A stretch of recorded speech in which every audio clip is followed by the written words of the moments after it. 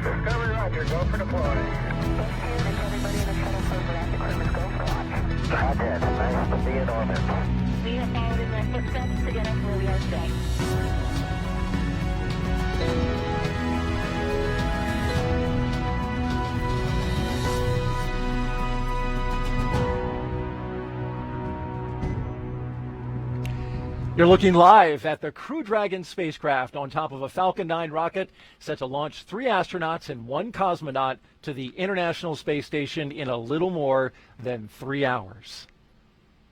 It's a beautiful sight outside, beautiful weather here at the Kennedy Space Center, where we welcome you for our live coverage of NASA and SpaceX's launch of Crew 5. I'm Daryl Nail, and with me is NASA astronaut Bob Behnken, who along with Doug Hurley were the first astronauts to fly Crew Dragon into space. Bob, it's great to have you here. You were part of that historic flight, and now here you are back helping us with our launch commentary for today's mission. Well, thank you, Daryl. I'm super excited to be here. A beautiful day to relive my launch experience. Looking forward to it. You certainly will remember this experience well. We've got video recorded from just less than an hour ago of Crew 5 getting suited up in that historic suit-up room. And there you see them. Everything went smoothly. You can see the astronauts there in their spacesuits after getting them fitted and Core tested. Countdown, and those T-minus 3 hours and 23 minutes. The displays are configured for crew ingress on schedule. That's our launch audio. We're going to pause whenever that comes up. But tell me a little bit about those custom flight suits, Bob. Well, Daryl, I've heard those suits referred to as space tuxedos by some of the SpaceX team, and they are custom fit, and they are, what the crew needs to wear in case there was any sort of an issue inside of the capsule. They're custom fit, and they'll be ready to wear them when they head into space. Not designed to go outside the capsule, but certainly if something were to happen inside the capsule, they pressurize, and that keeps them safe. Now, we want to invite you folks who are watching to participate in our broadcast today. If you would like to ask Bob a question over the next 3 hours, you can jump on any number of our social media handles. One of the ones that we're looking at is the hashtag AskNASA handle on Twitter. Send us that tweet with a question and the hashtag AskNASA, and we will get to it. Now, in addition to Bob's analysis, we have teams across the country covering the action, and there they are. We'll get updates from SpaceX headquarters, giving us a wave from out there in Hawthorne, California, and Houston, Texas. The Mission Control Center, hello to you as well. And of course, right here in Florida, we've got our interviewees standing by. Now let's check in with our team monitoring preparations for launch at SpaceX headquarters in Hawthorne, California. Take it away, ladies. Hi, I'm NASA's Sandra Jones with NASA Communications. And I'm Jesse Anderson, a production engineering manager here at SpaceX. As we count down to liftoff, welcome to Mission Control. This is where our teams are staffed around the clock to monitor Dragon and the mission. On console or headset in Mission Control are 6 key positions. The mission director is in charge of the room and tasked with making real-time decisions to ensure mission success. The person that you'll hear talking to the astronauts is the crew operations and resources engineer, who you'll hear us refer to as the core throughout the broadcast, and there you can see him on the screen. The additional positions are focused on vehicle systems, including avionics, navigation and control, software, propulsion, life support, and communication with ground support teams. And NASA has its own team members in Mission Control Houston, where they've been preparing the space station for Dragon's arrival. We'll meet several of the key players later when we check in with them. And upon liftoff, today's ride to the International Space Station will take about 29 hours, with Dragon flying autonomously the entire way. And just like autopilot on a commercial aircraft, the crew always has the option or the ability to take manual control of the spacecraft if needed. So let's head back over to Florida as we await the crew's departure for the launch pad. Daryl? Sandra and Jesse, thank you very much. And here they come, Crew 5. Crew they're ready for crew arrival, and crew are walking out of the O&C room now, on schedule. Indeed they are. And there they are. The astronauts of Crew 5 taking their first steps outside as they head to the pad. From left to right, cosmonaut Anna Kikina, Josh Cassada, Commander Nicole Mann, and Koichi Wakata.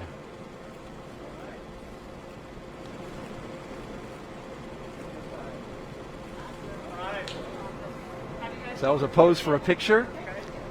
And here they go to their ride out to the pad. 3 Teslas all lined up in queue, along with a full security escort. And the folks you see there, family, loved ones. This is a moment to have an exchange, Bob. It is. It's an opportunity for the crew, if you will, to take a little bit of a break from the technical briefs that they've been having this morning as they got suited up and understood what the weather conditions were. They get a chance to say goodbye to their families, see some smiling faces, again, have a little bit of a relaxing moment with their families before they get serious again and head out to the launch pad. And they keep a certain distance away. You can see the stanchions, you can see the family that are gathered there. And of course, that's in the interest of the astronauts' health. That's absolutely true, Daryl. You know, the crew has been in a quarantine state for the last several days. You know, they don't want to bring anything to space station that we don't have, you know, really tight control of. And so they'll stay back from folks, but they'll give some air hugs and some waves. All right, let's listen in.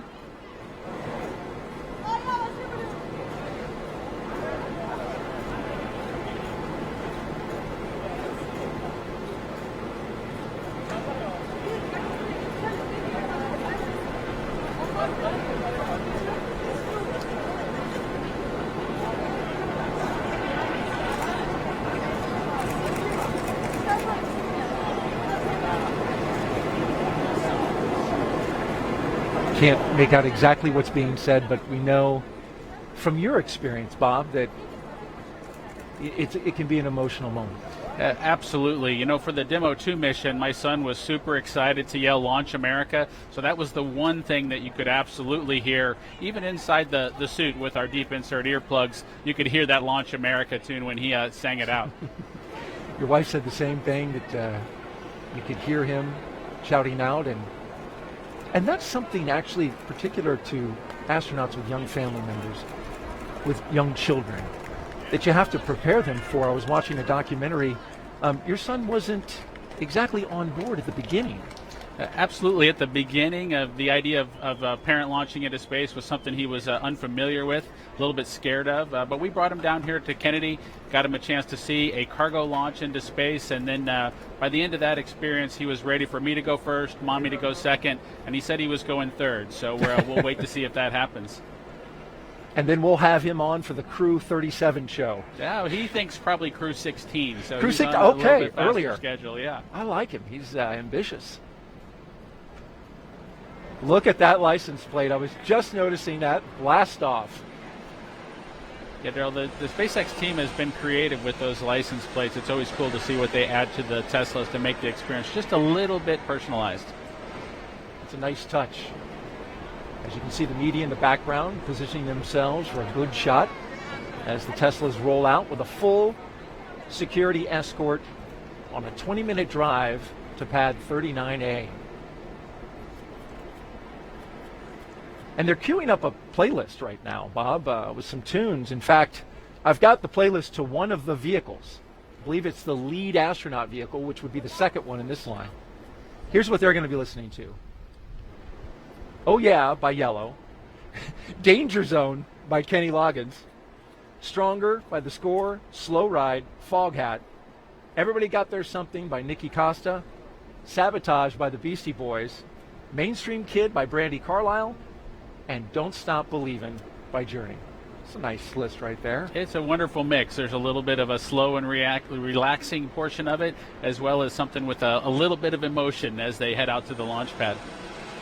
You know, when Doug and I headed out to the launch pad, we had some tunes as well, and we took the experience to capture kind of the same things. The excitements of launching into space. Back in Black was one of the songs we selected from AC/DC, since we were both headed back into space again, and it was an exciting time for us. And that was followed, I believe, by Girl from Ipanema, which was very much a contrast. It was, Daryl. You know, this is a 20-minute ride out to the launch pad. The crew's been on a very tight schedule as they work their way to get to this point, but now's the time to sit back and wind your watch and wait for the actual launch event. So that waiting music came from the Blues Brothers movie, and Doug and I knew there was just going to be a time where we had to wait our turn to launch on that rocket. Windows are open now in the Teslas, and family members just now retreating back from the vehicles, but then also getting another moment up there next to the car, which just completed.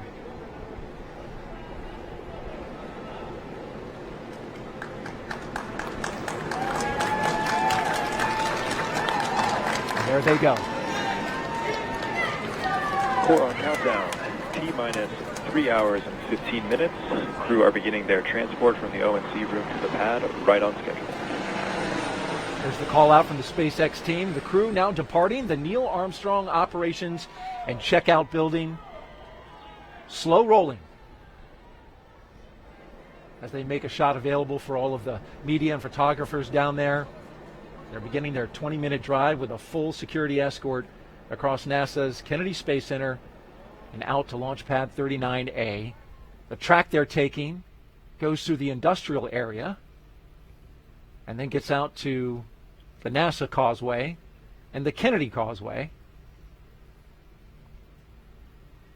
And Bob, as we were watching that moment there, I want to play a piece of tape that we have from your wife Megan talking about those moments leading up to launch. And we're also going to see footage of that historic mission that you participated in, Demo 2. We'll also see hers, and we'll get to see the goodbyes from either one. Let's take a look at that now. We want to give you a little flashback. Take a look at the screen now. You might remember this. Demo 2, and there you are in the light blue with your son saying goodbye to your husband, Bob Behnken, on that historic flight. That's right. That was a really special moment, and it was great to see how excited my son was to see his father. There were no tears. It was all smiles and cheering. My son, I think, was determined to say, "Launch America," first and loudest, and so that's what he was doing. He did a great job. And then in April, Crew 2, this was your launch, and yes. Now the role was reversed. You were in the astronaut suit getting ready to go out and launch, and your husband was there with your son. That's right, and I was listening out for that Launch America, and sure enough, I could hear it from probably 20 feet away. That was a wonderful moment. Your wife, Megan McArthur, who flew on Crew 2 to the International Space Station following up your certification mission.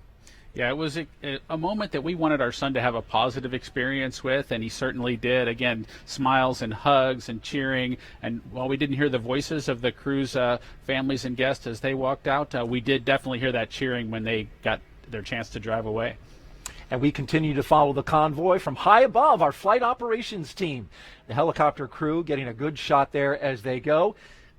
Now let's check in with Hawthorne and get our first update from SpaceX's Kate Tice, who, by the way, was at this very desk, Bob, when you launched. Good to have you back, Kate. Thanks, Daryl. I'm Kate Tice, and I'm the Quality Systems Engineering Manager here at SpaceX, and I'm going to be bringing you live status updates from the launch teams this morning. Now, for those following along with our launch preparations over the last week, you'll know that we had a successful dress rehearsal a couple days ago of our launch operations on October 2nd, followed by a successful static fire of our 9 Merlin 1D engines. Now, fast forward a bit to this morning, and we're coming up on, there it is, the T-minus 3 hour and 12-minute mark, and so far all is going well for launch. Earlier in the night, the team began clearing the hazard area and buildings around Pad 39A, known as the Blast Danger Area, or BDA, as you might hear it called out today. At T-minus 4 hours, there was a briefing by the SpaceX launch director, and good news, there is nothing significant to report on the rocket. At this time, the advanced team was also cleared to enter the pad and start prepping the vehicle for the crew's arrival, which we're tracking there on screen, and we're expecting them to arrive at about T-minus 2 hours and 55 minutes, so just shortly coming up. So the only people remaining on the pad at this point in time are those needed for ingress of the astronauts. At the launch pad, Falcon 9 is powered on, and we're currently monitoring telemetry and pressurizing gas storage vessels. Engine and stage checkouts were performed several hours ago. On top of Falcon 9, of course, we have the Dragon spacecraft, and it is ready for the crew. Functional checkouts were performed, and most recently, the Dragon propellant system was pressurized to final flight pressure, and the side hatch has been opened by the advanced team. So at this point in time, I can report that all spacecraft systems are go. And as for the range, launch range is ready to support and working no issues at this time. And as you have probably been following along, we have been tracking the weather conditions carefully over the last week as we dealt with the remnants of Hurricane Ian. As you can see on your screen, it's a gorgeous morning out there at Kennedy Space Center. The weather is cooperating as we count down to liftoff. We have been tracking downrange winds that had been no-go overnight, but as of the T-minus 6 hour weather brief this morning, it cleared and we were green there. So everything is looking good for weather at this point, but we will continue to monitor. Now, with all that being said, let's head back over to Daryl and Bob for another check-in from Kennedy. All right, thank you, Kate. And yes, the weather here at Kennedy is nearly perfect for launch. Let's introduce you now to today's crew. We begin with Nicole Mann. The California native holds a Master of Science in Mechanical Engineering and is a colonel in the Marine Corps. Nicole was selected by NASA in June 2013, and today the Crew 5 commander will be flying into space for the first time. And once she reaches the space station, she'll be the first Native American woman to stay on station. Sitting next to Nicole is Josh Cassada. He grew up in Bear Lake, Minnesota. The physicist and U.S. Navy test pilot flew 23 combat missions. He later became an instructor at the U.S. Naval Test Pilot School, and more recently, he served as the capsule communicator in mission control. But today, he's the pilot aboard Dragon. In the role of mission specialist is veteran Japanese astronaut Koichi Wakata. Altogether, Koichi flew 4 space shuttle missions, a Roscosmos Soyuz, and was on a long-duration stay aboard the International Space Station. Altogether, Koichi has spent 11 months in space, the veteran. And the fourth member, the second mission specialist, is Roscosmos cosmonaut Anna Kikina. She graduated from the Novosibirsk State Academy of Water Transport in 2006. In 2012, Anna officially became a candidate for the position of test cosmonaut. Crew 5 will be Anna's first flight into space as part of the recent resumption of integrated crews on U.S. crew spacecraft and the Soyuz with the Russian State Space Corporation Roscosmos. As part of integrated crew, a week and a half ago, NASA astronaut Frank Rubio flew to the ISS aboard a Soyuz. Flying integrated crews ensures operational safety. Crew members on station are trained to do maintenance and spacewalks. It also protects against contingencies such as problems that could arise on the station, serious medical issues, or an emergency aboard the station that requires a crew and vehicle that they are assigned to return to Earth sooner than planned. All right, the crew taking a turn onto the Saturn Causeway, and this is the road that leads to the Vehicle Assembly Building, which is notable, Bob, because the astronauts right now taking a similar path to Hurricane Ian as it crossed the state and came over our area. That's the operations and support building behind it. But then behind that, going through here, is the Vehicle Assembly Building. And after studying the data, we learned the storm took that similar path. And as we widen out the view here, you can see, there it is, the Artemis logo, and a great shot of that Vehicle Assembly Building with the crew going by. Now, the Crew 5 launch was delayed several days due to Hurricane Ian taking aim at Florida. And after studying the data, here's the path that we found it took. Take a look at this graphic put together by meteorologists with satellite data. It shows the track through the state. You can see the center of circulation, of course, the devastating impacts to the Fort Myers Beach area, more than 100 people killed, and complete devastation. By the time it crossed our area right there, you can see it came out the other side on Florida. Between pad 39A and 39B, and 39B is where we had our moon rocket, the SLS and Orion spacecraft. But officials here at NASA and the launch team with SLS made the decision to move the SLS indoors, and this is video from that day, 3 days prior. The mighty SLS and Orion spacecraft going into the shelter of the Vehicle Assembly Building as Hurricane Ian passed overhead. It's a 4-mile, 10-hour trek it was that day. And we got winds, Bob, over 96 knots at the top of one of the lightning towers out at pad 39B. So certainly the winds were whipping up high and down below, around 60 knots. It was a good move to put that rocket in the shelter. Yes, it's just remarkable to kind of have seen the track of the storm, have it come right through the Kennedy Space Center, and to be sitting here just a couple of days later getting ready to launch a crew into space.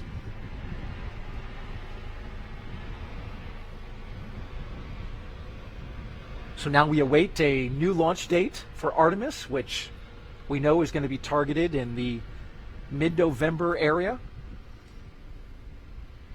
And the astronauts just passing the Vehicle Assembly Building.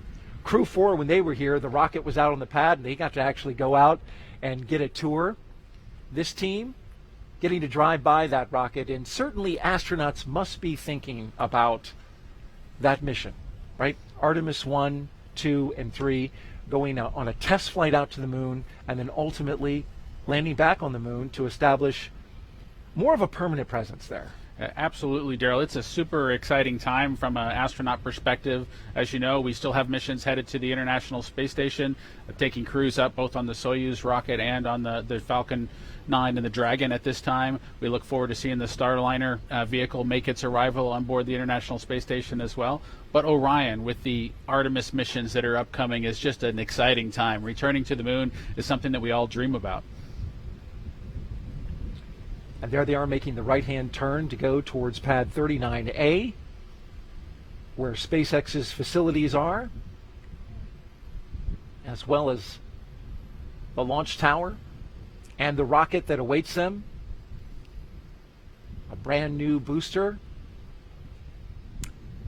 and the good ship Endurance, as you would say, Bob, on its second flight. On its second flight. You know, this is the time for that slow ride song probably to kind of play back for the crew. You know, Doug and I had our waiting room music, our elevator music to kind of pass the time. The crew's, of course, excited for the mission in front of them, but they've got to wait for the actual time to launch into space. And this is a great shot, point of view camera from the lead Tesla looking at the security vehicle in the front. You can see there the launch pad to the left as that rocket gets closer and closer. And I wonder, Bob, at what point do you start to feel some nerves kick in? Because there's this excitement, as you've described, but then also, especially for your flight, being the first one, there must have been some nerves. You know, there's definitely some nervousness associated with launching into space. The crew gets a lot of training, and it, from an experience perspective, they try to check off as many blocks as they can so that that nervousness is something at least that they're familiar with. And so for Doug and I, you know, we had made this ride before as shuttle crew members. We climbed up to the launch pad as shuttle crew members. That wasn't new. It was really the fueling operation for us where we really felt like we were doing something new, and that nervousness started to kick in. Interesting, because yes, that's an operation unique to SpaceX. Yes, the fueling of the rocket with the crew on board is something that was new with the Falcon 9 rocket, and it's new from a crew, from an astronaut perspective, from our experience base, but they've managed to accomplish it super successfully. There you see the security vehicle pauses, comes off to the side, and the Tesla vehicles roll on, along with the MRAP in tow. And this begins the part of a really neat experience, going up the slow grade as they pass the security checkpoint and into the blast danger area. This is an area only for the astronauts and the advanced team, as well as the closeout crew. It's a restricted area, and you go up that slow hill, and you're looking right at that rocket. You know, Daryl, as you make your way to the launch pad, you kind of go through layers, if you will, of people that can be near you. So whether that's your family and your guests when you're back at the ONC building, but as you make your way to the pad surface, there are these milestones that you get past where you become more and more alone on your ride into orbit. And so heading up this hill to the launch pad surface, it's definitely a smaller group, and that group continues to shrink all the way to hatch closure. And in your case, until it was just you and Doug Hurley. That's true. It was just Doug and I, and of course all the support team that's reaching out to you via the radio to make sure that they're watching over and making sure that you're ready to head off into space. But it was definitely Doug and I alone with our thoughts. These 4 Crew 5 astronauts now actually on the pad surface. As you can see them driving onto it, there's a track that they just came over that goes around the launch pad. That's a relic from the space shuttle era, as well as the Apollo. There's the base of the rocket, and dead ahead, the elevators to the launch tower that will take them up to the top of the crew access arm and allow them to make entryway into the Crew Dragon.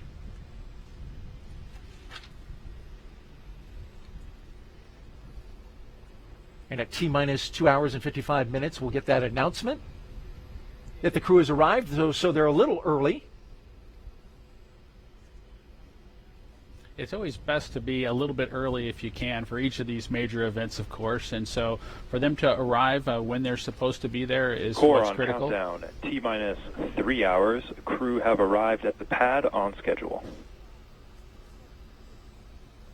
And so the crews arrived at the pad. Of course, they'll have a couple of opportunities to pause as they make their way up. There'll be some photo opportunities for them to take a mental picture of the rocket itself, look up from below before they climb into the capsule.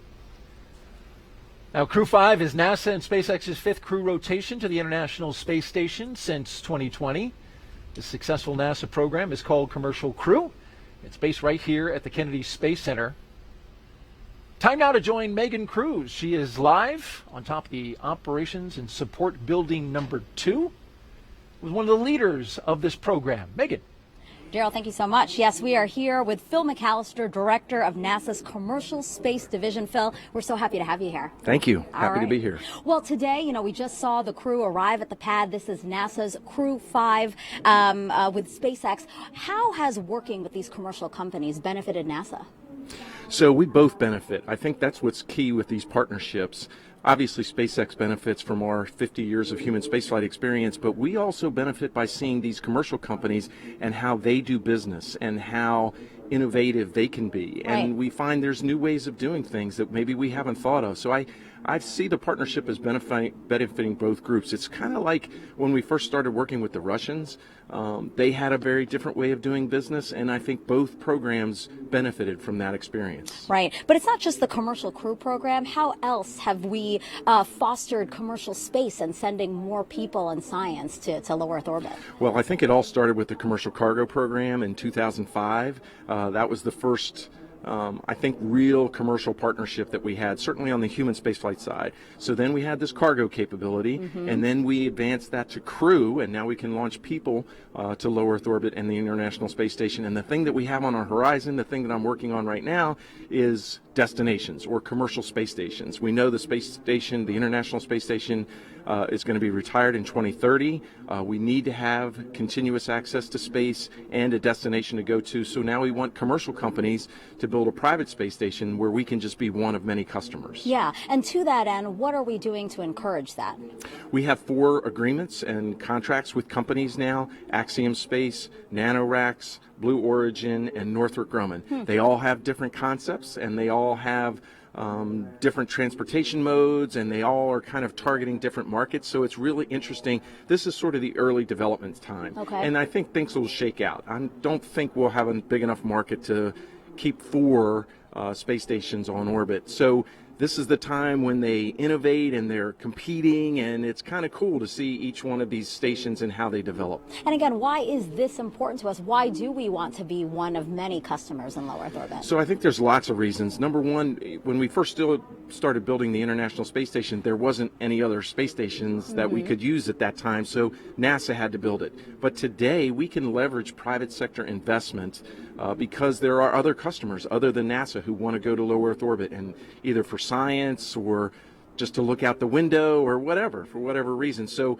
we can take advantage of that. We don't have to pay for the entire infrastructure. We can just be a customer and just pay our own sort of fare for what we do. And so it's more beneficial for NASA, and then we can take that savings and put it into our Moon Mars initiative. I really feel like the Artemis mission, the SLS and the Orion that was on the pad and we will hopefully launch next month, I don't think it would be as far along as it is today if it weren't for our commercial partnerships, because they help save us money, and we could take that savings and put it into our deep space exploration programs. Yeah, and you said personally this is what you've been working on for years now. How does it make you feel knowing that, as you just said, the success we've had with commercial space is really fueling what we will see in the future with NASA?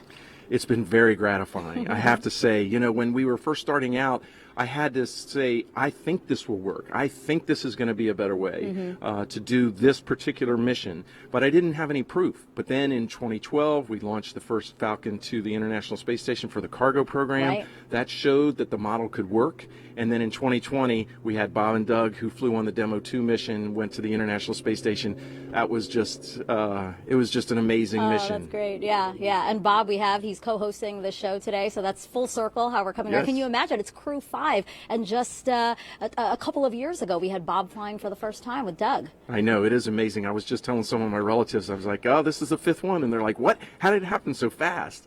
And we go every 6 months. And so we tend to accumulate missions. And so we're putting the plaques on the wall outside my office, and it's getting pretty full, and that's pretty nice to see. That's absolutely great. Thank you so much, Phil, for being here, and I can't wait to watch the launch with you. Thanks so much. Right. Back to you guys. Thank you, Megan. T-minus 2 hours and 54 minutes and counting. And you must hear that a lot, Bob. But the people who, so many people were watching and following your mission since it was a historic first, and kind of feel an attachment to what you did that day. Yeah, it was an exciting time, of course. I think it was a little bit strained with the COVID situation and folks kind of at home watching kind of electronically rather than in person here at the Causeway potentially. And so a lot of folks watched the mission, and with the Bob and the Doug and the Space Dads, I think they made a connection and they appreciated, just being a part of it. Doug and Bob and Doug and their excellent adventure. I don't know about all that, but we had a wonderful experience on board the International Space Station. And it was wonderful to watch and chronicle as you guys went along, got to the space station, and came back safely. And we see some beautiful shots from high above. The weather, I mentioned at the beginning, less than 10% chance of violating. We've got onshore breezes here that are kicking up some waves. That's some rough surf conditions. That, of course, no impact to the launch today, but you can see the flags flying and the clock ticking down. If you're just joining us, you're watching live coverage of SpaceX mission known as Crew 5, as we watch the first 2 astronauts walk out onto the pad surface, getting ready to do what, and I have to admit, I have to attribute this, the rocket recline. There it is. I like the way they did it kind of in coordination as well. I think that was something that Doug and I didn't quite nail on the Demo 2 mission, but I appreciate them getting it sorted out by Crew 5. That was Commander Nicole Mann and pilot Josh Cassada that just took that look up, and I mentioned the attribution.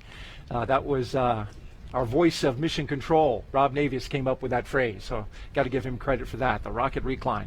We'll get the next 2 mission specialists who will do the same move, but for now, they'll go into the elevator, the same elevator, Bob, that you rode on 2 missions aboard the Space Shuttle and Crew Dragon. That's true, Daryl. That elevator there on the 39 Alpha launch pad is just a wonderful experience to kind of be able to bring it back into the game and be able to fly kind of, if you will, slowly up to the pad surface before making a stairway walk up to the actual location where you walk out to the Dragon capsule. And there we see the top of the elevators where they'll walk out, and this is something that they have rehearsed a few times. Certainly we were here when they rehearsed it the other day during what's called a dry dress rehearsal.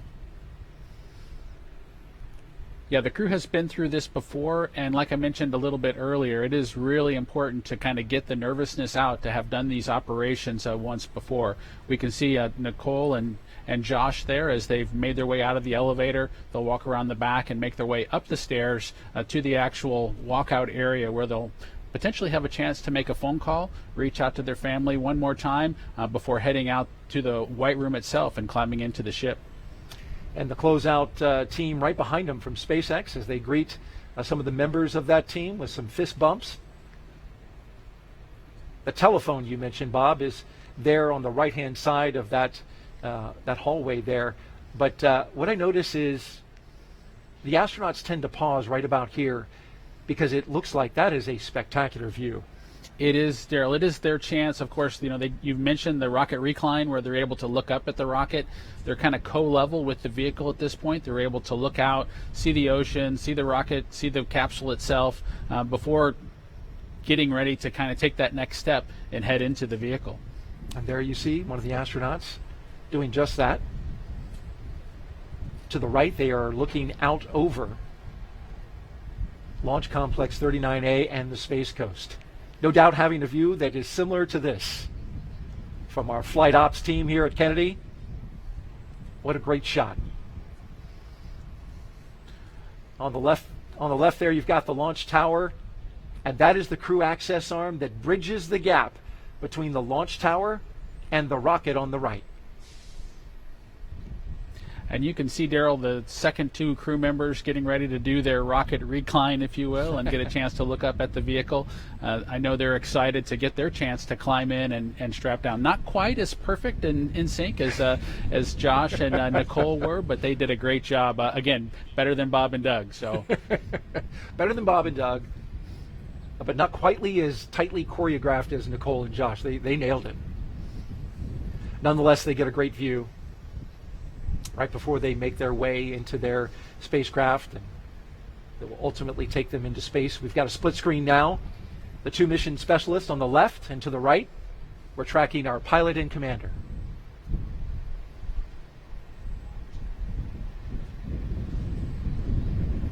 Now they stagger the astronauts in this fashion because everything is highly proceduralized, right? As they go through the lines, check off the mission milestones, and then also it's carefully choreographed because you want to have everybody being orderly as they get into the spacecraft.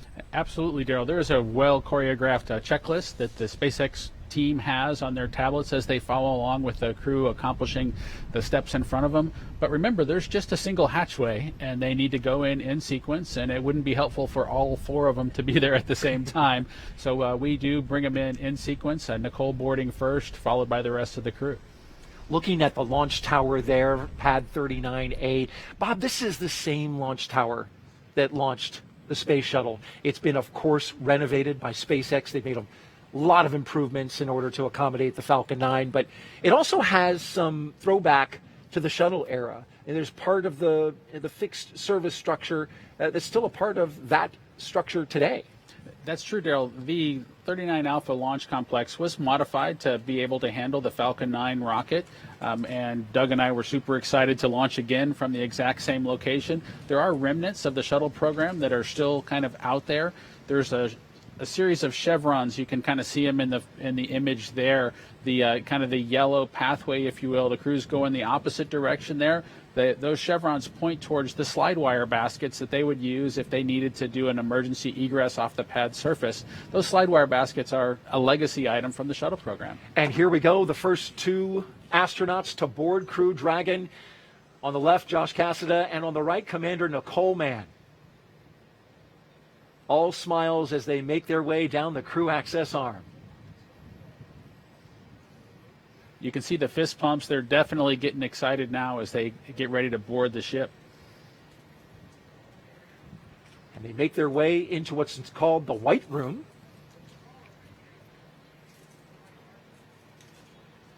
Do a photo op there. Core on countdown. And you can see 2 the hours space. and 47 minutes. Crew have arrived at the White Room just a little bit ahead of schedule. There's the announcement. And you can see one of the SpaceX techs handed Nicole Mann and Josh a Sharpie, which this is something that's actually on their to-do list for launch operations. And what they're going to do now is sign their signature onto the NASA meatball, or right there around it. That NASA meatball is encircled with signatures from all the previous NASA crews that have gone up to the International Space Station. That signature would include yours, Bob, as well as your wife, Megan McArthur.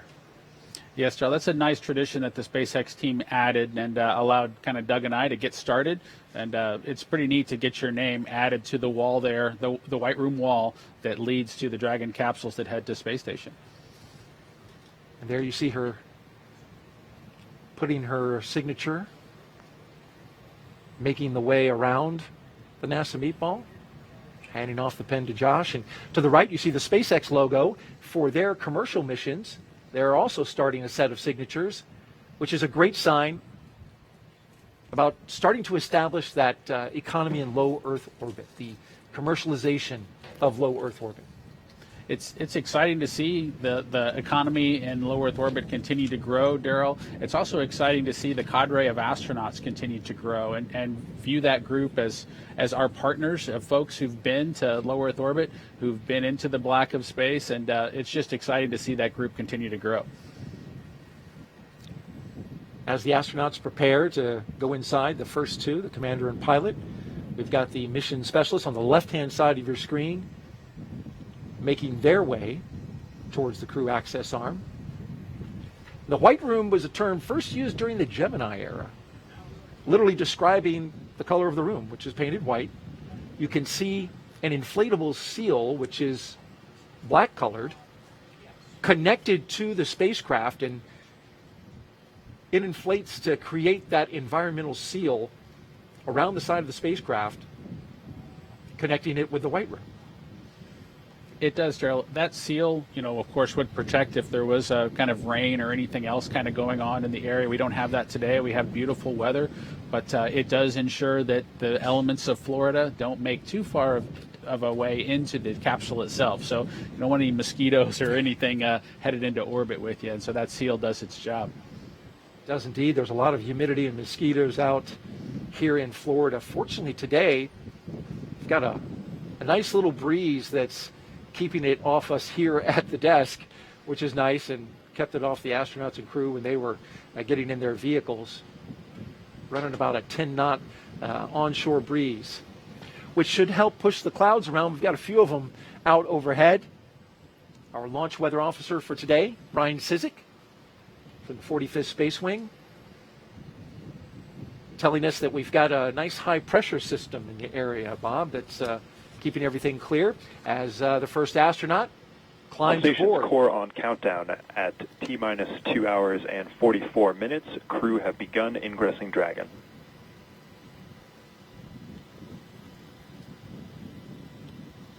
You got to be careful to not bump your head, it looks like.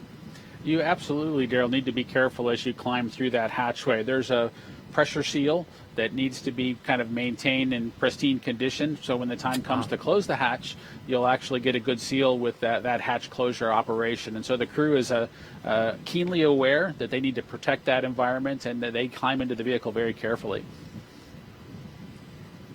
Carefully stepping over that seal. That's important, and later we'll see the closeout team closely inspecting that seal just to make sure that there's no debris, no what they call FOD, foreign object debris, which could compromise the seal, something you want to make sure you keep the environment on the inside and space on the outside. Yeah, that's absolutely true. That team, of course, it's a little bit difficult in the suit itself to be able to monitor and make sure that you don't bump anything that you're not supposed to bump into. But that team of SpaceX folks just does a great job with assisting the crew, letting them do as much as they would like to do on their own, but also ensuring that everything's done perfectly so that nothing has to be redone in the time-critical situation for launch. And here come our second two astronauts, mission specialists Koichi Wakata and Anna Kikina.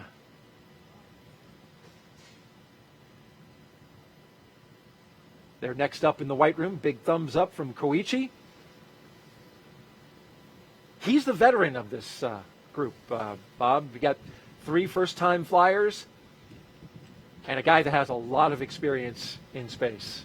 That's true, Daryl. Koichi was in the astronaut office when I arrived a couple decades ago, just having joined and trained as a shuttle astronaut, getting the opportunity to fly on his 3rd space vehicle kind of going forward here. It's got to be exciting for him to try on a new spaceship. And making his 5th flight into space.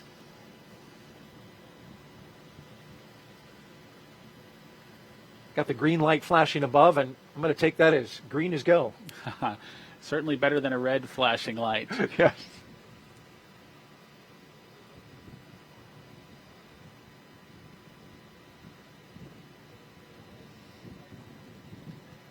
So it does take a relatively large team. It does seem like the crew being able to head out to the launch pad and climb in almost by themselves would be a thing. But in order to make sure that things are all done perfectly, that team of SpaceX folks follows along very carefully with the procedure to make sure everything's done exactly per the checklist. And our mission specialists will now put their signatures on the white room as the commander and pilot finish up securing their 5-point harness into their seat, getting a snug fit, as you can see there. Josh Cassina making sure everything is lined up correctly. Looks like he's got 4 hands. Those are his gloves. I'm sure an extra set of hands couldn't hurt. Yeah, no, he just has the two hands, just like the rest of us, but he does have the gloves there kind of taken off to kind of give him some additional dexterity as he tries to work through getting all the strap-in process completed. You mentioned the 5-point harness, much like a racing harness that the astronauts strap in with. Likely they won't need all of the capability of that harness as they head into orbit and take their ride, but it does provide some capability should the emergency escape system be activated to really keep them strapped tightly into their seats. Seats that are also sized to your proportions, right?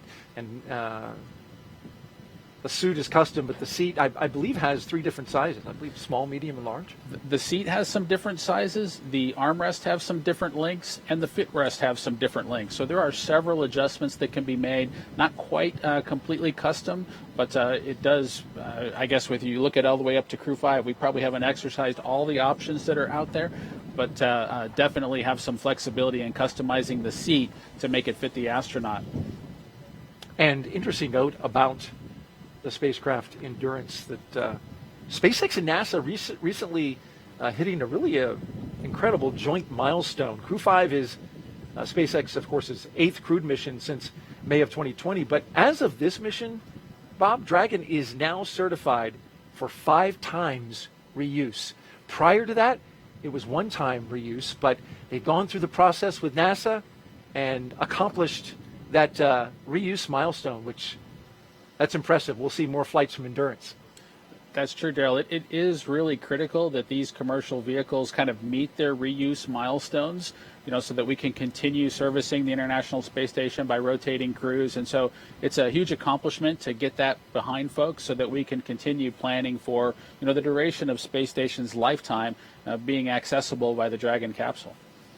We continue to watch the action live. In the meantime, let's toss it out back to California with Jesse and Sandra.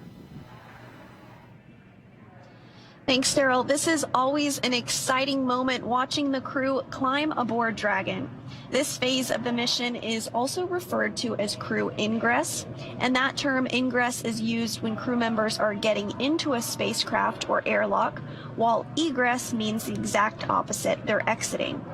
So prior to getting on board, the crew completed a foreign object debris check or FOD check, and that means they themselves have to be inspected for any substances or debris that isn't supposed to be on them or their spacesuits, because this could potentially cause damage to Dragon. And that's also why the crew is wearing covers on their boots and on the umbilical port of their spacesuits. Those covers get removed before they enter the spacecraft. Foreign object debris prevention actually begins right here in Hawthorne before the spacecraft leaves SpaceX headquarters and is carefully controlled all the way through launch day until Dragon's hatch is closed. They're now getting buckled in and attaching their umbilicals to their suits, and you can see the suit techs or closeout techs are present, helping them out as needed. The umbilicals allow the crew to have comms through their suit, air to help keep them cool, as well as delivers nitrox for suit pressurization. As we mentioned earlier in the broadcast, the suit's primary function is to protect the crew in the event of a cabin depressurization. And there are 4 seats configured right now inside of Dragon and are numbered 1 to 4 from right to left when looking at the seats from the hatch. Anna Kikino will be in seat 1 on the very far left, and you see she just climbed in a couple of moments ago. Nicole Mann will be, Josh Cassada will be in seat 2, or the commander's seat, and Josh Cassada will be beside her in the pilot seat. And then on the very end is Koichi Wakata, who is in seat 4, all the way to the right, who just climbed aboard just a moment ago as well. And directly in front of the crew members are 3 displays, which they'll use throughout the flight, getting insight into Dragon's systems, seeing any alerts or issues with the vehicle, and if required, taking control and manually flying Dragon. Now, once the crew is all settled in, coming up will be a comm check, and that will be to make sure that they can communicate with mission control. And then once that's complete, their seats will be rotated in position for launch. So very exciting watching them getting settled in. We've got this awesome view of the Falcon 9 with Dragon on top, crew on board already. We have been watching the crew since this morning make their way to the launch pad, climb up the fixed service structure, walk across that beautiful crew arm that you see there on your screen. And now they are getting settled into each one of their seats. And there is the Crew 5 crew there on your right-hand screen. And the crew will remain in these spacesuits through the ascent portion of today's flight. They'll be able to get out of their suits and get a little more comfortable shortly after liftoff, but for the portion that is the most dynamic portion of the flight, they will remain in those spacesuits. And the primary function of those spacesuits is to protect the crew in an event of a cabin depressurization. And if that would occur, the suit could inflate to provide a habitable environment long enough for the crew to return home. But with the crew now inside of the Dragon vehicle, let's go ahead and check in with Kate Tice for the latest. How's it going, Kate? I've been following along with the launch teams, and they continue to work through the countdown. Currently, no issues are in work, and we are awaiting the comm checks with the crew inside Dragon, which you seated there. The first check that we will hear is to check the umbilical, which is the harness that is attached from each spacesuit to the vehicle itself. You can actually see the umbilical port there on the right thigh. It's that little black box. That's the umbilical port that connects the spacesuit to their seat. The second check that we'll hear will check the ground stations, which, as the name suggests, are the ground-based support staff here on Earth. And then the third comm check that we'll hear will be for TDRS, or the tracking and data relay satellites. And those are, that's a constellation of 10 geosynchronous satellites that help us maintain contact around the globe. As of right now, the Dragon launch op team tracking no issues. I was listening in throughout the webcast on their nets, and it sounds like that we are running perfectly on time and just a little bit early. We have plenty of margin. So if for whatever reason something arises and we need a little bit extra time to work through an issue, we've got it in the countdown. For those that are new to our launch webcasts, of course, our countdown is the framework that helps to sync all of our teams up. So we build margin into each step that we walk through or proceed through on the countdown to make sure that we have plenty of time to work any issues that might arise.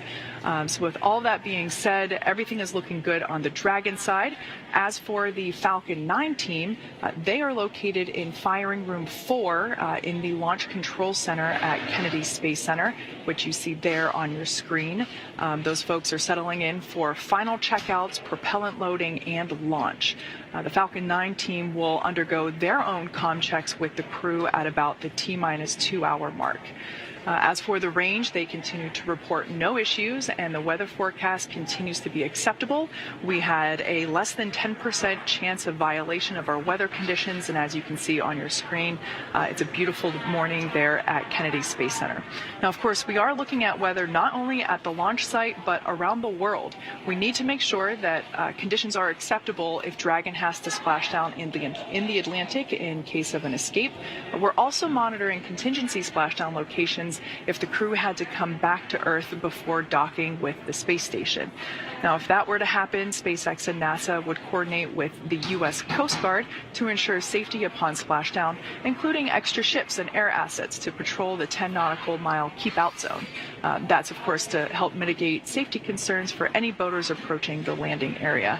And, of course, we've also been monitoring downrange weather, which, as I reported earlier, was no-go yesterday, but at the T-minus 6 hour weather brief turned to green. So we're proceeding, but keeping an eye on those downrange wind conditions. So as the clock continues to tick, we're approaching the T-minus 2 hour and 31 minute mark. All systems to continue to be go for launch. Let's head back over to Jesse, who's actually here in Hawthorne with me, just across the floor. Thanks, Kate. Not only is today an exciting day because it's launch day, but it's also a pretty exciting year, as this year marks Dragon's 10th year in operational flight. It took a lot of love and dedication to get here today, and we are still learning and innovating from each launch. From the beginning, Dragon was designed to eventually fly people.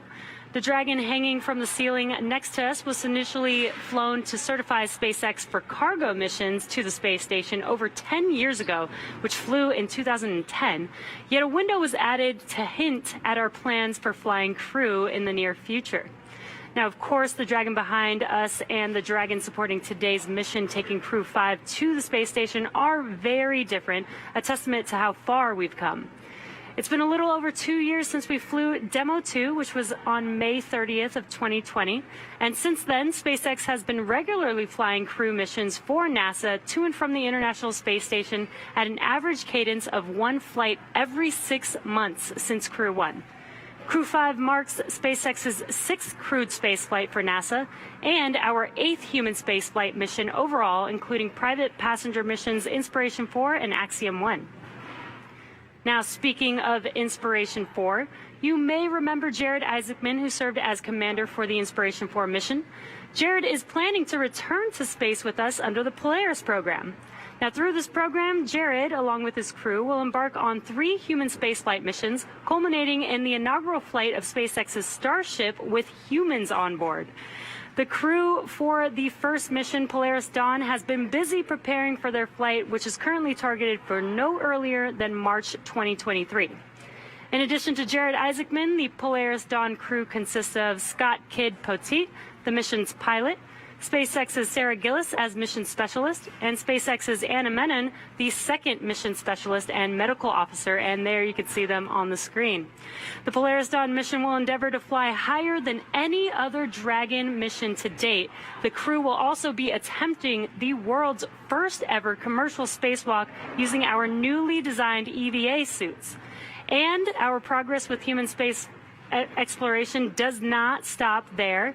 As you can see, we've started construction on a new Starship pad at Kennedy Space Center, the same pad that will take NASA's human space lander system to the moon. That's right, Jesse. NASA's efforts, particularly with the Commercial Crew Program and the certification of the SpaceX Dragon, are aiding in building the foundation for a robust U.S.-led commercial economy in low Earth orbit.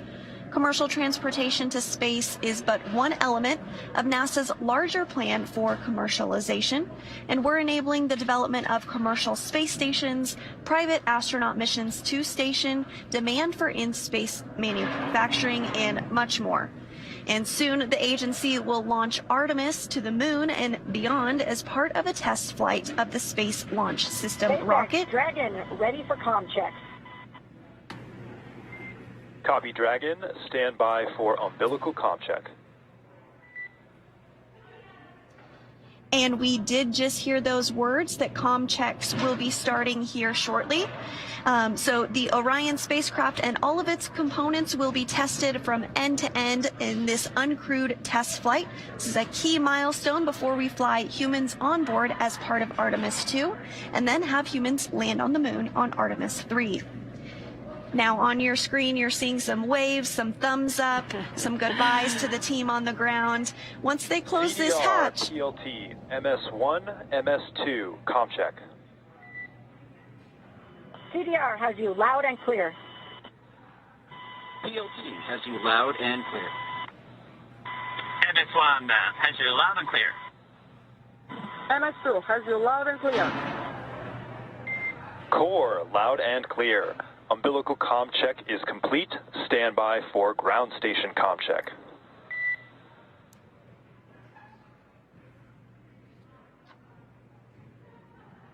And those comm checks have begun. We're going to hear a series of those communication checks to make sure that the crew can hear the folks on the ground and vice versa.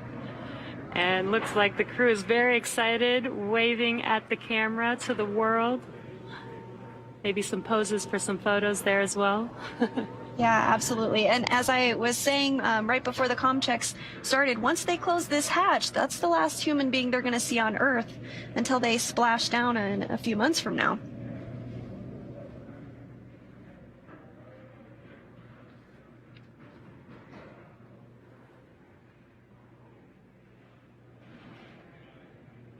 You can also see the crew with their iPads on their tablets on their legs there. They have a variety of different procedures and reference materials that they can view during the mission as well. You'll see them getting that configured and ready for launch now, 2 hours and 25 minutes from now. And these procedures are very, very specific. They are following them all the way, step by step, all the way through. This does include, if you're just now joining us, we are awaiting some comm checks, which they have begun. And they will be stepping through several different comm checks to make sure that the crew can hear and communicate with the ground teams here in Mission Control. And we will do those comm checks through multiple paths to Dragon, including TDRS and ground stations, which you'll hear coming up throughout the continuation of these comm checks. The ground, of course, refers to the different ground stations, and SpaceX has ground stations all around the globe. And then you'll also hear from Core, MD, and LD. The Core in Hawthorne is the Crew Operations and Resource Engineer. The LD is the Launch Director down in Florida and oversees the countdown ops. And then MD is the Mission Director here in Hawthorne, who is the overall flight lead for SpaceX. I just love the excitement of this crew. And this is a pretty cool view inside of Dragon. You can see the 4 seats for the 4 crew members, but Dragon's actually designed to have up to 7 crew members. So right below this row of seats, there can fit 3 additional seats.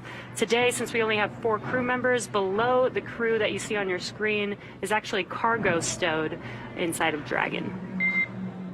Dragon, SpaceX, comm check. SpaceX, Dragon, loud and clear. Core, loud and clear. Ground station comm check is complete. Stand by for TDRS comm check.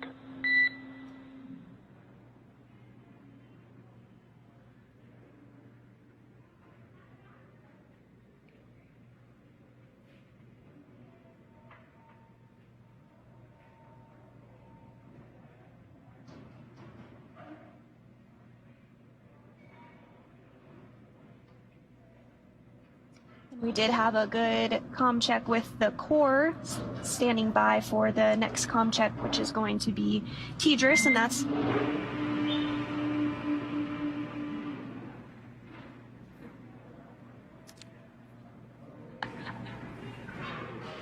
Dragon, SpaceX, comm check. SpaceX, Dragon, loud and clear. Core, loud and clear. TDRS comm check is complete. Stand by for comm checks with DC, MD, and LD in the launch configuration.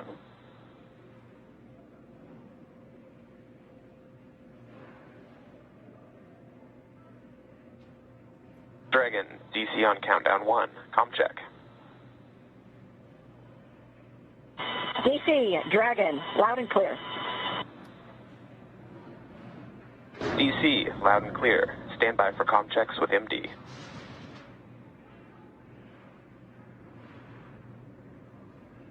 Dragon, MD on countdown 1, comm check. MD, Dragon, loud and clear.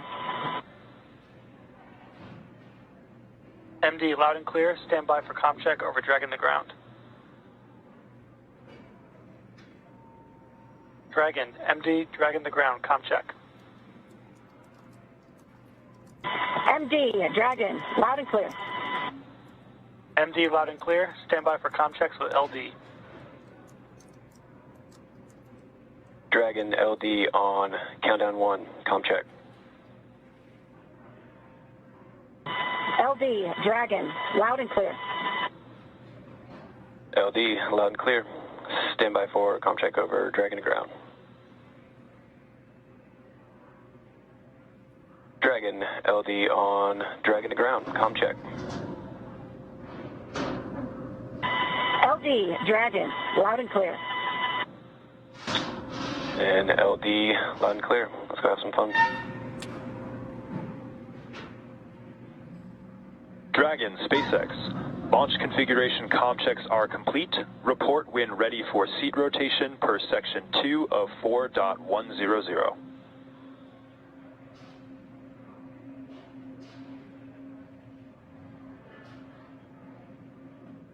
And now that we have successful comm checks, let's go over to the Johnson Space. Dragon, we are ready for section 2 and ready for seat rotation.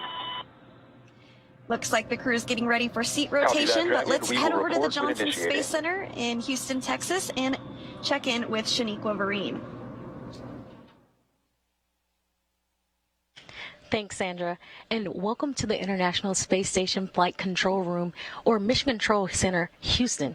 A team of flight controllers behind me is actively monitoring the space station as we speak. The crew in orbit has completed a number of tasks to prepare the station for Crew 5, like setting up tools to monitor Dragon's arrival and preparing the sleep stations for the new residents. Many of their clothes and other belongings launched on a previous cargo resupply mission. Back here in Houston, Flight Director Greg Whitney and his team are in constant communication with the SpaceX mission director for Crew 5's launch to the space station. Once we get into integrated operations, the NASA flight director will be conducting a series of go-no-go polls at the predetermined checkpoints for Dragon's approach. For now, we'll continue to follow along from here in Mission Control Houston, so I'll send it back down to the team in Kennedy. Over to you, Daryl. All right, thank you, Shaniqua. And if you're just joining us, it is T-minus 2 hours and 19 minutes until Crew 5 launches as part of the NASA Commercial Crew Program. We've got Commander Nicole Mann, pilot Josh Cassada, and mission specialist Koichi Wakata and Anna Kikina. They are strapped into their seats inside Dragon Endurance. I'm Daryl Nail, and this is Bob Behnken, history-making astronaut, here. If you want to get a question into Bob live on the show, just hop on to a social media platform, any of the following: Twitter, YouTube, and Twitch. We're streaming on Facebook as well. Use the hashtag AskNASA, and we will take your question live on the air to Bob Behnken. Now, the Commercial Crew Program has hundreds of super smart engineers and technicians doing amazing work to get us up to the station, and Megan Cruz is with one of them. Megan. Yes, I do have a super smart engineer with me. This is Crystal Jones. She's with CCP's Grounds and Mission Operations Office. Crystal, can you tell everyone what that office is in charge of? Sure, yeah. We have a wide range of functions that we do for the Commercial Crew Program. One is assessing ground systems for crew safety for both launch ops and recovery. An example of a ground system is the crew access arm, which we just saw the crew walk through to get to the spacecraft and ingress the spacecraft. That arm has to swing away from the vehicle for launch, but if there were some sort of emergency and the astronauts needed to get out of the spacecraft, that arm needs to come back really quickly to allow the astronauts to egress. So you're responsible for just making sure that everything is operating the way that it should be, if that were to happen. Yes, correct. Okay. Yeah. And then right after this, you're also going to go to the nearby Cape Canaveral Space Force Station. You're going to be inside a room there, and I believe we have a live shot of that room. And you're going to go there so that you can serve as CCP's mishap manager, right? This is the room right here. Yes, that's correct. And I have my FAA and NTSB colleagues there with me as well. Since this is an FAA commercially licensed mission, they have mishap jurisdiction for some of the phases of flight, and so we all work together if an incident were to occur. I don't expect anything to happen. I have full confidence in the joint NASA and SpaceX team. You have such an important role here, like you said, a wide variety of things that you're overseeing. You've been here at NASA for almost 15 years. I mean, did you know that you always wanted to work here, and how did you make it happen? Yes, I did always know that I wanted to work at NASA. Ever since I was a very young girl, I dreamed of working for NASA. Unfortunately, when I was about 10, 11, 12, my parents' drug and alcohol use began to impact our lives in a severe way.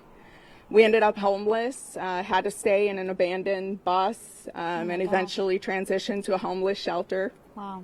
After that time, we never seemed to be able to recover as a family. We lived in extreme poverty in a bad neighborhood, but it didn't stop me from trying to reach my goals. I still had that dream. So in high school, I learned how to use a computer. No one in my area had a computer. I didn't have one, didn't know. So learned how to use a computer, researched colleges, how to apply, how to get applications, the whole financial aid process. Wow. And I was accepted into Florida Institute of Technology here in Melbourne, Florida. and got a bachelor's in astrophysics and a master's in space systems. Wow, you're not even at NASA, and you've had such a long road ahead of you, but I hope that people learn to take away from your story that really you can just follow your dreams if you have a passion for it to do it, right? That would be your message. Yeah, and I'm happy to say that my parents have conquered their addictions. And I was extremely proud of my mom before her passing earlier this year. In fact, this necklace that I'm wearing is made with her ashes. Wow. And I wear it for every launch in her memory. And I'm sure she's very proud of you. Crystal, thank you so much for being here. Yeah. We'll send it back to you guys. Thank you so much, Megan. What a powerful story from Crystal Jones, the CCP Ground and Mission Operations Office.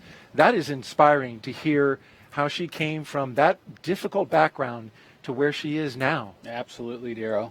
And it's amazing, too, when you think about going through a difficult road like that and then achieving such a high level of accomplishment here at NASA. We're just so proud of Crystal Jones. And thank you, Crystal, for sharing that story with us. We want to introduce you now to today's crew. If you're just joining us now, as you're looking inside the capsule Dragon, Endurance. You are go for Section 3 suit leak check preparation.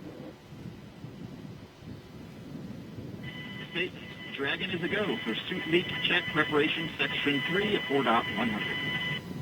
And there you hear the confirmation that the crew is ready to begin their suit leak checks. Let's start off by talking about our commander for the day as they pull down their visors. She is the second from the right of your screen. Nicole Mann, the California native, holds a Master of Science in Mechanical Engineering. She is a colonel in the Marine Corps. She was an FA-18 Hornet and Super Hornet test pilot and deployed twice aboard aircraft carriers in support of combat operations in Iraq and Afghanistan. Nicole was selected by NASA in June of 2013, and in the years that followed, led the astronaut corps in the development of hardware in the Artemis program. Today, the Crew 5 commander will be flying into space for the first time. And after Crew 5 launches, she will be the first Native American woman to go to space, which is a wonderful accomplishment. Absolutely. Nicole joined the astronaut office when I was the chief of the astronaut office. I'm just super excited to see a colonel in the Marine Corps head to the International Space Station from that commander seat, just like we had for Demo 2. And you being a colonel in the Air Force, I'm sure you appreciate the military discipline that she brings to that role, just like your partner, Doug Hurley, brought a little bit of that. Sitting next to Nicole is Josh Cassada. He grew up in Bear Lake, Minnesota. The physicist and U.S. Navy test pilot flew 23 combat missions. He later became an instructor at the U.S. Naval Test Pilot School. Dragon, we have tear complete and complete with Section 3. There you hear the call that the leak checks have been completed. Good sign as we move forward. And I believe that was Josh Cassada that came over the line there, who we are talking about. Copy that, Dragon. You are go for Section 4 suit leak check. That was a confirmation, rather, that they were to begin the suit leak check. Copy, right? Dragon is go for suit leak check, Section 4. All right, I want to correct that. Cassada, he's one of more than 100 graduates who became astronauts going back to the Mercury program. More recently, he served as capsule communicator in Mission Control. But Bob, today he's in the position of pilot aboard Dragon, and that's a position you know well. Yes, it's exciting to see Josh in that seat. You know, as all of our astronauts who come into the program, he brings a balance of operational and scientific expertise kind of to the mission in front of him. In the role of mission specialist is veteran Japanese astronaut Koichi Wakata. He has a doctorate in aerospace engineering and in 1996 became the first Japanese mission specialist aboard the Space Shuttle Endeavour for STS-72. Altogether, Koichi flew 4 Space Shuttle missions, a Russian Soyuz, and was on a long-duration stay aboard the International Space Station. During his 2-decade career as an astronaut, Koichi has spent 11 months in space, and so he is the guy with the experience on this crew, the other 3 first-time flyers. Joining Koichi in the role of mission specialist is Roscosmos cosmonaut Anna Kikina. She graduated from the Novosibirsk State Academy of Water Transport in 2006. In 2012, Anna officially became a candidate for the position of test cosmonaut. Crew 5 will be Anna's first flight into space. Now let's check in with our team out at Hawthorne, California. Kate Tice, what do you have? Thanks, Daryl. I'm following along with the launch countdown and our procedures. We're now coming up to T-minus 2 hours and 10 minutes. As you can see there on your screen, the crew is ready for leak checks. Those should be commencing any moment now. The countdown is proceeding nominally at this point on board the brand new Dragon spacecraft Endurance. We've already heard those communication checks between the Dragon team and the crew. We will hear checks, comm checks. I'm hearing there's about a minute remaining in that leak check. There will be another communication check with the Falcon 9 launch team and the crew that comes up at about T-minus 2 hours. So at this point, we're in the leak check, less than a minute remaining.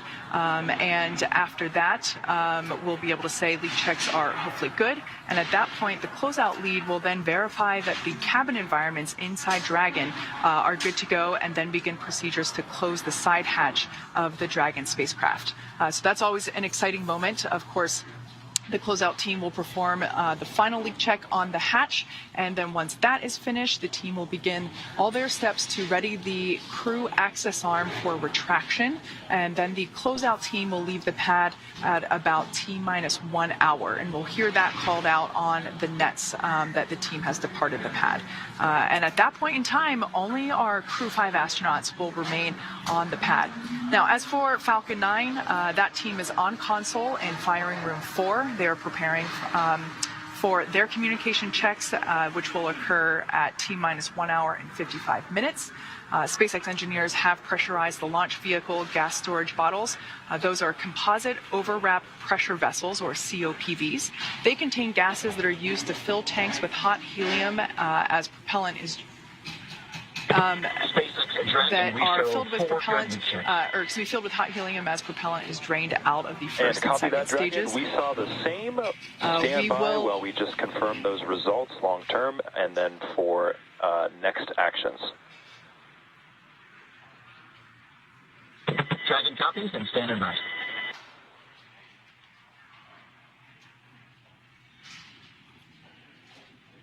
So as the propellant is drained out of the first and second stages, we'll top those off in the last half hour or so before liftoff, those COPVs.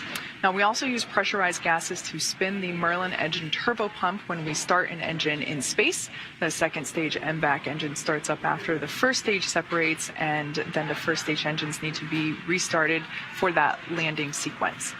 The gases are also used for attitude control systems, which help the vehicle with its orientation for deploying the grid fins and landing legs.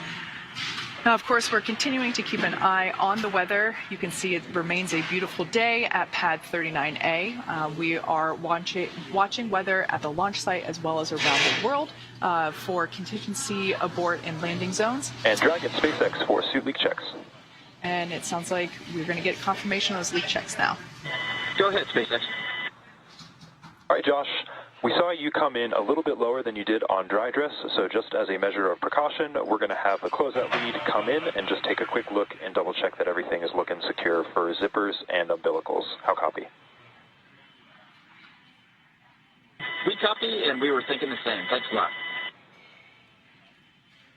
Good read.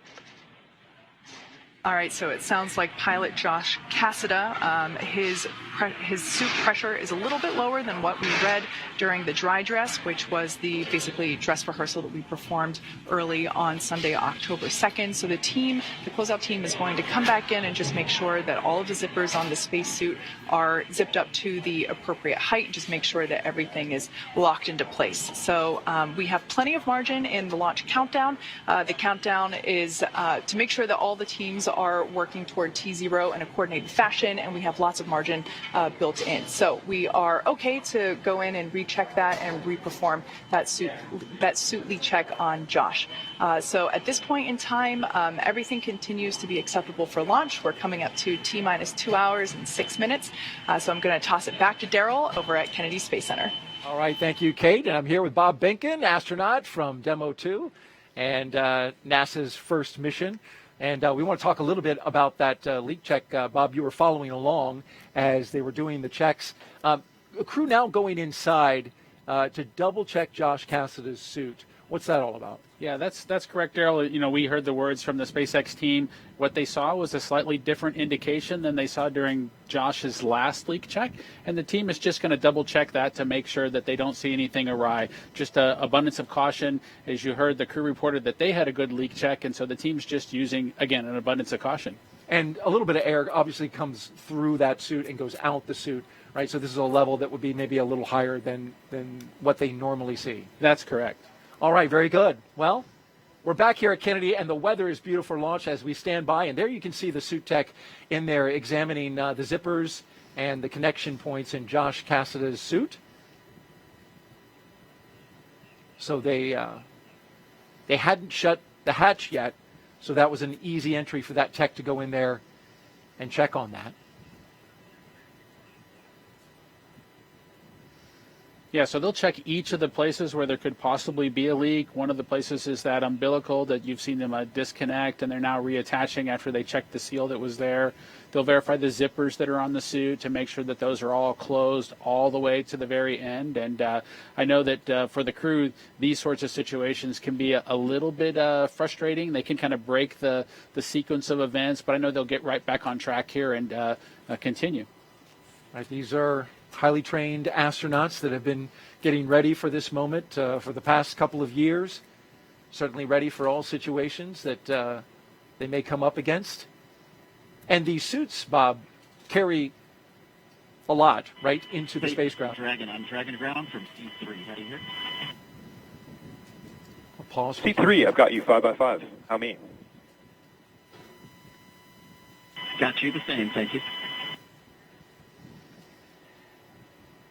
So I don't want to speculate too much, but when you pull the umbilical away, you know, there's an opportunity for the comm system to just need to be re-verified. So we heard Josh check back in. Those connection points, they're grouped together, right? You've got comm and air flowing into the suit at the same connection point. Correct. Also giving a check to Anas, or maybe just doing some zipping up and rechecking.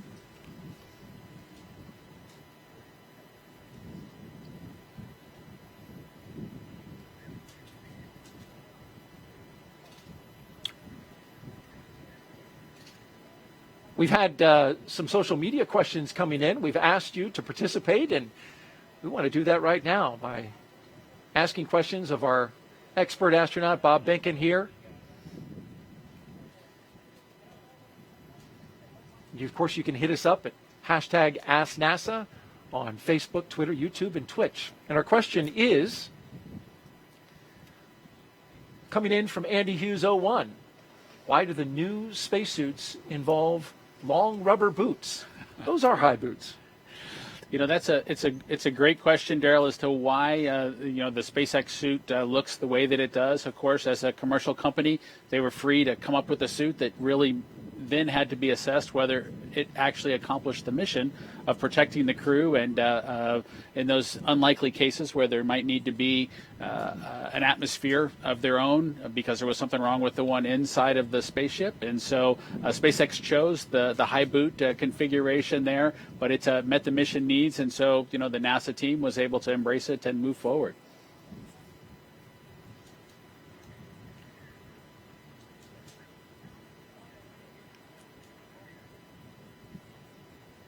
All right, we'll keep an eye on the action inside Crew Dragon Endurance and our three astronauts and one cosmonaut who are standing by. The member of the closeout crew has exited Dragon the capsule. SpaceX, we got a report from the closeout lead about verifying all the zippers and umbilicals. We're just chatting with a few more folks to see if there's any other actions we want to take at this time. We do have 15 minutes remaining in the margin here, so plenty of time. Okay, Dragon copies. Thank you.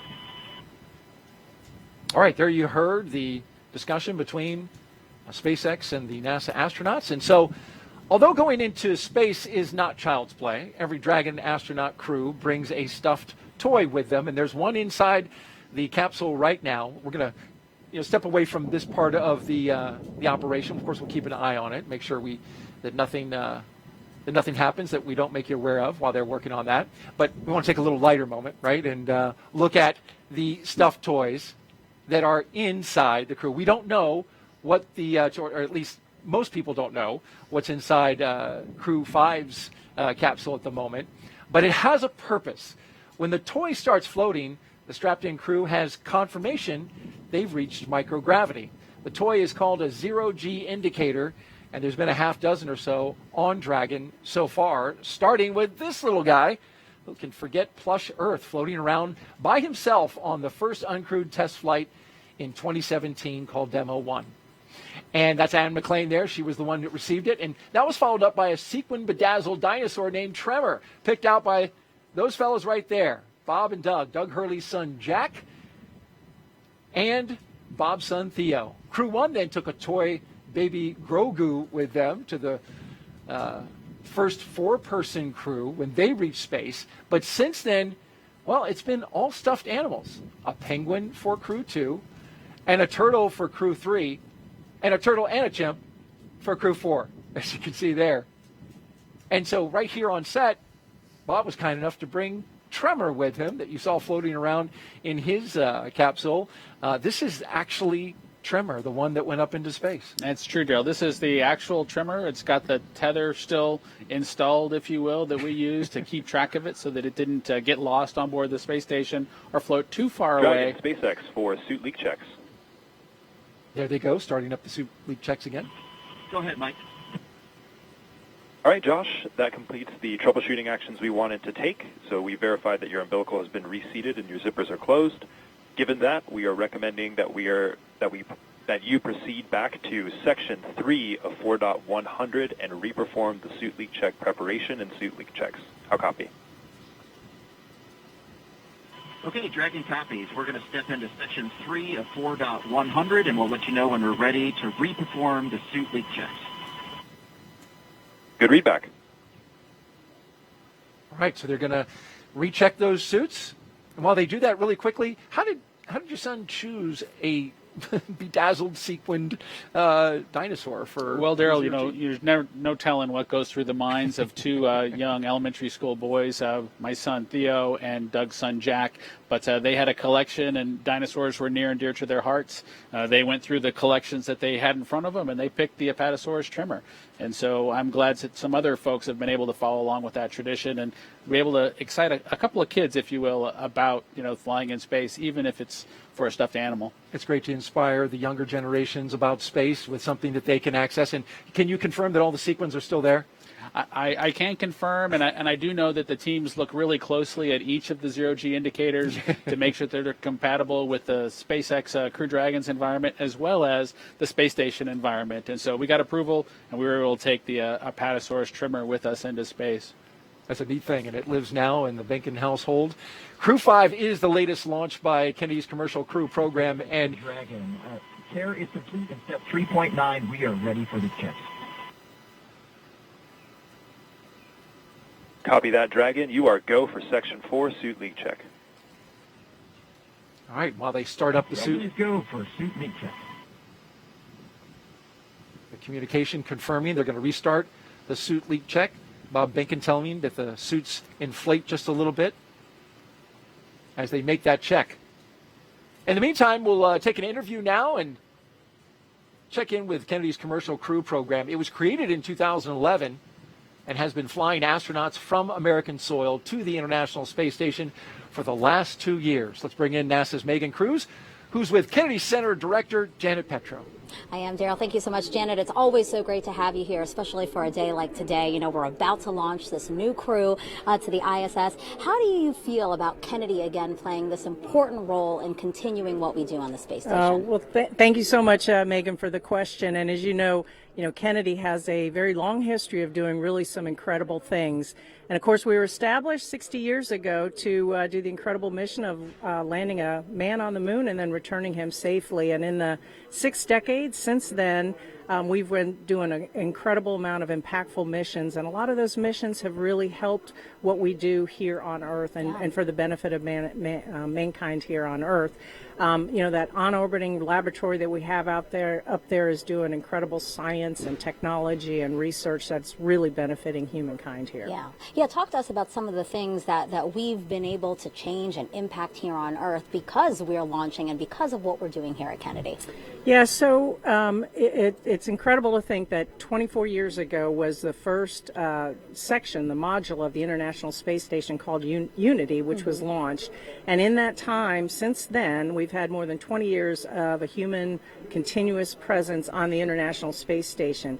And every single time we launch a vehicle, whether it's a cargo or crew, we send up science and cargo and payloads where we do science research and technology development.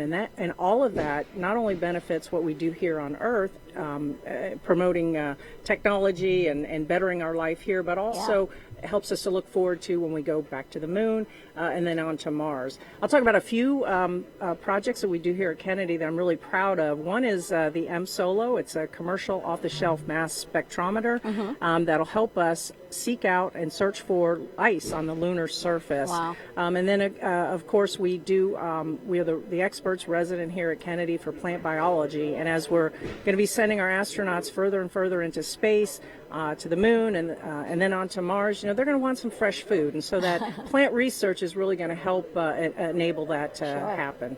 Yeah, and of course you're alluding to Artemis 1. Right behind us is the iconic vehicle assembly building. Inside there is our Artemis 1 moon rocket. How excited are you for launch later this year, and just excited for again, Kennedy's role in deep space exploration? Yeah, it's an incredible honor to be here leading this center for that really, really historic mission coming up. And of course, Ian threw us a curveball, and so we had, we made the right decision and went back into the VAB.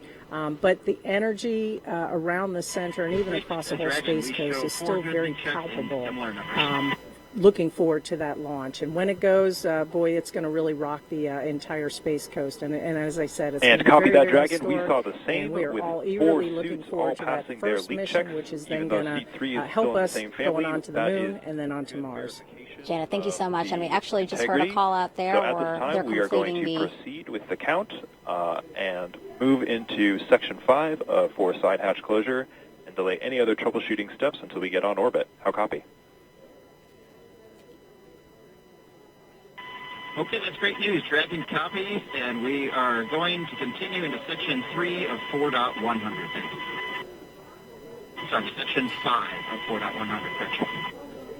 Janet, thank you so much. So sorry about that. We did want to take a pause so that people can hear again the operational loops that we're listening into. But thank you so much, and I hope to be watching Artemis 1 with you soon. Thank you very much, Megan, and go Crew 5. Perfect. Janet, thank you so much. Back to you, Daryl and Bob. All right. Thank you, Megan and Janet. And as we were watching the crew there, we saw their suits inflate. We saw that pressurization happen. And then you heard a report out. And if you could just recap that for me, Bob. Yeah, I think the team saw similar indications, but it was 4 good leak checks with similar performance from all 3 suits, all 4 suits that they saw during that first leak check that they accomplished today inside the capsule. So they're going to continue with the launch count, and any further troubleshooting will be delayed until they're on orbit. So we're ready to continue with the count.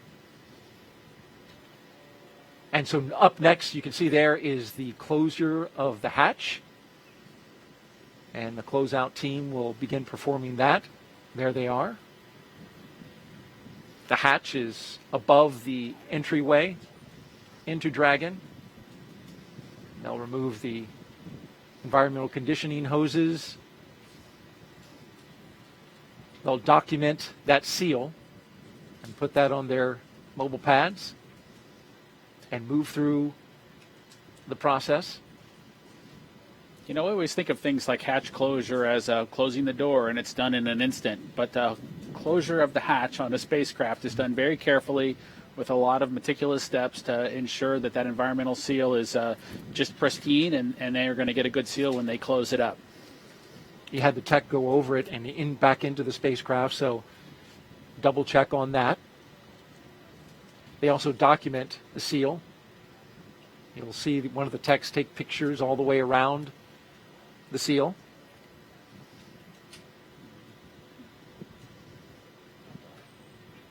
we can think some about that hatch being closed, and then it'll be reopened when they come back at the end of their mission after splashdown, and when the vehicle's brought on board the ship. So it's going to stay closed for a long time after they get it closed for the spacecraft launch. That's a great point.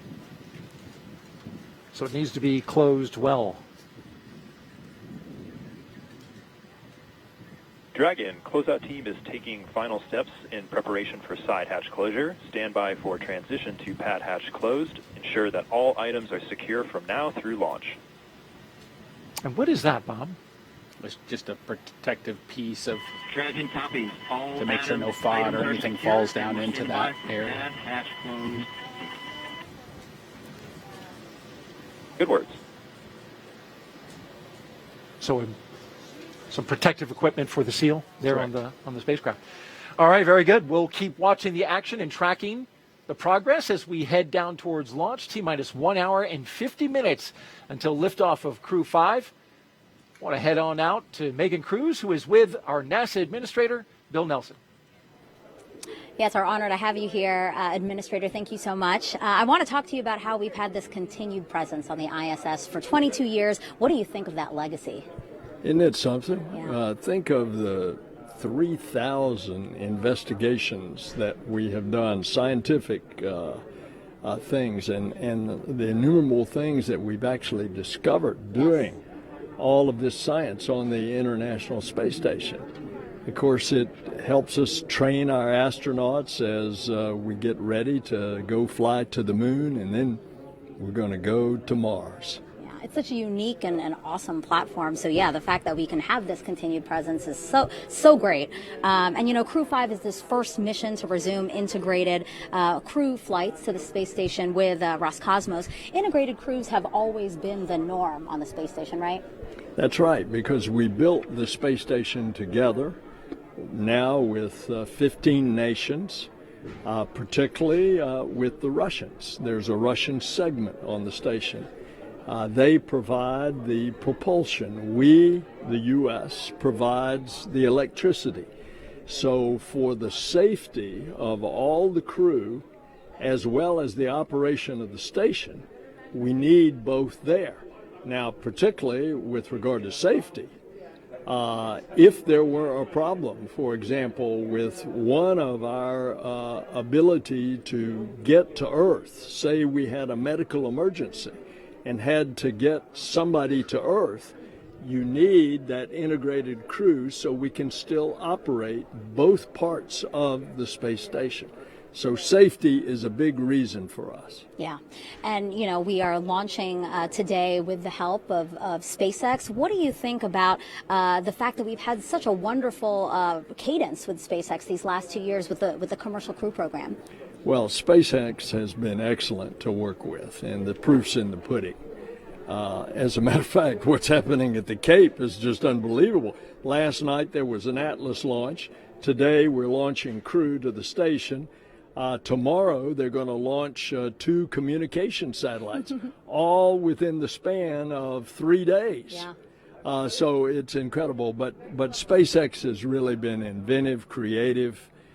They've been a good partner for NASA, and it shows that this commercial public-private partnership is actually working. Yeah.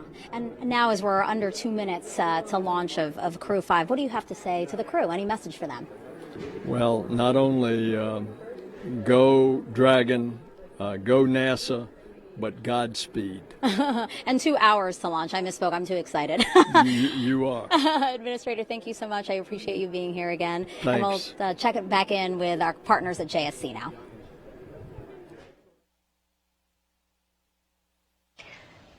Thanks, Megan. And when Crew 5 arrives at the space station tomorrow evening, they'll officially become Expedition 68 flight engineers. Once on board, they'll do something known as a direct handover, basically saying that Crew 4 and Crew 5 will be on board the station together until Crew 4 comes home next week. Crew 4 will be able to give Crew 5 an orientation and show them the ropes, which will be particularly helpful for first-time spaceflyers Nicole Mann, Josh Cassada, and Anna Kikina. A direct handover also helps ensure continuous U.S. presence on the space station, a record we've held almost 22 years. The space station is an orbiting laboratory, and they will jump right into research and investigations. Now I'll toss it over to Daryl at the Kennedy Space Center with a little bit more of that science. Daryl?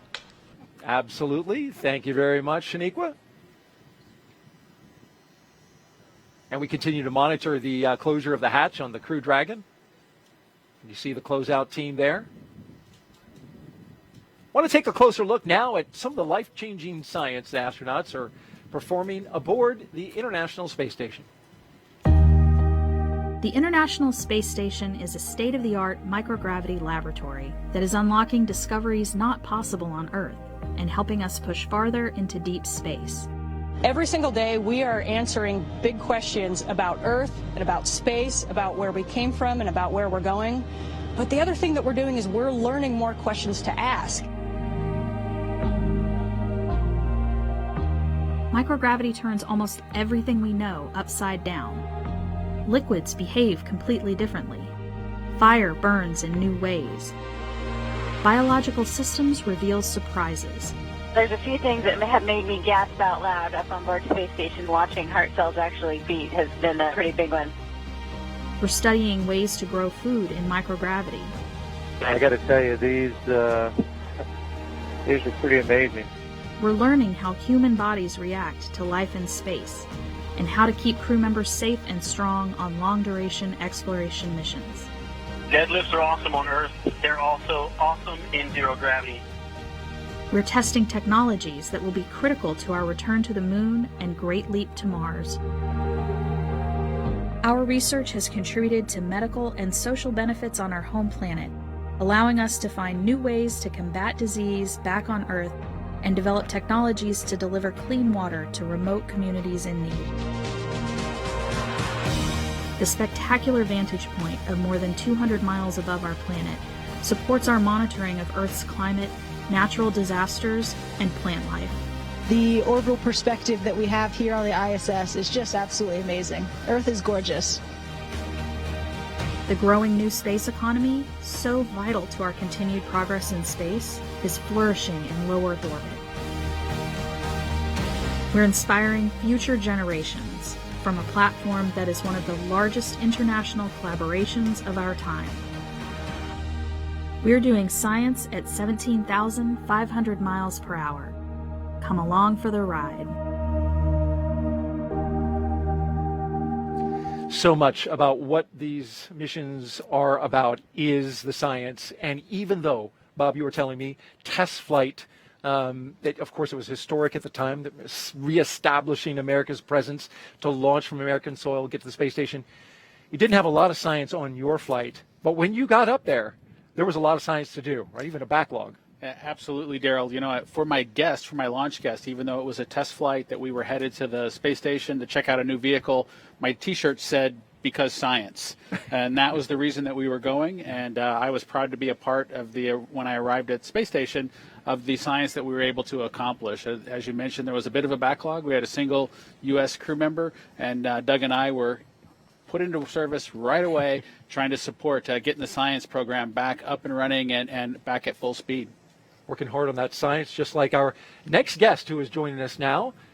We have Mike Roberts here with us. He is the chief scientist for the ISS National Laboratory. Mike, thank you so much for being here with us today. It's a beautiful day to launch and a good day to talk about some of the science that's on board. You got currently, as I understand, 235 investigations on board. 76 of them are new, and you got a little bit of them flying right on this rocket here behind us. Yeah, it certainly is a beautiful day here today, and we look forward to getting the science off the ground. As Bob indicated, it's a very busy time up in orbit for the crew because they are very busy not only maintaining the science portfolio of NASA so that we can continue to live and operate in space, they're also conducting science in space that benefits us here directly on Earth, and that's an important part of why the ISS National Laboratory exists. What is some of the science that Crew 5 is working on? So as the crew goes up today and docks the station, they're going to be engaged in a lot of research that addresses medical needs here on Earth. We have partnerships with the National Institutes of Health through the National Center for Advancing Translational Sciences. which is doing some very important research that leverages the access to persistent microgravity in that environment. As Bob, I'm sure, experienced in the microgravity environment, your body's physiology adapts to that environment in different ways, and in some cases, those effects of microgravity on the body mimic the onset and progression of disease and aging here on Earth. So the National Institutes of Health is taking advantage of that by sending small cells in tiny bioreactors up to space to understand how those individual systems respond to that environment so that we can design more effective therapeutics for use here on Earth. We also have experiments launching on Crew 5, going up with the crew today, that are going to explore the effects of microgravity on the gut microbiome. A company is involved with Los Alamos National Laboratory, so it's another collaboration between ISS National Lab, Los Alamos National Lab, and its partners to better understand how microgravity impacts the gut microbiome and the human body. Microgravity certainly an impact on astronauts the entire time they're out there, and we've been studying this for so long, and it's great to see a study that's looking at those internal functions of the gut. It'll be fascinating to see what comes of that.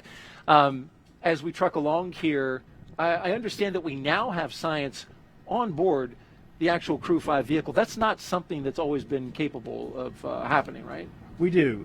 For ISS National Lab and all of the sponsors of the International Space Station, the availability of extra crew members going up on commercial crew has been a significant advantage. We've doubled the amount of time that's available for crew to conduct science. But also, we have the ability to utilize the crew vehicles to get some science up there that can fit within the confines that's not occupied by the crew. So while most of our science and supplies still go up on the commercial resupply vehicles, we're also able to utilize the vehicles themselves that are taking the crew up to get some expedited science up and get it back. And we're looking at some video now of Lambda Vision. If you can tell me a little bit about that. Another very important development in space is the utilization of space and access for commercial companies. So Lambda Vision is a small startup biotechnology company that is pioneering the use of bacteriorhodopsin, a protein from bacteria, that can be used to manufacture artificial retinas. So Lambda Vision is utilizing the absence of microgravity to improve their ability to manufacture these artificial retinas in space. These artificial retinas, when they're approved for use by the FDA, will enable Lambda Vision to offer the availability to recover from retinitis pigmentosa and macular degeneration here on Earth. Currently, there are no effective therapies for that recover full sight or full vision. How about that? This technology offers that advantage. Offering a lot of hope for people who suffer from those diseases, and so it'll be exciting to see what kind of results come from that experiment. It is, and Lambda Vision's had the opportunity through ISS National Lab and NASA to operate 4 different experiments in space. So this new era of easy access to space for supportive science that benefits here on Earth is really turning into some new great dividends for people on Earth. Mike Roberts, Chief Scientist for the ISS National Laboratory, thanks for being here and sharing your knowledge about the science on board the ISS. Thanks, Daryl. All right, as we continue to watch the operation and our team check through the milestones here, we will toss it back out to Houston. Actually, we're going to throw it to California and Hawthorne, where Sandra and Jesse are standing by. Thanks, Daryl. Earlier, we did talk about the progress that both NASA and SpaceX have made in human spaceflight since we first started flying Dragon regularly over 10 years ago. So to support our increasing number of human spaceflight missions, your spacesuit team has been busy at work, Jesse. Yes, we have. You might be surprised to know that the completion of the Crew 5 suits marks SpaceX's 50th completed IVA, or intravehicular activity suit, including development, training, and qualification suits. 30 of those suits were created for flight. This number is inclusive of the suits that the Crew 5 astronauts are wearing today. 17 of the 50 were built and used for development and training. One was used to get our suit qualified for space, and we produced suits to support the passengers for a couple demonstration missions as well. You may recall Starman and Ripley. Starman flew on our first Falcon Heavy flight in 2018 and is still flying around out in space. And Ripley was the anthropomorphic test device that flew on Demo 1 to help us collect lots of data before flying Bob and Doug. And as a reminder, this spacesuit that you've seen the crew wearing throughout operations today is an intravehicular activity suit designed for use inside Dragon. Its primary function is to protect the crew in the event of a cabin depressurization. Now, when the astronauts move onto the International Space Station following docking, the spacesuits will stay on board Dragon. The astronauts will then use NASA's Extravehicular Activity, or EVA, suit when outside of the International Space Station performing spacewalks. The suit teams work tirelessly to make sure all of our astronauts have a positive experience while wearing our spacesuits and ensures the highest level of safety. Now, similar to how we innovate and further develop our launch vehicles with each tester mission, our spacesuits have continued to evolve since NASA astronauts Bob Behnken and Doug Hurley first donned them for Demo 2. Some improvements include the patterning process for better fit. Patterns are the individual pieces of fabric that go together to create the suit. Our process involves taking measurements, generating patterns based on those measurements for each layer of the suit, and then performing fit checks where we put together non-flight, quick versions of the different layers of the suit to make sure that they fit correctly before making the flight suit. Now, we've also continued custom patterns for each crew member and have made significant reliability upgrades in the spacesuits. And while the suit is a single piece, which means the helmet, gloves, and boots all remain attached as one piece, with us today is a SpaceX helmet lent to us by the spacesuit team, and you can see it here on the table right now. That's right, Sandra. This helmet is made from 3D printed nylon and has a visor that pivots open. And Dragon SpaceX for side hatch leak checks. Go for Dragon.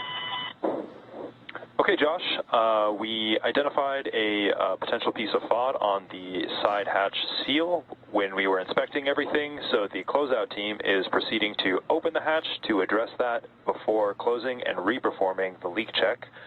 For big picture awareness, we still have approximately 12 minutes remaining in the margin for this timer to perform this action, so we'll be able to run through everything without issue here. Okay, Dragon copies will be opening up the side hatch and taking a look at the pod, and we've got 12 minutes of margin. Appreciate the heads up. Good readback. So we just got an update. We were closing the hatch. It sounds like they do need to do another inspection, reopen the hatch, re-inspect the hatch lining, make sure that there's no FOD caught in there, and then perform the procedure to reclose the hatch one more time.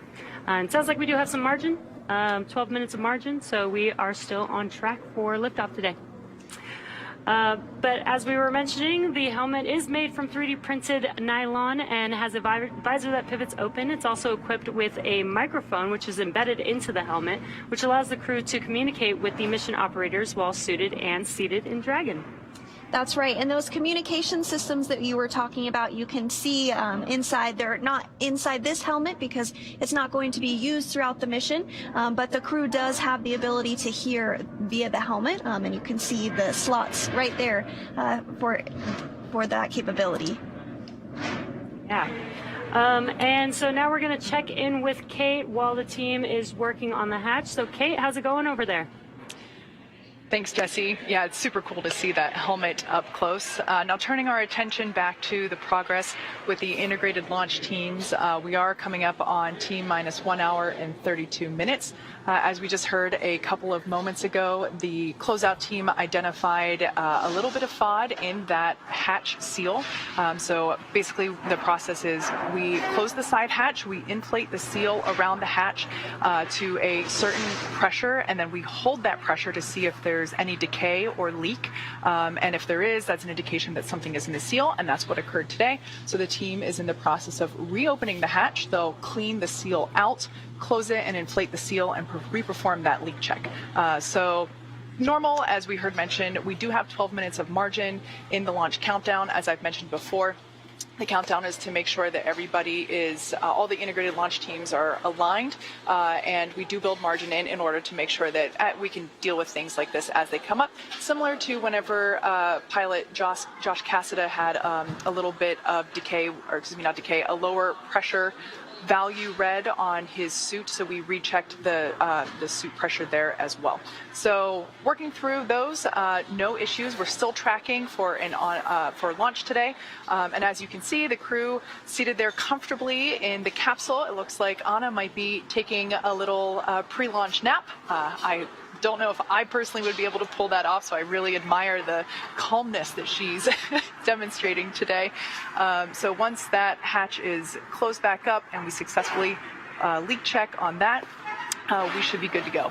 We see some movement there. She's not napping. As for the launch engineers, they are located in Firing Room 4 in the NASA Launch Control Center at Kennedy Space Center. They have a view through their large windows of Pad 39A, which is located just 5 kilometers east of them. Currently, the Falcon 9 team is loading helium and nitrogen gas into storage bottles on the launch vehicle. You see on your screen Firing Room 4 there now. RF checkouts are now also complete, and the final review of vehicle testing performed earlier today is underway. So the SpaceX chief engineer, who for this mission is Dan Alex, he will check in with the team at T-minus 80 minutes to verify that we are good to continue with the countdown.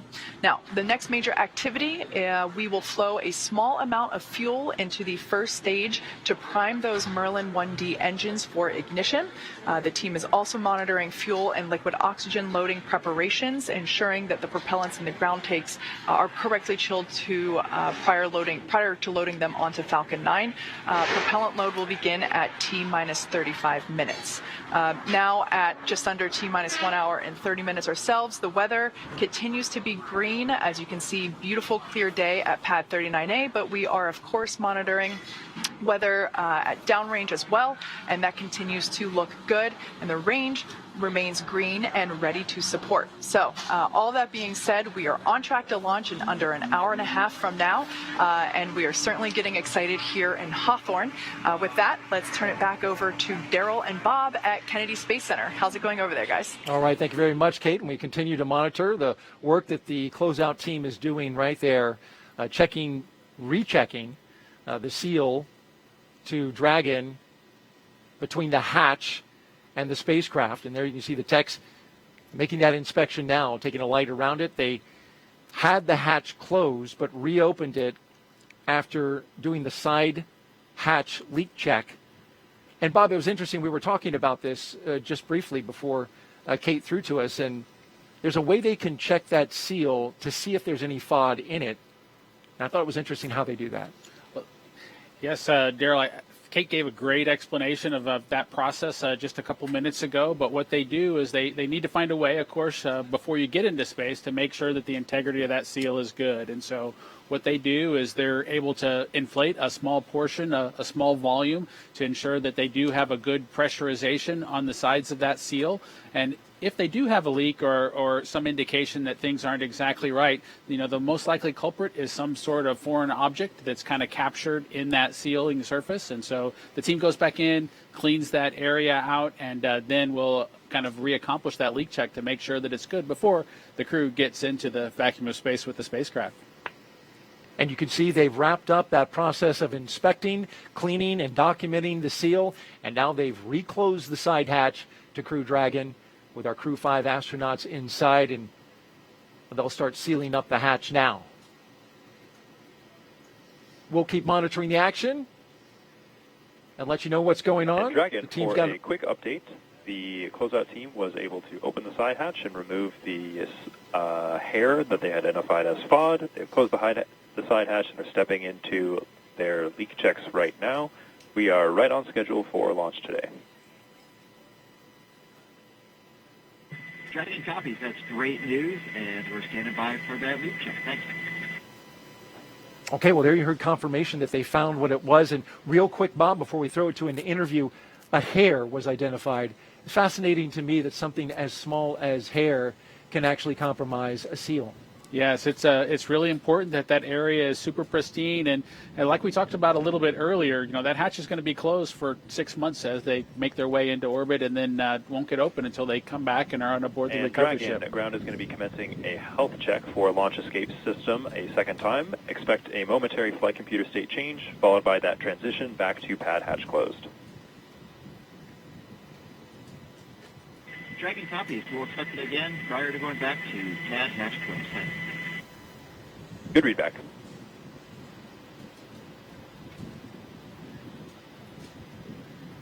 We will keep monitoring the action here outside the Dragon spacecraft. You heard the launch escape system checks are coming up momentarily as they continue to secure the side hatch. In the meantime, let's go out to Megan Cruz, who has a very special guest, Lieutenant General Thomas Stafford, one of the 24 astronauts we sent to the moon. Megan. Yes, Daryl, I'm very excited to have the Lieutenant General here with me today. I mean, it's just, I'm so honored to be sitting next to you here. I wanted to ask you, is this your first crewed launch that you've seen? Oh, no, Megan. I was here before when we had commercial launch number 2. So always just love to see a launch.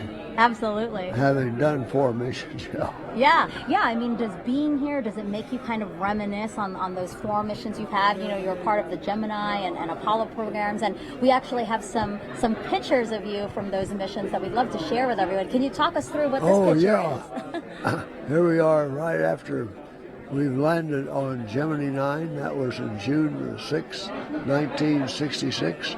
There's Gene Cernan, my pilot. He's the first one to walk in space completely around the world.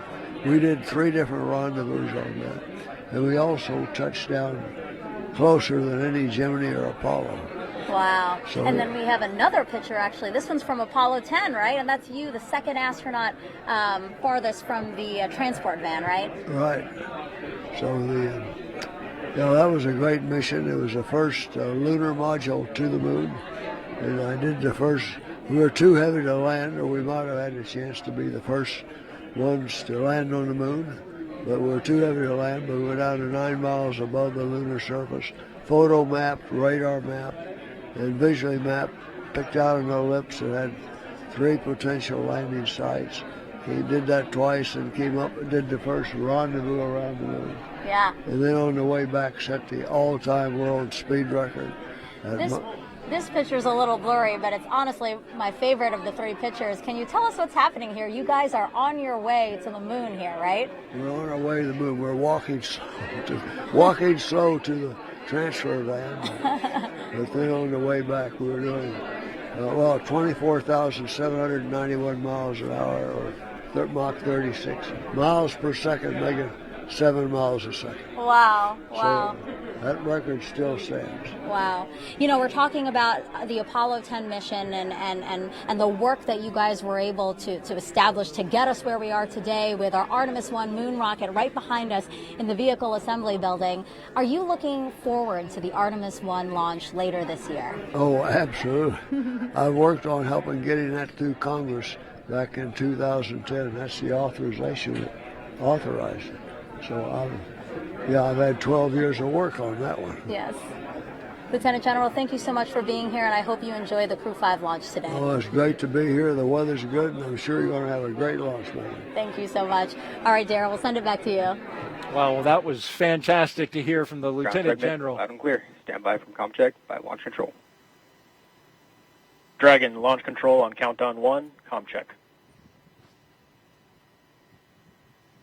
Launch Control, Dragon, loud and clear. Launch Control, loud and clear. Stand by for ComCheck by the Chief Engineer. We're getting ComCheck Dragon, right now. CE on countdown 1, ComCheck. Listening in. CE, Dragon, loud and clear. CE, loud and clear. Also, this completes the Falcon 9 Responsible Engineer ComChecks. There will be a series of these checks.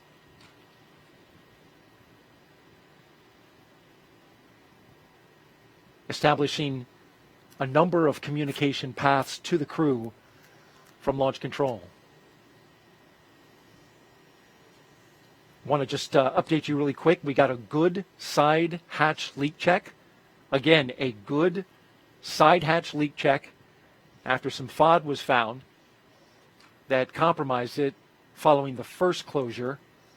Teams went back in, opened the hatch, cleaned off the seal, shut the hatch back, rechecked the seal, and we are good to go. Again, good side hatch leak check, and we're moving forward now with the ComChecks. The SpaceX team working quickly. They had 12 minutes of margin. They whittled that down to about 3 or 4 minutes. And so great job by them tackling that issue that can pop up as you're preparing to launch a spacecraft to the International Space Station. There's the Falcon 9 rocket on the pad with the Dragon spacecraft atop. We've got a beautiful day. Nice skies above. Take a little moment to listen to a special message now from somebody who's familiar to both of us, more him than me. Our previous co-host from the last crew mission, Crew 4, and the launch broadcast, a very special person to all of us here. Let's take a listen. Hello, husband. It looks like you're doing a great job with the launch commentary. Keep up the great work. It seems like all those tips that I gave you are paying off. A couple of things I forgot to mention, though. You should probably share some of your snacks with Daryl because he does get a little hangry if he doesn't get enough to eat. And also, it's important as the co-host to make sure you laugh and smile at all of his jokes. It makes him feel really good. Actually, there's a couple other people in the family that want to say hello to you as well. Just give me 1 second. Do a good job, Daddy, or else I will find new ways to motivate you. In all seriousness, though, Nicole and Josh and Koichi and Anna, I want to wish you well on your journey. You guys have worked so hard to get here. You're going to be absolutely outstanding on the International Space Station. I cannot wait to see you up there. We're going to be cheering you on from down here. Have a blast, and we'll see you when you get home. What a beautiful message. She's so good with the camera and giving the message. Thank you so much to Megan MacArthur for saying that. By the way, I've taken care of myself. I've got my food here. But it's so good to see her, and you're a little touched by her message. No, it was absolutely great to see my wife, of course, our dog Shadow, who arrived in our family after we returned from the Demo 2 mission. You know, my son requested Dragon approval. SpaceX, we just had a good side hatch leak check. My son requested approval Dragon copies. That is great news.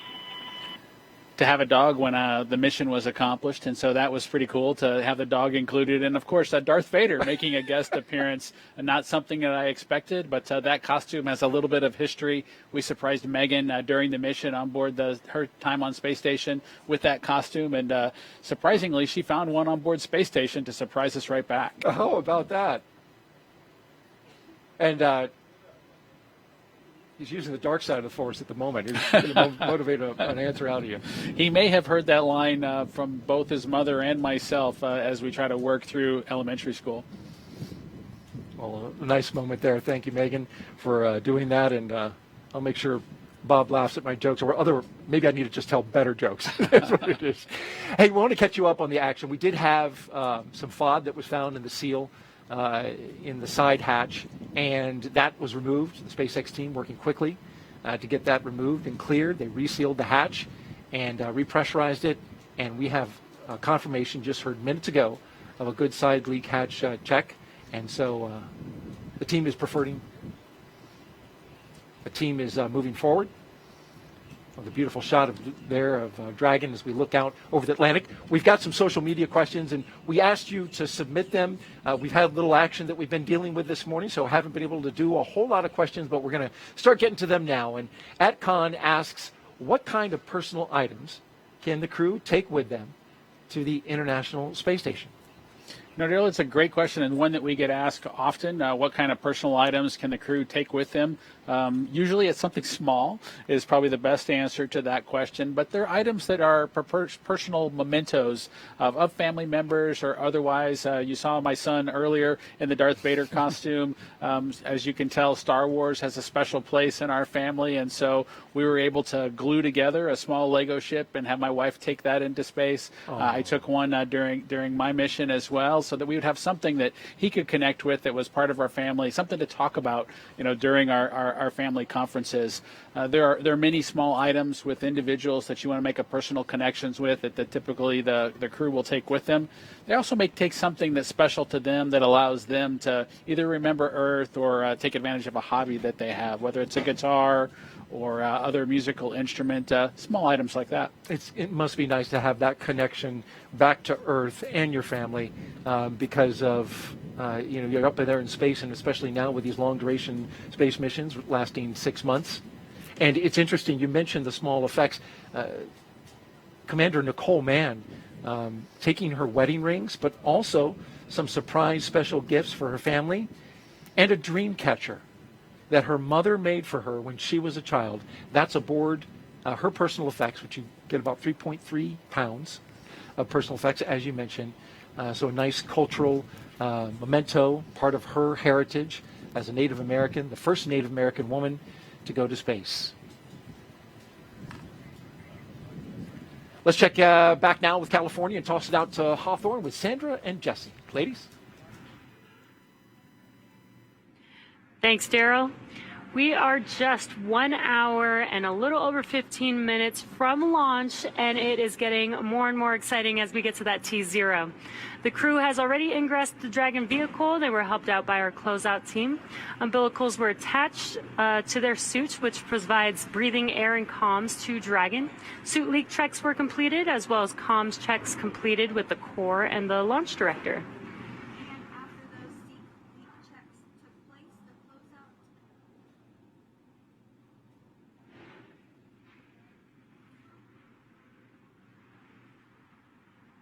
And after those suit leak checks, the closeout team was able to close and seal the hatch. We just got confirmation that we did have a good leak check.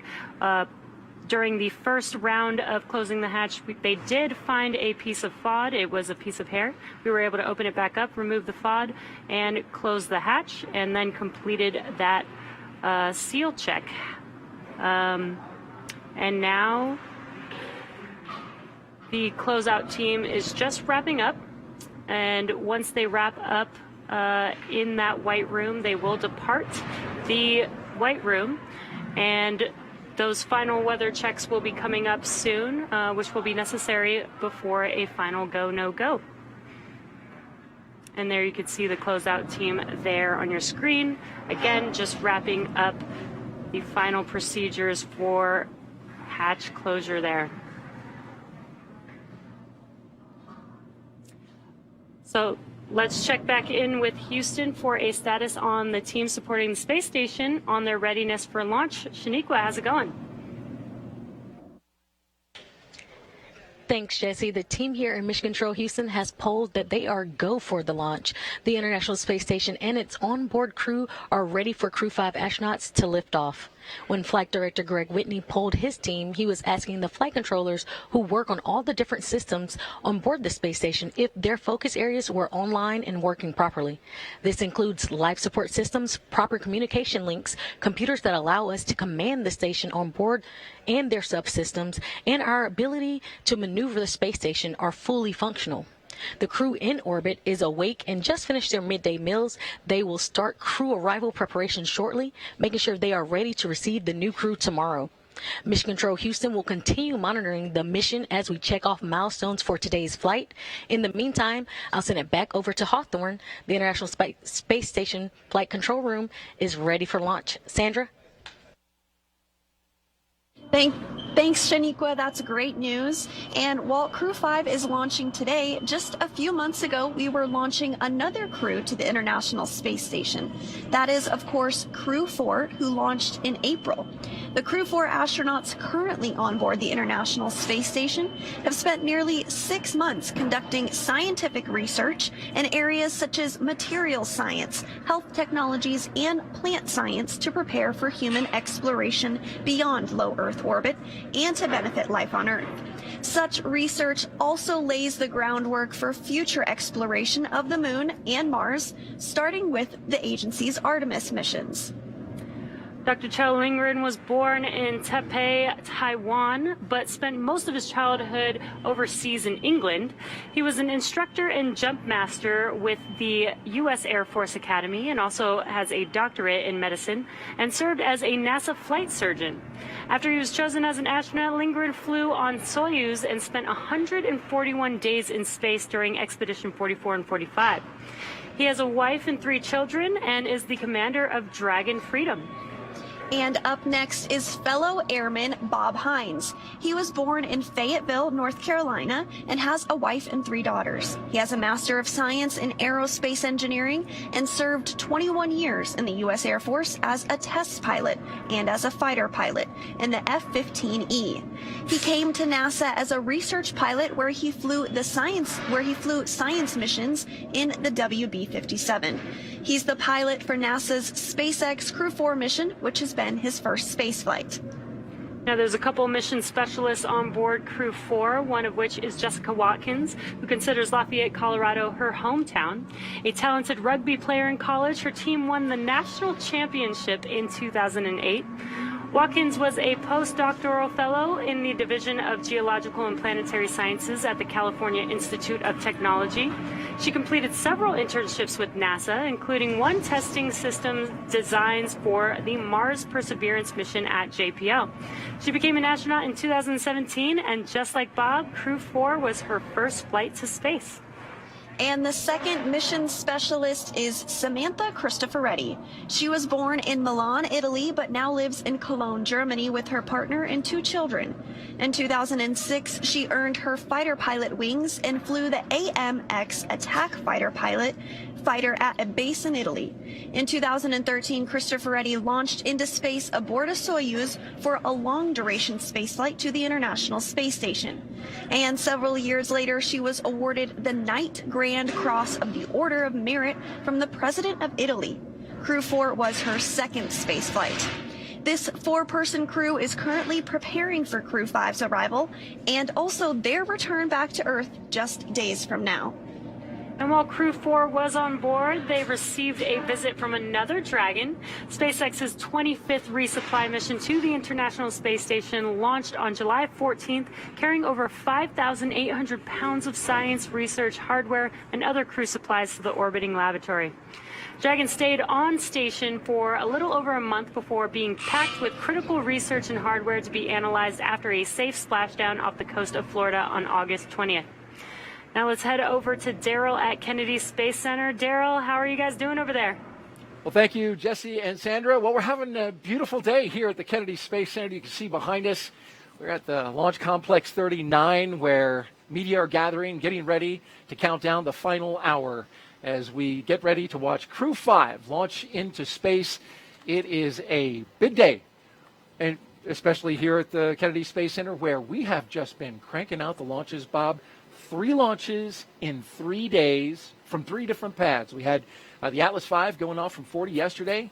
We've got Crew 5, of course, from Launch Complex 39A today. And then tomorrow, SpaceX launching from their other launch pad, Pad 41.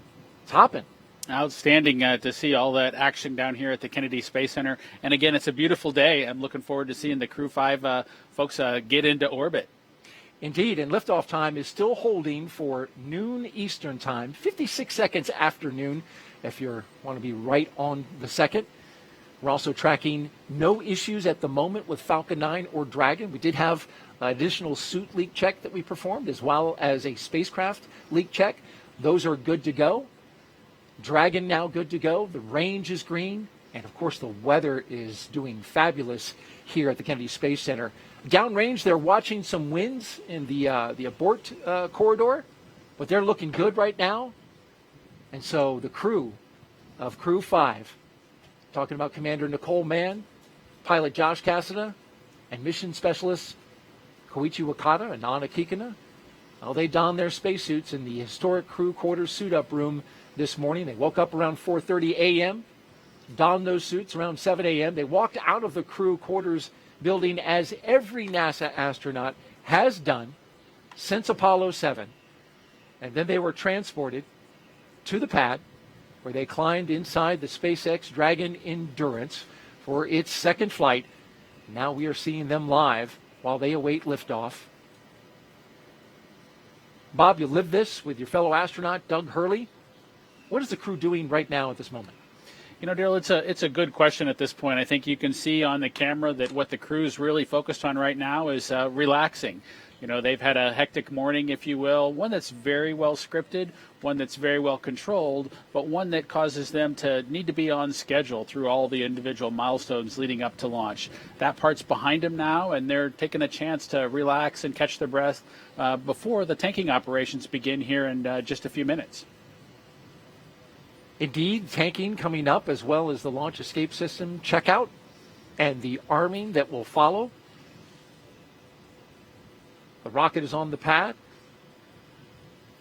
ready to go. And over the next hour, we will conduct a series of polls to get ready for launch. The crew will also, as I mentioned, they'll be arming that launch escape system, and then the fueling of Falcon 9 will begin. Let's talk a little bit about the details of today's flight. Launch, of course, as we mentioned, set for just a few seconds after noon, a little more than an hour from now. And then Crew 5 astronauts will race towards space, reaching orbit in about 12 minutes. That's followed by a roughly 29-hour flight to dock with the International Space Station, one of the longer transit times to the ISS. And then that docking will happen at 4:57 p.m. Eastern Time tomorrow. And, of course, we'll have coverage of that. A quick history of NASA's Commercial Crew program. It all began with the first successful and historic test flight of Crew Dragon. The closeout team has departed the crew arm, and with that, ground is going to cycle the orbit tank isolation valves to equalize low flow pressure. Dragon top. All right, they're cycling the valve there, and as well, closeout team is now departing that location that you see, 39A. They'll be making their way off the pad, and that will lead us into getting ready to fuel the rocket. Of course, I was talking about the historic test flight for my partner here and co-host, Bob Behnken. His crewmate, Doug Hurley. Together they flew the mission that was called Demo 2. And after Bob and Doug returned, of course, NASA was certified with SpaceX to fly astronauts regularly to and from the International Space Station. And, of course, that led to the regular rotational missions that we see today, the 5th rotational mission to the International Space Station.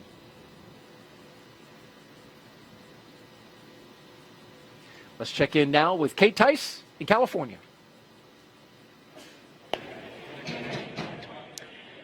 Thanks, Daryl. Quick status update for those that have recently tuned in. We've had a smooth countdown so far today. You can see there on your screen, our 4 Crew 5 astronauts have ingressed. They are in their seats. Their 5-point safety harness is buckled in, and they are looking relaxed and ready to go. They ingressed about an hour and 45 minutes ago, and the teams have completed the required comm checks, the suit leak checks, the side hatch closure, and its associated leak check. We did have to redo that leak check as a piece of FOD was found in the seal. So we opened the hatch back up, cleared out the seal, cleaned it, and then closed the hatch again and reperformed that leak check, and we got good leak check there. And we heard just moments ago that the closeout team is beginning to depart the pad. And at that point in time, it'll just be the Crew 5 astronauts left on the pad once the closeout team departs the BDA. At this point in time, I'm happy to report that the SpaceX team is working no issues, and the pace is certainly beginning to pick up. As for Falcon 9, our 2-stage reusable rocket, final propulsion checkouts of the first and second stages and the engine began a few minutes ago in preparation for propellant loading. This involves testing and cycling valves and engine pneumatics pressurization.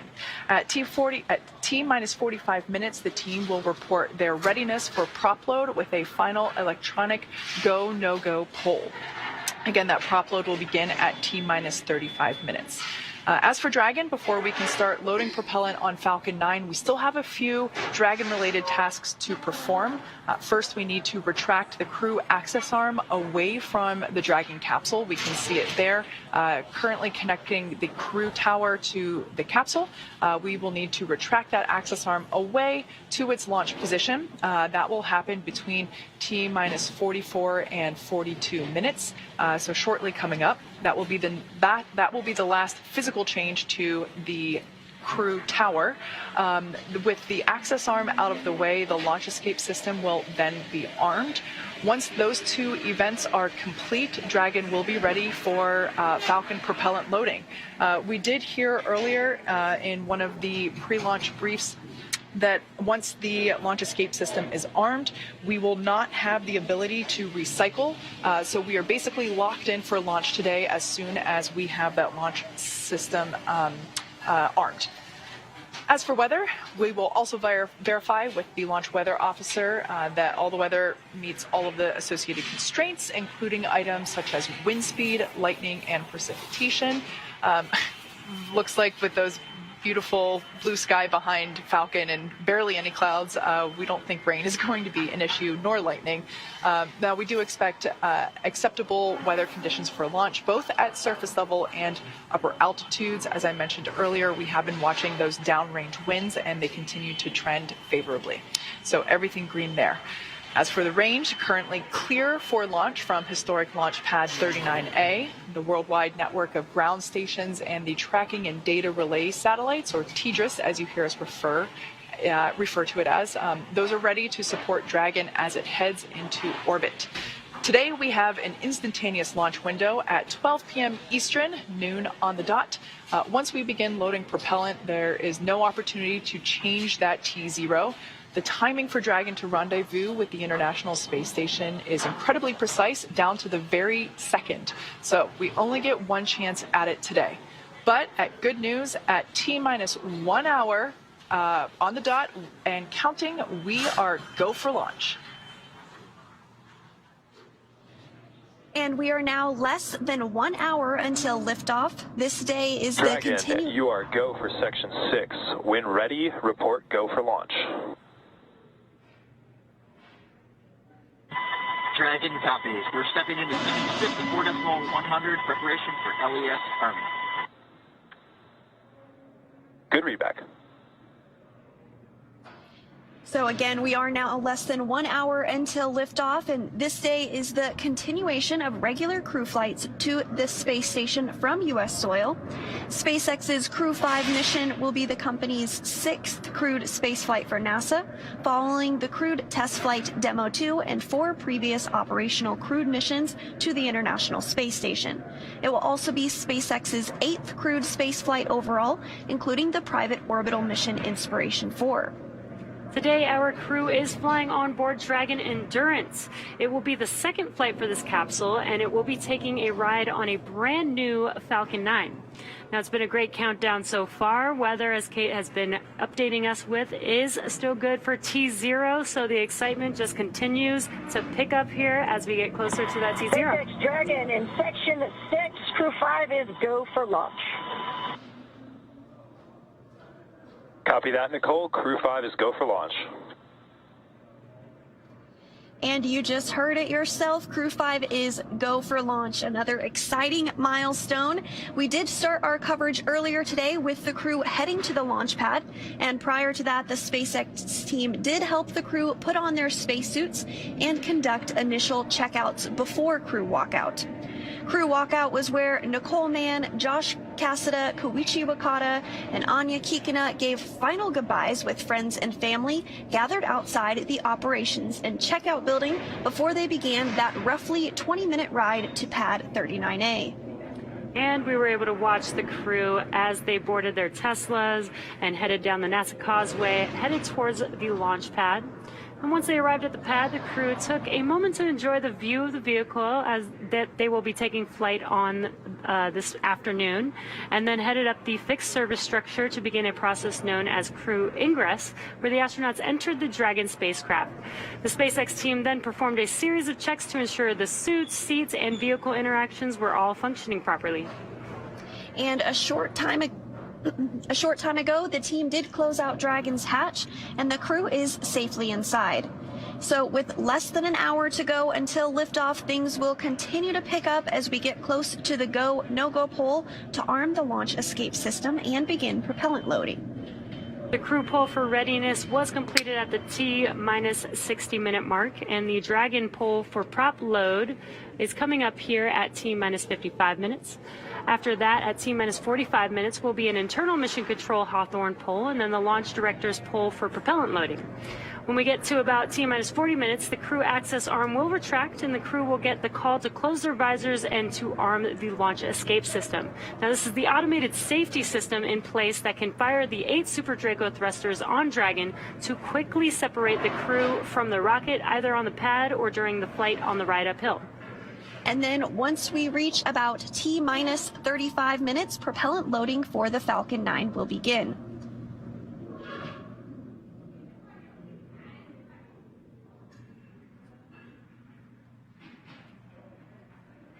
So we did hear that the crew is go for launch. Great news. So with that, let's send it back to the team in Florida. Megan? Great news, guys. So yeah, now I'm joined with Brian Onyate, but I'm going to have him say his title because I think I'm going to mess it up. So you say what you are. Sure. Good morning. Yeah, I'm the Chief of the Utilization and Life Sciences Office here at Kennedy Space Center. Yeah, it was a little long. I was like, I'm going to have him say it. Yep, long title. So I wanted to talk to you about how NASA has been studying plant growth and microgravity for many years now. So tell us about the 2 experiments that Crew 5 is going to be working on while they're on station. Sure. We have 2 experiments going up. One is more of a plant research experiment. We call it Plant Habitat 03. It will be going into the Advanced Plant Habitat. And actually, that plant experiment is doing a generational study. So as you can see, that's the Advanced Plant Habitat, and those the plant that is growing in there is called Arabidopsis. It's our model plant, and basically we're going to grow that and get it all the way to seed. And the study is basically getting those seeds, bringing them back, and then reflying those seeds to see what happens. So what's interesting is... And the second picture, right, that we have, that's how you capture the seeds. Yeah, that's how we capture the seeds. What's interesting about those seeds, they're actually the size of pepper. So imagine the pepper that you put on your food, very tiny, very small. So we had to actually develop these capture bags to grab those seeds. So what we're noticing is in a previous experiment, the DNA of the plant actually changed, and it almost seemed like it was trying to protect itself from the environment of space, the harsh environment that's up there. So what we want to study is, can we actually grab those seeds, and will those seeds remember that environment? So when we fly the second generation, will they kind of have a leg up? Will they go already kind of pre-programmed to protect themselves, so that way the plants will thrive in space? That's interesting. Yeah. Why is that something that you wanted to see? What can we learn from that or use? Yeah, so what we can do is, for exploration with NASA, obviously we want to get to the orbiting station around the moon one day, or the surface, or the transit vehicle, or Mars. How can we better prepare the plants that we send, or the crops that we send up there, so that they actually are ready to go, they'll thrive, and we understand what's happening, so that the crew can actually consume something great. So, always forward thinking here at always NASA. Forward We're thinking. great. Yeah, always forward thinking. Well, let's talk about the second experiment. That one's called VEG-05, and we have some props here to kind of walk people through that, Yeah, right? we do, yeah. So VEG-05, it's actually, we're growing dwarf tomato plants, and we're going to put them in this, what we call here is a plant pillow. What's interesting, it's actually made out of Kevlar, so exactly what police use in their police vests, so I guess they might be bulletproof, plant pillows. But yeah, so these plant pillows, it's just basically, how do we hold the soil, how do we put the fertilizer and the seed in there in order for us to grow the plants? Because they would just fly around on the space station. They would just fly around on the space station. So we have a little, what we call a quick disconnect here. This is where we apply the water. So once we apply the water in there, we have to keep watering it like here on Earth, and just let the plants grow and let them thrive in space. So, and you mentioned the fertilizer. Yep, the fertilizer and the arsenite. So what you see there on the right there is the arsenite, which is actually clay chips, right? It's the soil that basically allows the water to be absorbed and allows the plants' roots to kind of grow in there and grab water and nutrients. The second there that you see there is the fertilizer, and it's a slow release fertilizer. So when we add water into it, it kind of dissolves little by little, and it provides the food that the plants need so that they can grow. Okay, so why is this important for us on space, but also here on Earth, to learn about this particular experiment? Sure, both of these experiments are important. One is obviously for exploration, we want to make sure that the seeds that we send, the plants that we grow, will thrive, right? So how can we make them excel in space, right? And the second piece with VEG-05, which we find interesting, is how can we actually give food for the crew to eat on orbit, right? Sure. So healthy, nutritious food. This is actually going to be our second flowering plant that we grow in space, which is awesome.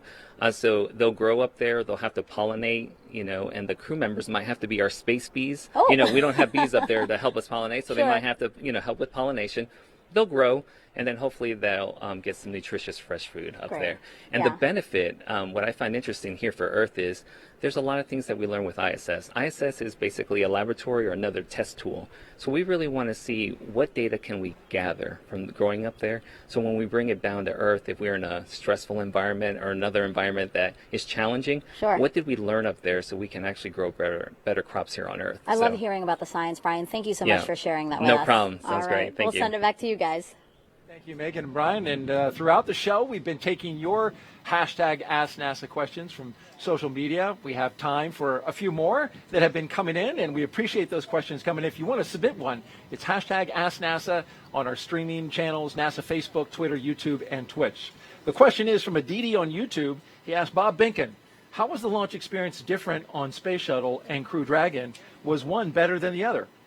No, it's a great question, Daryl. We often get asked which vehicle is better, which one we love the most. And from my perspective, I loved them both. You know, I had a great opportunity to fly and build space station with the Space Shuttle, but then rotate as a crew member with the Dragon on a modern spacecraft. You know, that was a really neat aspect to see something that was kind of built in the 21st century versus something that was built, you know, in almost the middle of the 20th century. If you look back at the technology that was on board the shuttle, just super excited to have an opportunity to fly on such a cool modern new ship. And now, next question at Mike Mangano. I hope I'm pronouncing that correctly. Asked, and this is a fitting question for you, Bob. Did the NASA astronauts who fly the Dragon capsule help in the design of the capsule? Why, yes, they did, and that was you. You know, it was an interesting experience, I think, for both Doug and I to have the opportunity to not only fly on a new spacecraft, but be a part of shaping it for crews to come forward. And I think as we went through that process, the SpaceX team really learned how to work with us and how to take our inputs and incorporate them into design whenever they could and explain to us when they couldn't, because everything that we wanted they couldn't necessarily do. But we were able to compromise and come up with good solutions so that years later, maybe in Crew 5's case, you know, they wouldn't be cursing Bob and Doug's name as to what they had agreed to or said was acceptable when the time came. We wanted to have opportunities for them to have choices. We included the opportunity to write on paper, but also to have a tablet, you know, so that crews, as they went forward with their missions, would be able to find the place that, you know, helped them be as successful as they could be. And so I'm hopeful that there just aren't too many curses associated with Bob and Doug, and it's mostly, you know, hey, those guys, they were thinking when they did this. So, And we've had good results so far with 4 launches and the 5th today. Our next question comes from @morearts.com. If the astronaut schedule shifts during docking activities, does their schedule shift later in the day or the next morning? You know, we do know that the ISS crew is sleep shifting in order to accommodate this crew. it's true, Daryl, that the crew actually has to sleep shift to accommodate the schedules of the vehicle traffic that arrives on board the space station. There are even times when the vehicle arrives a few minutes early or a few minutes late, and the crew needs to be ready for that as well. And so the crew does shift their day around to support all the operational activities, not only vehicle traffic and arrivals, but a spacewalk may impact things, or other activities that are happening on the ground, for example, might drive a schedule to be specific as well. But the crew's given time to recover after each of those sleep shifts. Very good. And for those watching, if you want to ask a question of Bob Behnken, just follow us on Twitter at NASA Social, or check us out on the web at nasa.gov/social. Thanks for answering those questions, Bob. Great job. Let's send it now back out to Kate at SpaceX for an update on the countdown. Kate? Always love hearing those responses from any astronaut, but especially Bob, because he flew on our DM2 mission a couple years ago. So at this point in time, we're now under an hour. We're at T-minus 48 minutes, and the SpaceX launch team is finishing the final review of data from checkouts of Falcon 9 over the last hour. The launch director has verified with the launch weather officer that weather meets propellant loading constraints. So next up will be to poll the team for readiness, both for propellant load and for launch. This will be the last poll before liftoff.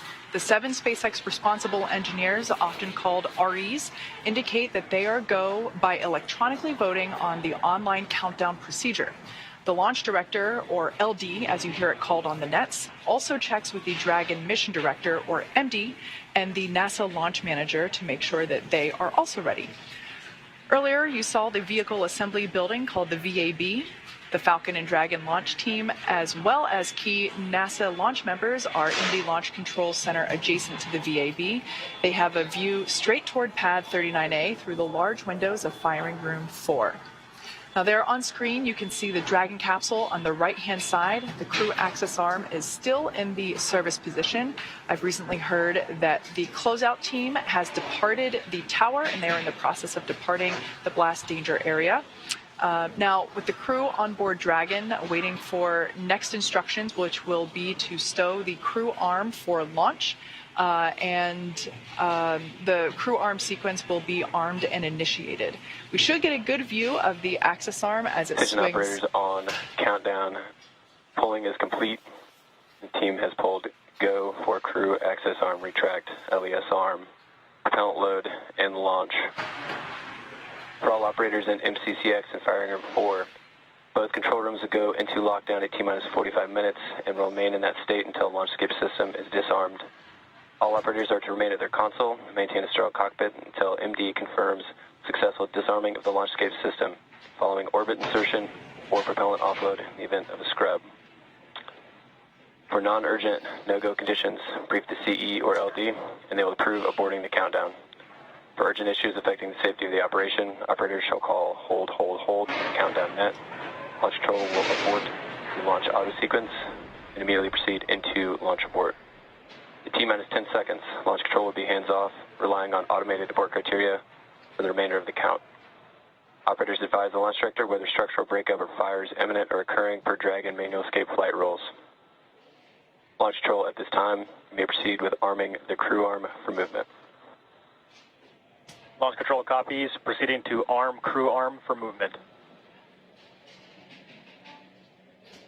All right, quick recap there. All really good news. It sounds like the final poll has been conducted and all of the responsible engineers polled go, as well as the range they polled ready for launch, and the NASA team, the NASA launch team is also ready for launch.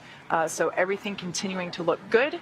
We just heard there that the crew arm, the crew access arm will be armed for retraction, meaning it will move away from the Dragon capsule. Crew access arm retraction started. All right, and there we should get a view of that crew access arm now moving away from Dragon capsule.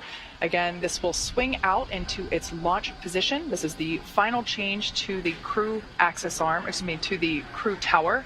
Of course, the transporter erector will move away from the rocket as it lifts off and just shortly before liftoff. So that, in fact, will be the last major physical change that we see to the pad. But this crew access arm retraction is the final, will be the final state for the access arm for launch. This retraction should take about a minute to complete. Now, as I mentioned before, the range continues to be go for launch, monitoring the clearance area around the launch pad as well as air and sea space around the flight corridor. And of course, here at Kennedy Space Center, as you see on your screen, the conditions are gorgeous. Everything continues to be acceptable for launch. Many things go into consideration, such as ground winds, any rain that might be in the area, as well as potential for lightning, any thick clouds, and of course, as I mentioned before, downrange landing zones. We have mentioned before that we've been tracking those, but everything continues to look green for launch. At this point in time, everything is looking on time for our liftoff at noon Eastern. We can see that crew access arm continuing to retract. Pretty cool shot there from inside the arm on the right-hand side of your screen as we see Dragon slowly move out of the frame. So with all that being said, the teams are ready. We will begin the propellant load at T-minus 35 minutes, and we are getting excited here at SpaceX headquarters. The energy is definitely starting to pick up outside of Mission Control, but with that, let's hand it off to Daryl to check in back over there at Kennedy Space Center. All right, thank you, Kate, and back here on the lawn and the host desk looking out at what one of my coworkers called a picnic vibe, with the media and NASA social folks all joined here to watch Crew 5 launch in just crew about access 42 arm minutes. retraction complete. And there you heard confirmation that crew access arm has fully retracted from the rocket.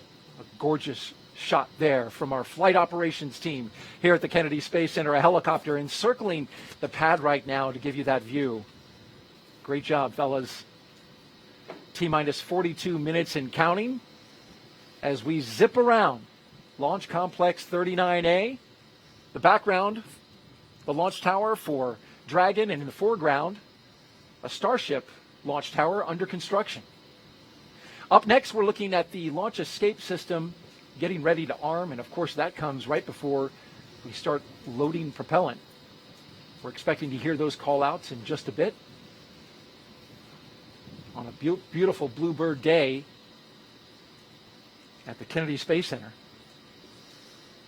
Our crew 5, is in their seats at the very top of that rocket, inside the capsule Endurance, making its second flight.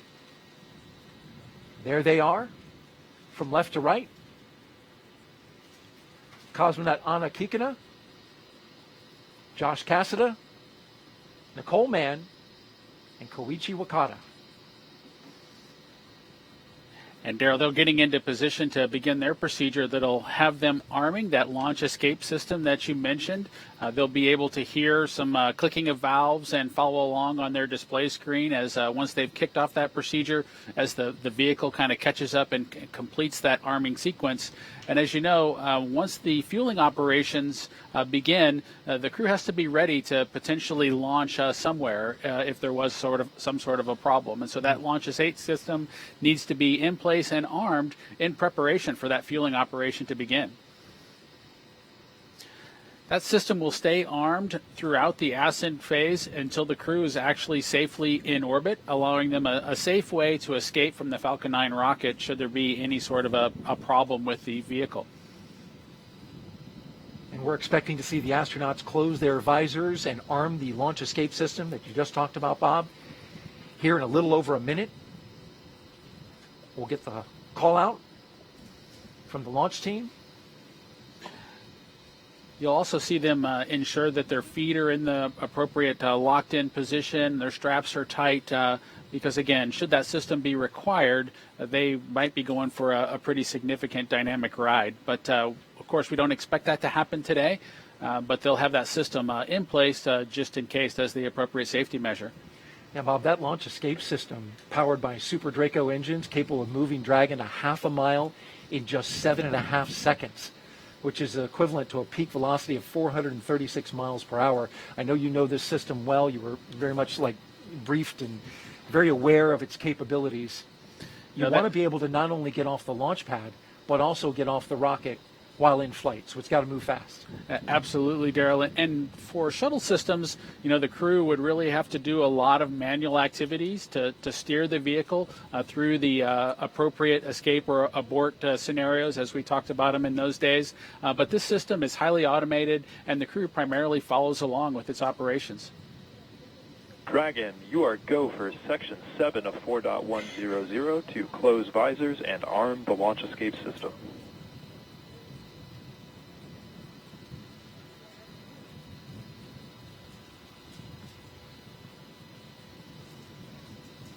SpaceX Dragon copies stepping into Section 7.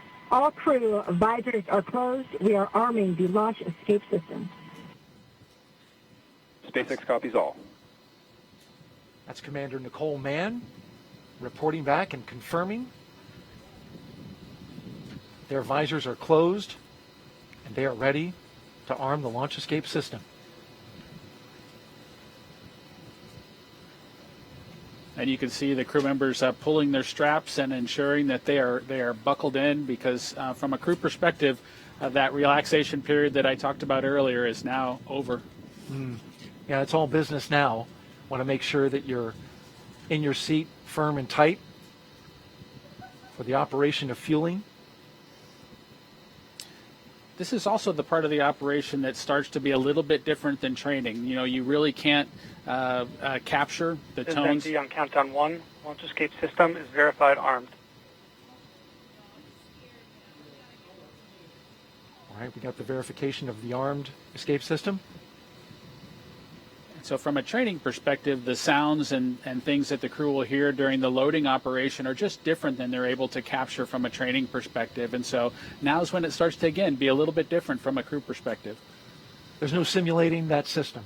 You know, there is some acoustics that they tried to capture. Falcon 9 tanks will be venting for the start of prop load. Expect loud venting.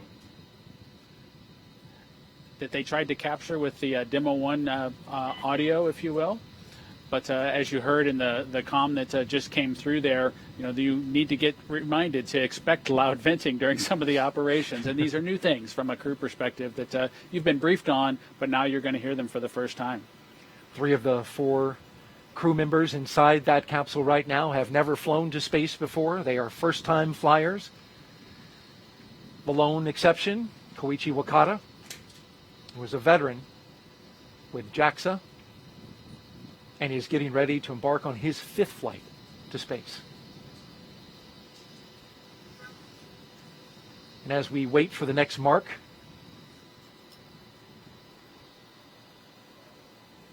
you know, the crew's experience, whether it's a space shuttle or a Soyuz or the Dragon vehicle or Starliner or Artemis, as we move towards that, these experiences are all slightly different. And so I'm excited to hear, you know, Koichi's discussion as he tries to balance and describe all 3 of them side by side when he gets back from this mission. Would love to hear him talk about the comparisons. There's only a few astronauts like him, right, that have been able to fly on all 3 vehicles. Yes, and as we go forward here with the Artemis missions coming forward, I'm excited to have folks compare and contrast their Orion experience, their SLS experience with Falcon 9 or our other rockets. That's going to be fun. Just a few seconds now, and we're awaiting the confirmation to the beginning of loading propellant into the Falcon 9 rocket. With a beautiful shot there as we encircle the launch pad.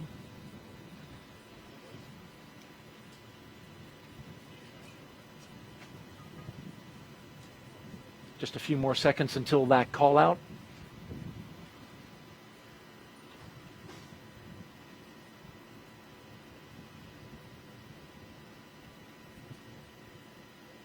Propellant loading has started.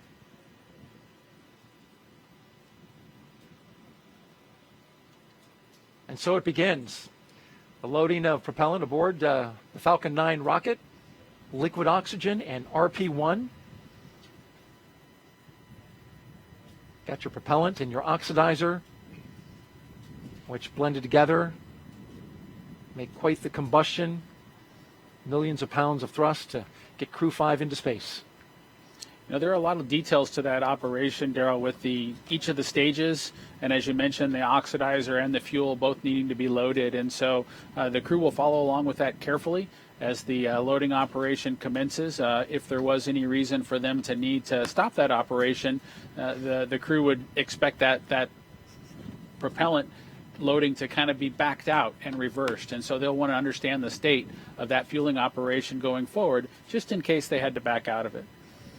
And we got a social question now from @Grant B117, who asks, how long does it take to complete the fueling operations?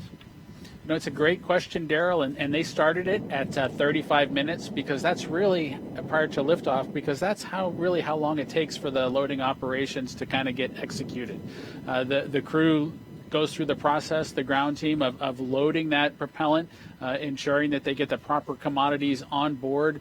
The actual sequencing of things might be affected a little bit by the temperature on a given day, but they have that process well monitored, and they begin at 35 minutes because that's how long it takes to get the rocket all fueled up. Thank you for asking, or for answering those questions, and to you out there for asking the questions. Keep them coming.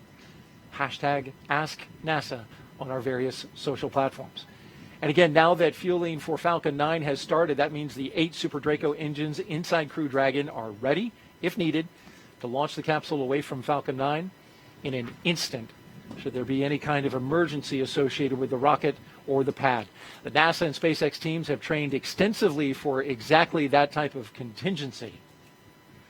And so now let's go over to Kate Tice at SpaceX headquarters in Hawthorne for another operations update. Kate? Thanks, Daryl. You can probably tell by the background noise that things are starting to get more exciting now that we're just practically 30 minutes away from launch of Crew 5, certainly counting down the final minutes. Everything's still looking good for Falcon 9 and Dragon. With that launch escape system now armed, we are heading for an on-time launch just 32 minutes from now. As you saw, Falcon 9 propellant load began right on time at T-minus 35 minutes. The first and second stages of Falcon 9 are each loaded with 2 liquid propellants. One is fuel, which is loaded into a tank at the bottom of each stage, and the other is an oxidizer, and that's loaded into a tank at the top of each stage. The fuel that we use to power the Merlin engines is a refined kerosene referred to as RP1 or Rocket Propellant 1. The oxidizer loaded on each stage is a densified liquid oxygen or LOX. Densified means that it's kept much colder than typical for launch vehicles, and it takes up less volume. And as such, this allows for more oxidizer to be loaded into the first and second stages. Now, to ignite the fuel and oxidizer in the Merlin rocket engine, we use an ignition fluid called TTEB. When TTEB comes into contact with oxygen, it burns, giving off a green-colored flame. Once we have that flame going, we add in the kerosene fuel to the Merlin chamber, and the engine ramps up to full power. You might actually be able to see that green flash just as the second stage engine ignites following stage separation, which is expected to happen about 2 minutes and 48 seconds into flight. Right now, we're topping off helium into pressure vessels on both stages. This is used to pressurize tanks in flight as propellant is pulled out of those tanks by the Merlin turbo pumps. Now, on board the spacecraft, the astronauts are monitoring systems from their crew monitors. Stage 1 cryo-helium loading has started. All right, there we just heard that the cryo-helium load has begun. Again, that is going into those pressure vessels that I mentioned earlier. Now, the crew training simulator has included playback of the sounds that were recorded in a previous Dragon capsule during recent flights. So all of the pops and the hisses that the vehicle puts out, all the crew has heard those before, though not live. So they are prepared for all the noises, the extra noises that they're now hearing. As for the range, continues to report no problems. They are go to support launch. Weather also clearly looking great. I think we're actually seeing even fewer clouds than we were about 20 minutes ago. We had a less than 10% chance or probability of violation of our weather constraints, also known as a POV. So that's really good. That is for the launch site conditions. We are also tracking downrange weather conditions as well as launch sites around the world in the unlikely event that Dragon needs to escape. Now, as a reminder, today we have an instantaneous launch time because we're heading to the International Space Station. So at this point in time, if we hear a hold for any reason, we will have to stand down and target our backup launch opportunity, which is tomorrow, just under 24 hours from today's planned launch. At this point in time, at just under T-minus 30 minutes till launch, let's turn it back over to Jesse and Sandra for an overview of what's to come until liftoff. Great. Thanks, Kate. Always great to hear that we've got good weather and it looks beautiful over there at KSC. For Crew 5, the astronauts' flight to station will take about 29 hours. And as we await T0 in just about 28 minutes from now, the ground operations team is doing a series of system checks to make sure both Dragon and Falcon 9 are ready for launch. You're looking at a live view of our teams at the Cape as they prepare for liftoff. And as we wait for the launch clock to hit 0, we want to give you an overview of what the ascent portion of the mission will look like. Now, once we hit T0 and a successful launch occurs, we will watch Falcon 9 and Dragon lift off from historic launch pad 39A and make their ascent. About 50 seconds into flight, Falcon's 9 engines will throttle down to help pass through the period of a maximum dynamic pressure on the rocket, or what we typically refer to as max Q. At this point in time, the vehicle will be going supersonic. And once we're through the period of maximum dynamic pressure, we can throttle up our 9 Merlin engines again. From there, at about 2.5 minutes into flight, we have a series of 3 events that will happen in rapid succession. The first is MECO, or main engine cutoff, and this is where all 9 Merlin 1D engines shut off in preparation for stage separation, which is, of course, our second event.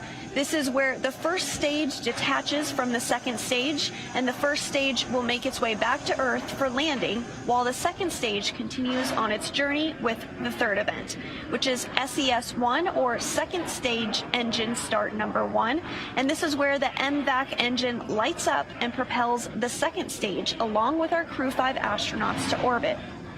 As Stage 2 heads towards its targeted drop-off orbit, Stage 1 will execute 2 burns in order to make its way back down to Earth. The first is the entry burn, and that's where 3 of the 9 M1D engines will reignite and shut down, and this helps to slow the stage down in preparation for entry back into the Earth's atmosphere. While the first stage is heading back to Earth, the second stage will cut off its 1 Merlin engine that was ignited right after stage separation. Once this happens, we will wait for confirmation of a good orbital insertion. About 90 seconds after Dragon gets into orbit, Falcon 9 will land back on Earth. The landing burn is just a single engine burn, powerful enough to bring the vehicle's speed down rapidly in order to touch down on the drone ship at about 9.5 minutes into the mission. While Falcon 9's first stage is landing, Dragon is preparing to separate from the second stage. About 3 minutes after the second stage gets into orbit, we should have a great view of Dragon with its 4-person crew drifting away from the second stage. Once Dragon is a short distance away, it will begin checking out its Draco maneuvering thrusters to make sure Dragon continues to increase separation distance from the second stage. And it is worth noting that these are not the Super Draco engines that would be used during an abort scenario. About 40 seconds after separation, Dragon's nose cone deploy sequence will begin. It will take roughly 4 minutes for the nose cone hooks to unlatch and open, exposing its guidance navigation controls that will help Dragon autonomously fly to the space station. And lastly, once the nose cone is deployed, the remaining Draco thrusters on the forward bulkhead will be checked. From there, over the next... Stage 2 cryo-helium loading has started. From there, over the next 29 hours, Dragon will be in its rendezvous and approach phases, undergoing a number of phasing burns as it makes its way back to station. All that will be coming up soon, but for now, let's check back in with Shaniqua in Mission Control Houston. Shaniqua? Thanks, Sandra. The flight controllers here in Mission Control Houston are laser focused on the onboard systems of the space station, making sure it is ready to receive Dragon vehicle tomorrow. They're also making sure communication links between the station, Dragon, and the ground are working properly. The consensus right now is that everything is proceeding nominally. Teams here in Mission Control Houston, the teams in Hawthorne, and the astronauts aboard the space station will monitor the autonomous docking of the Dragon spacecraft tomorrow evening. They'll perform a series of leak checks, then work to open the hatches both on the Dragon side and inside the space station's pressurized mating adapter. We expect hatch opening to take place around an hour and a half after docking. And once aboard, the astronauts will be greeted by Station Commander Samantha Cristoforetti, and then the whole station crew will join in for welcoming remarks to the new crew members. Now, due to critical science, this welcoming remarks will be about 90 minutes after the crew is on board. Once on board, the crew members will no longer be referred to as Crew 5, but rather as flight engineers of the International Space Station. Here in Mission Control, Flight Director Greg Whitney is on console overseeing the team for launch, and he will be back tomorrow for docking. We'll be on air continuously through Crew 5's arrival, but live coverage of docking is expected tomorrow around 4:57 p.m. Eastern Time. That's it from now. From Mission Control Houston, I'll toss it back to the team in Florida. Daryl, how's it looking? Well, it's wonderful out here, Shaniqua. Wish you could be here. We got picnic weather out here at the press site and Launch Complex 39, where we are looking out for the launch of Crew 5 from historic Launch Complex 39A, a beautiful sweeping shot of the lawn where we have our special guests. The media are here. We've got NASA social folks who are out on the lawn, and of course, me and Bob. Bob's riding shotgun here as we take our coverage to the next level at the final 23 minutes of liftoff. Now, from the countdown, rather. We are just seconds away from the 5th astronaut rotation mission to the International Space Station under NASA's Commercial Crew Program.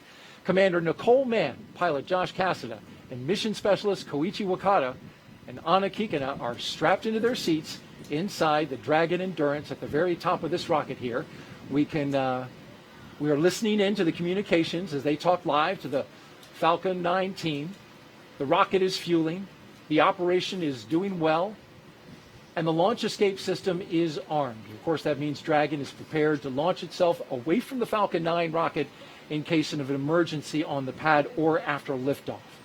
So far, operations looking and sounding as expected, and we are counting down to our liftoff at just after noon, 12 p.m. and 57 seconds after the hour Eastern time. There was a 1 second adjustment. That's pretty typical as happens when we get to this stage of the mission. The mission is the continuation of rotational crew flights to the International Space Station from U.S. soil on private rockets and spacecraft. Of course, this would not have been possible without the success of the NASA SpaceX Demo 2 test flight now 2 years ago, and of course the safe delivery and return of crews 1, 2, 3, and eventually here in about a week, crew 4. Of course, we're happy to have the pilot from Demo 2, and that's Bob Behnken. Appreciate you being here, been giving us some great thoughts and explanations about everything that's been happening. Well, thank you, Daryl. I'm super excited to be here for Crew 5 and get a chance to relive my experience during the Demo 2 mission. And it's been a great one so far. We've watched the crew get into the capsule. We've watched, they worked through a couple of issues early on, but those have been cleared. A suit leak check and a hatch leak check that had to be double checked. Now we're rolling along and moving towards liftoff. A couple things that are coming up as we count down. We're going to have stage 2 RP1 load complete. That's in 20 seconds. A few seconds later, we'll get strong back chill. That will begin in order to set the stage for the stage 2 liquid oxygen load.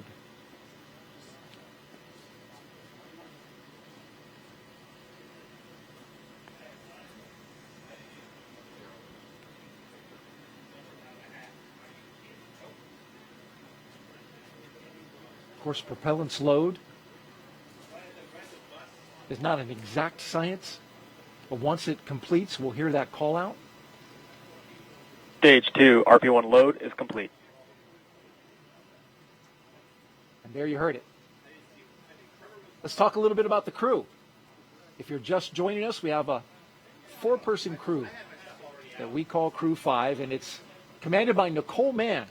She holds a Master of Science in Mechanical Engineering and is a colonel in the Marine Corps. She was an FA-18 Hornet and Super Hornet test pilot and deployed twice aboard aircraft carriers in support of combat operations in Iraq and Afghanistan. Nicole was selected by NASA in June of 2013, and in the years that followed, led the astronaut corps in the development of hardware for our Artemis program. Today, the Crew 5 commander will be flying into space for the first time, and once she reaches space, she will be the first Native American woman to stay on station. A historic first for NASA and for her. Absolutely, Daryl. The astronaut corps is widely diverse, and I'm just proud to see Nicole join that crew on board the International Space Station.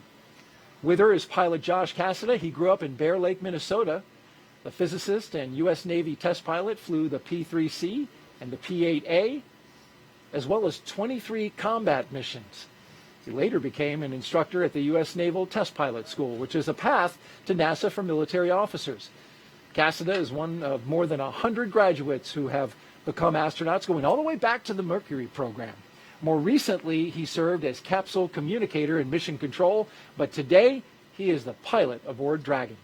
It's a seat I know well, and I look forward to seeing Josh support Nicole and the rest of the crew on their way towards the International Space Station. The mission specialist now, Koichi Wakata, he's the veteran, a Japanese astronaut who has a doctorate in aerospace engineering. In 1996, he became the first Japanese mission specialist aboard the Space Shuttle Endeavour for STS-72. Altogether, Koichi flew 4 Space Shuttle missions, a Roscosmos Soyuz, and was on a long-duration stay aboard the International Space Station. During his 2-decade career as an astronaut, Koichi has spent 11 months in space.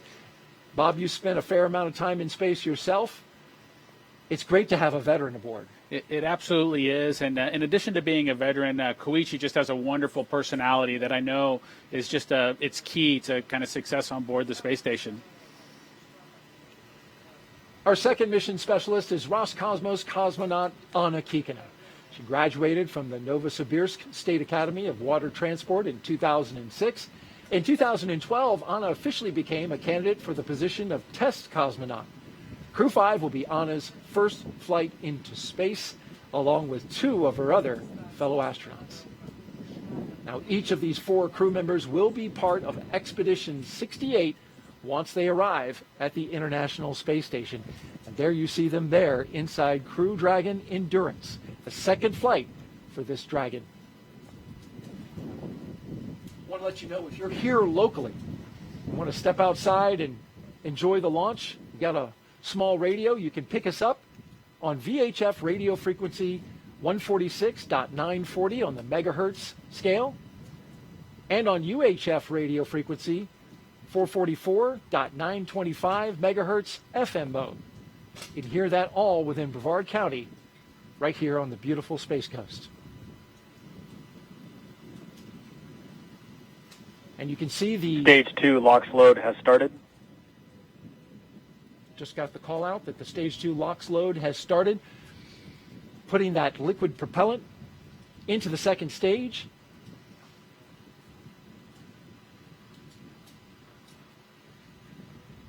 Let's check back in with Kate Tice and get an update from Hawthorne. Kate?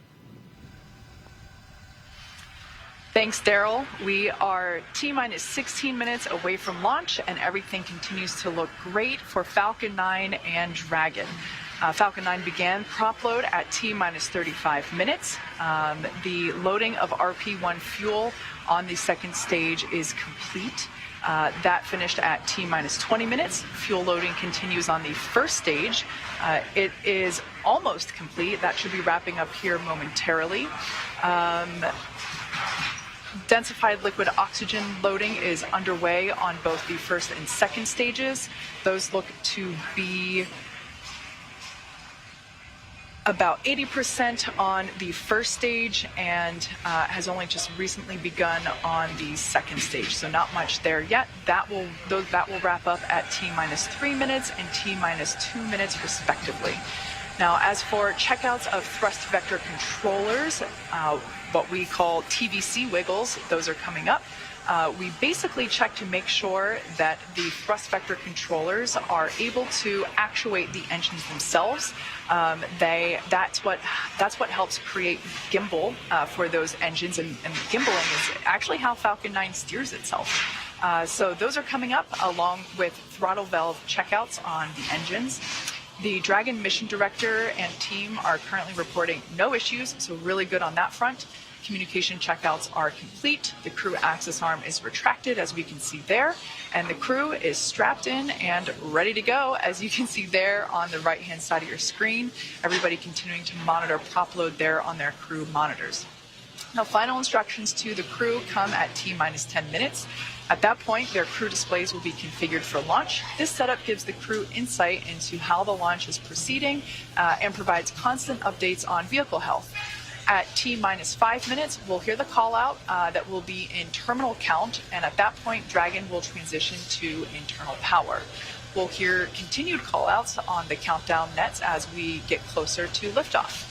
As for range, they continue to be go, continuing to monitor the launch corridor, and everything remains green. As for weather, we're looking at 7-mile-per-hour winds at the launch site, and as I said before, as the countdown continues, we are seeing fewer and fewer clouds. Just an absolutely stunning day there at Kennedy Space Center. Let's check back in with Daryl to see the last couple minutes prior to liftoff.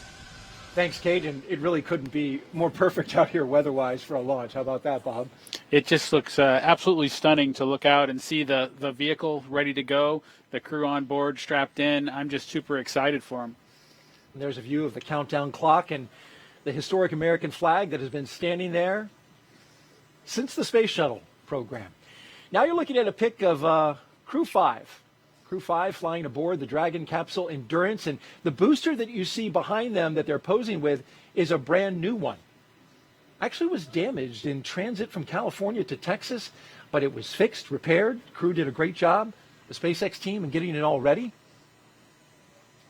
And at the time that Falcon 9 launches Dragon to space, the International Space Station will be 260 statute miles over Australia. Crew 5 will then spend the next 21 hours with Mission Control Team that you see there in Houston, standing by, getting ready for the beginning of this mission. We'll spend 29 hours chasing down the International Space Station for a rendezvous at 4:57 p.m. Eastern Time tomorrow evening. One of the longer transits, Bob. It's true. It's a little bit longer than usual, or average, I would say, as we work towards Crew 5. But as the launch dates shift around, that changes the time that you can actually arrive on Space Station. They've got plenty of consumables, so it should be fun to have some time in space.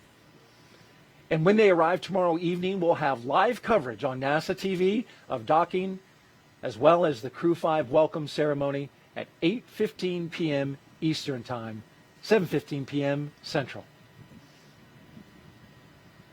And some final thoughts, Bob, as we get ready to watch Crew 5 launch into space. You know, my opportunity to sit here and watch Crew 5 go has just been inspiring again to see another vehicle head towards the International Space Station. Again, I'm excited for them and just hopeful that Nicole, Josh, Koichi, and Anna have just a wonderful mission. I know that they've got a wonderful launch in front of them. Absolutely, and that's what we're rooting for here. And so with T-minus 11 minutes and counting, we're going to spin our chairs around and watch the launch. But we're going to let Kate and the team focus on the pad as we proceed through the final stretch of the countdown. We'll turn it over to Kate Tice at SpaceX headquarters in California to take us through. Take it away, Kate. Thanks, Daryl. As you can probably tell by the background noise, the crowd is definitely growing here at SpaceX headquarters in Hawthorne, California. Certainly one of our company traditions is to watch the launch itself from behind Mission Control, which you see there on your screen. You can see this is Mission Control Hawthorne, or as you sometimes hear referred to as MCCX. And then, of course, a crowd of employees watching from behind. I personally also stand there if I'm not doing the webcast, so I can confirm it's a great spot to watch launch. Like I said, as you can see, the energy is certainly starting to grow now that we're about to hit T-minus 10 minutes. Beautiful view there of Falcon 9 and Dragon on the pad, ready to take Crew 5 to space. We did discuss Dragon, SpaceX, confirm crew displays are configured for launch. Welcome. We would like to give a huge thanks to the NASA and SpaceX team, the thousands of people for their development, preparation, and training in getting Endurance and Crew 5 to the launch pad today, and your continued support in helping to make this a successful mission. We look forward to joining the rest of our Expedition 68 crew members aboard the International Space Station. And a special thanks on behalf of all the crew to our family and friends. It is your love and support that help make dreams come true. Now let's do this. Crew 5 displays are configured for launch. Copy. And Nicole, Josh, Koichi, and Anna, on behalf of the entire team at SpaceX, good luck, Godspeed, and enjoy the ride. And those words from Nicole Mann, the first female commander of a Dragon, as she thanked the many folks that have helped get them to this point. We're now less than 9 minutes away from launch today. Upon liftoff, you'll hear a number and letter combinations which mark different abort zones throughout the flight, as well as some performance calls.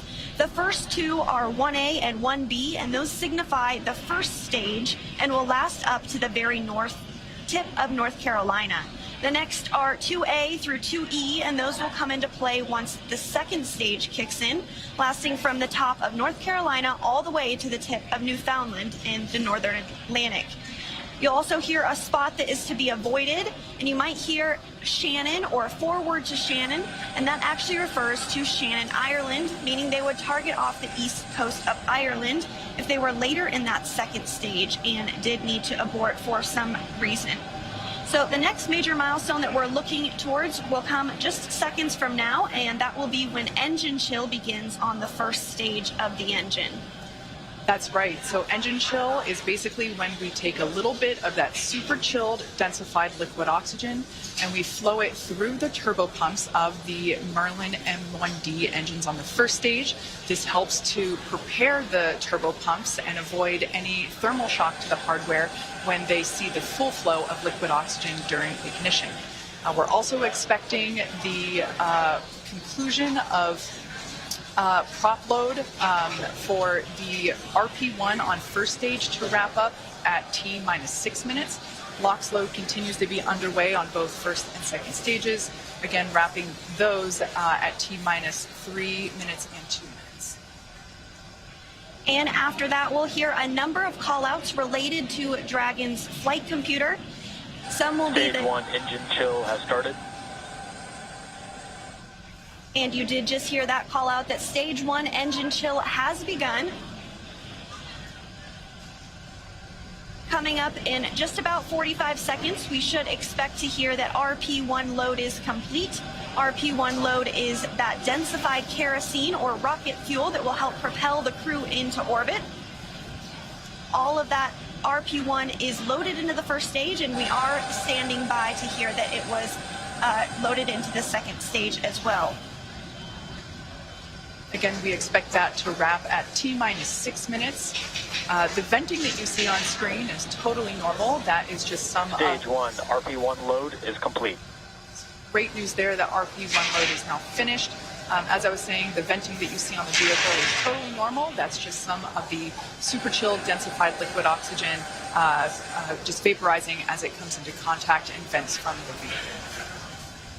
And coming up, we'll also hear the call for Dragon to configure for terminal count, and then it will be transferred over to internal power, and then we'll hear that propellant tanks on Falcon 9 are getting ready to pressurize, which helps add some additional rigidity and structural support as we get ready for strong back retract. That strong back will retract a couple of degrees at first, and then we will see it swing open completely just shortly or at the moment of liftoff. Falcon 9 tanks will be pressurizing for strong back retract. And there's that indication that we are preparing for that strong back retraction. Coming up in just a few seconds, we should hear that Dragon is in terminal count. Dragon is in configure for terminal count. All right, there we heard that call. Dragon onboard computers have now taken control of the vehicle. As I mentioned before, first stage LOX or liquid oxygen loading is underway and will wrap up at T-3 minutes. And the second stage will wrap its LOX load at T-2 minutes. Launch teams continue to report no issues and everything remains green and for an on-time launch. Retract has started.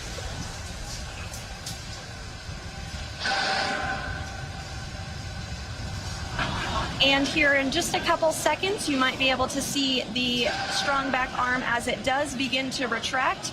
As Kate said, it will recline 2 degrees. We can just barely make out the clamp arms are now beginning to move.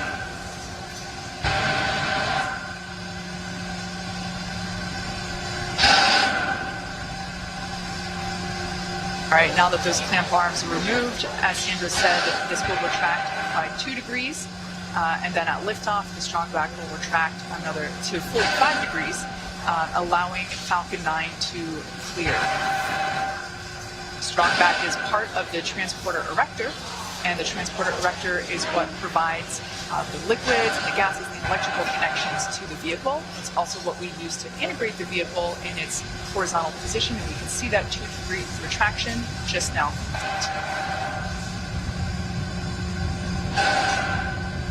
And the next call out that we should hear in about 20 seconds is that the first stage LOX load is complete.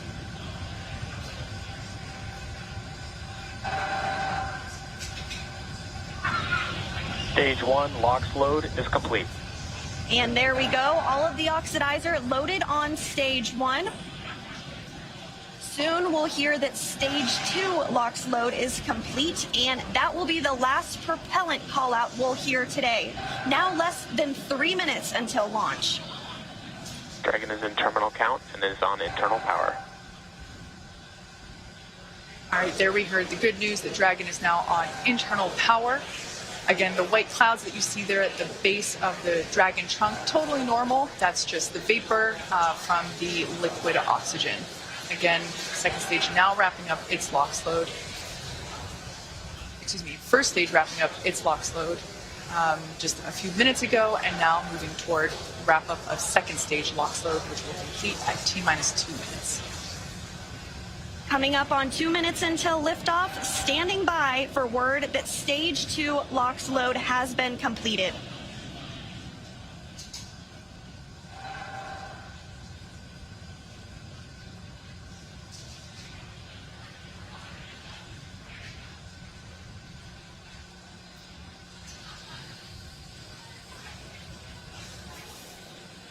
Dragon is in auto idle.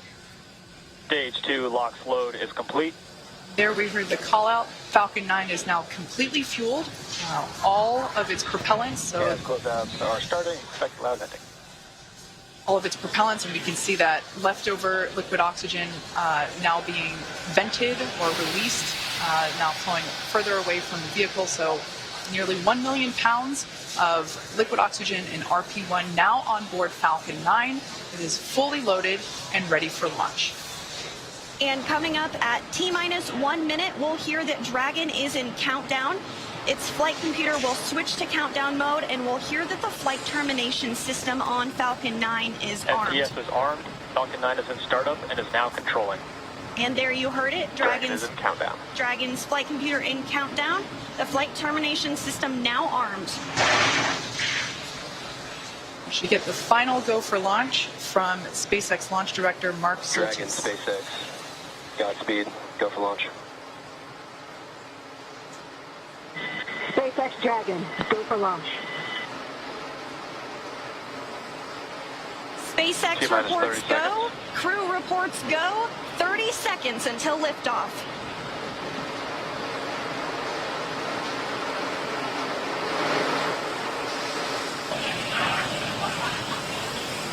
T-minus 15. 10, 9, 8, 7, 6, 5, 4, 3, 2, 1. Ignition. Engines full power. And liftoff.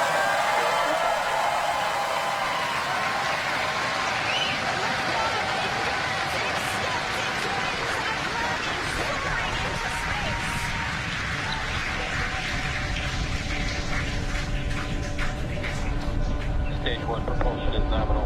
Vehicle is pitching downrange. Stage 1 propulsion is nominal.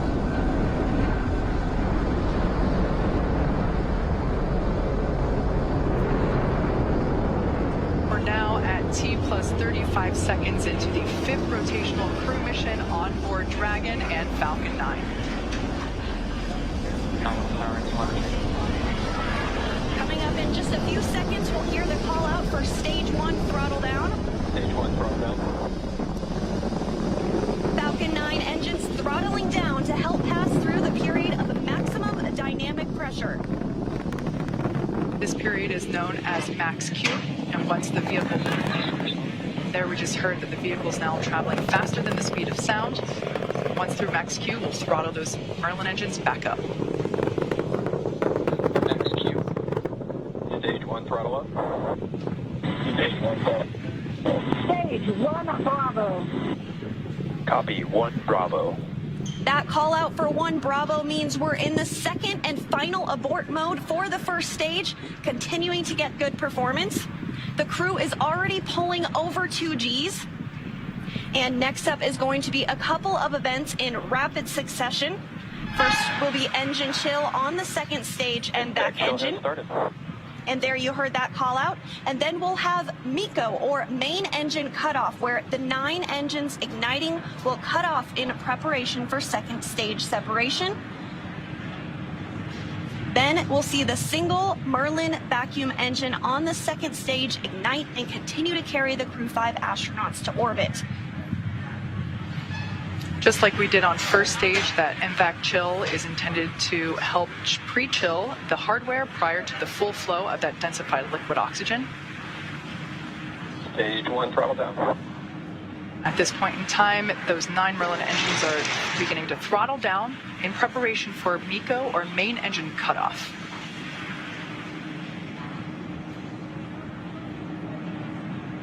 Standing by for MECO. And MECO. Stage 2 Alpha. And stage separation confirmed. Copy 2 Alpha. There we should see that second engine begin to ignite now. And obviously confirmed by the loud cheer behind us here at Mission Control Hawthorne. And we're also in 2 Alpha for the aborts if needed. Again, second stage is lit and continuing to carry the Crew 5 astronauts into orbit.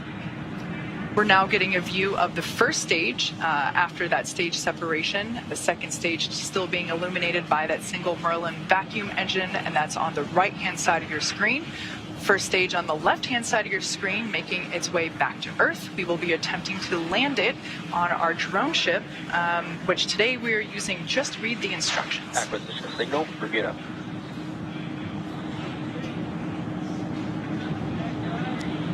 And we did hear that acquisition of the ground station in Bermuda. The first stage is continuing to make its way back to Earth, and the second stage is going to continue. Trajectory nominal. Another good call, trajectory nominal. Direct and copy. Confirmation there from Commander Nicole Mann. You can also sort of see the Space Coast there in the background of the first stage on the left-hand side of your screen. It also looks like you can actually see the thrust plume created by the first stage as it's now rotating just out of screen. Second stage is going to continue firing until a little over 8 minutes into the flight, really doing the heavy lifting now, getting the crew into orbit. Everything continues to look nominal on both first and second stages. As I mentioned before, the first stage will be making a landing on one of our drone ships, which is currently parked a couple hundred miles off the coast of Florida in the Atlantic Ocean. So we can see now that... Dragon, SpaceX, trajectory nominal. Good confirmation there that we have good trajectory. The second stage now traveling over 5,400 miles per hour.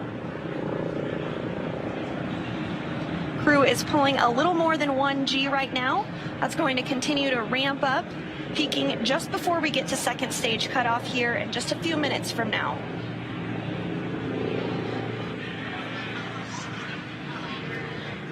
First stage will be performing 2 separate burns, a re-entry burn where we reignite 3 of the Merlin M1D engines on the first stage. We ignite the center engine into radial engines to help slow it down as it re-enters the Earth's atmosphere. And then the second final burn, and that will be the landing burn on our drone ship. And the single MVAC engine that you see... Trajectory nominal. The single MVAC engine that you see on the right of your screen is continuing to fire. We did hear another call out that trajectory is nominal. Crew heading in the direction that they are supposed to be.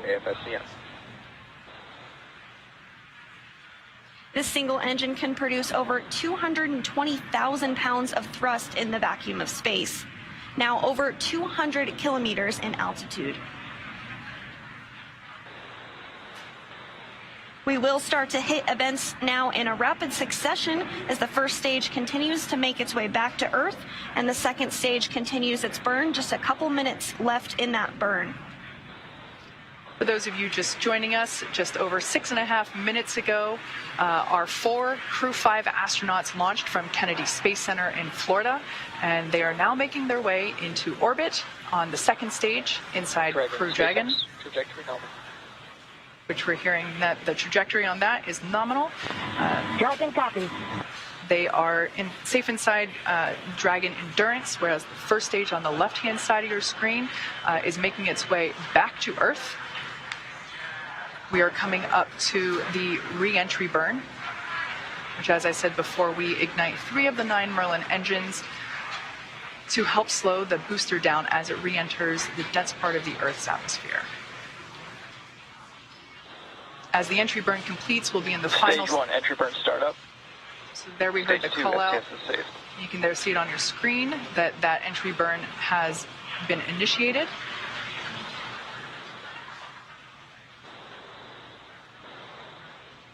And as that entry burn completes, we'll be in the final different abort phases here shortly, which essentially correspond to areas along the very northeastern seaboard of the U.S. Stage 1, entry burn shut down. Great news that entry burn was shut down, and then those last all the way across the Atlantic off the coast of Scotland for those abort zones.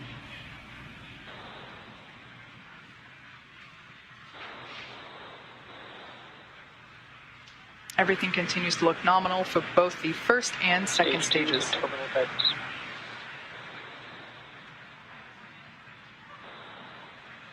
And the crew with the second stage still attached is now traveling over 13,000 miles per hour. We're about 10 seconds away from SECO 1. Copy, Shannon. Shannon, Stage 1, transonic. That call out for Shannon, Ireland, indicative of our final abort zone. After this, we'll see second stage shut off, and we'll be listening for confirmation of a good orbit, which tells us the crew and Dragon are exactly where they need to be. And there we had confirmation that the Stage MVAC 1 landing burn. has shut down simultaneously. The entry... Dragon SpaceX, nominal orbit insertion. And you heard that call for a good insertion. We will coast for a few minutes. There we can see the drone ship coming into view as Falcon 9 attempts. Stage 1 landing leg deploy. You can see those landing legs have now deployed. And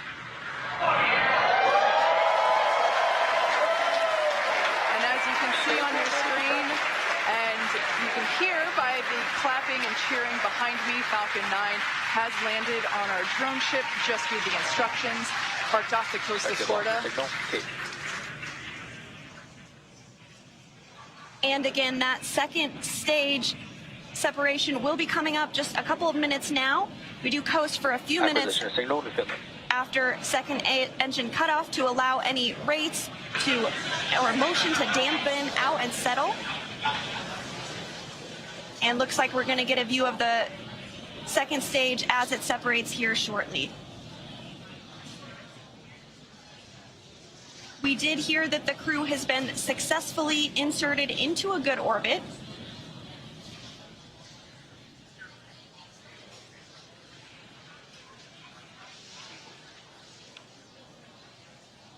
Again, the crew is still attached to the second stage.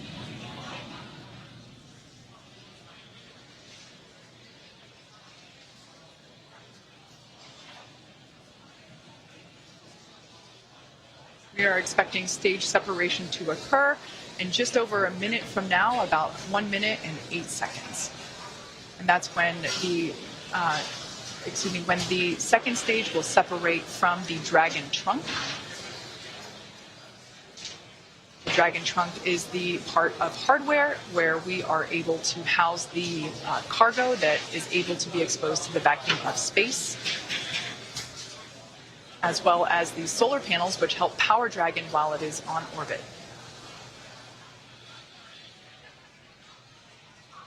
Again, that stage separation is now coming up in about 30 seconds. After stage separation, we will have nose cone deployment. Now that Dragon is in the vacuum of space, we will be able to open the nose cone and expose that forward hatch, which is what is utilized to dock autonomously with the International Space Station.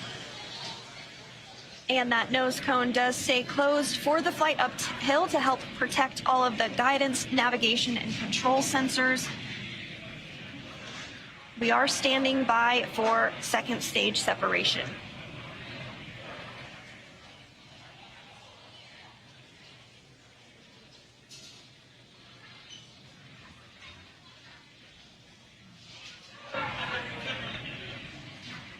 And there is separation. Dragon separation confirmed.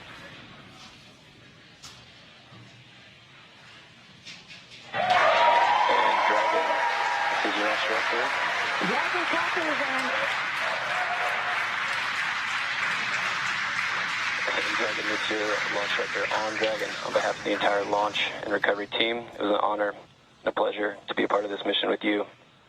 And while October 3rd may belong to the Mean Girls, October 5th will forever belong to Crew 5.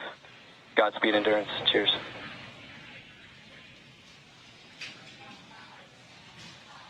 Awesome. Thank you so much to the Falcon team. That was a smooth ride uphill. You got 3 rookies that are pretty happy to be floating in space right now, and 1 veteran astronaut who's pretty happy to be back as well. Let's see what you got to say, Kluchi. Falcon team, it was a smooth ride, and I see all the 3 happy faces here back in Zero G, and I appreciate all the help to give us a smooth ride and training, and thank you so much. JAXA の支援隊の皆さん、非常にスムーズな打ち上げでした。打ち上げご支援していただいた皆さん、応援に駆けつけてくださった皆さん、ありがとうございました。この調子でチームワークを持って頑張ります。Thank you for your support. Anya. Thank you, Falcon 9 and fellow agencies, to Roscosmos, NASA, and JAXA, and SpaceX exactly for giving us that opportunity. We're so glad to do it together. And thank you for everybody, for all people who with us. Спасибо большое всем агентствам Роскосмос, NASA, JAXA и, естественно, SpaceX за предоставленную нам возможность. Мы рады всем экипажам делать то, что мы сейчас делаем. И большое спасибо всем людям, кто сейчас с нами.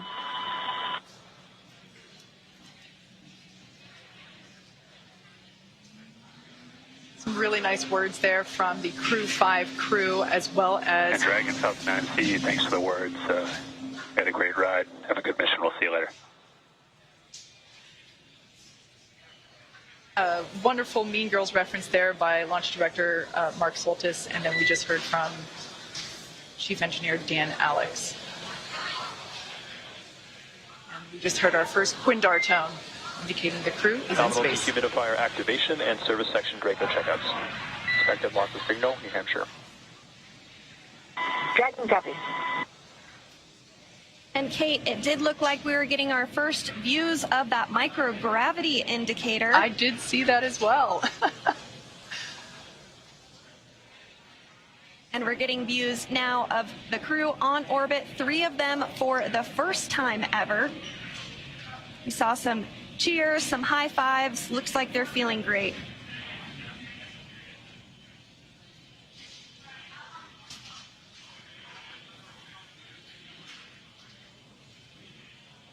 Hopefully we can see that zero-G indicator float back into view and hopefully get a better shot of it. I couldn't quite tell what it was, although it kind of looked like it may have been an Einstein doll. But that's just kind of what it looked like from the backside. I think you're right, Kate. It looked like a baby Einstein to me.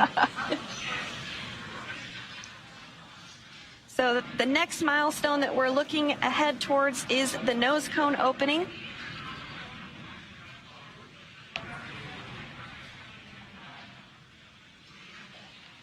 If you've just joined us, we had a successful liftoff exactly 16 minutes ago of the Crew 5 mission. They had an on-time liftoff from Kennedy Space Center at noon Eastern Time. They had a smooth ride up to orbit. The first stage landed successfully on our drone ship. Just read the instructions, and everything has been looking good so far. We are hoping to get another view on board Dragon once we're able to get that camera back. But so far, everything leading up to this point in time, we got a shot there of the MVAC engine which is no longer firing. It is coasting with that attached to the second stage, which has been separated from Dragon. So everything was super smooth this morning, starting all the way back. I think we got here around T-minus 4 hours, and super smooth countdown. Beautiful day from Kennedy Space Center. It looked like a gorgeous view from where Daryl and Bob were sitting.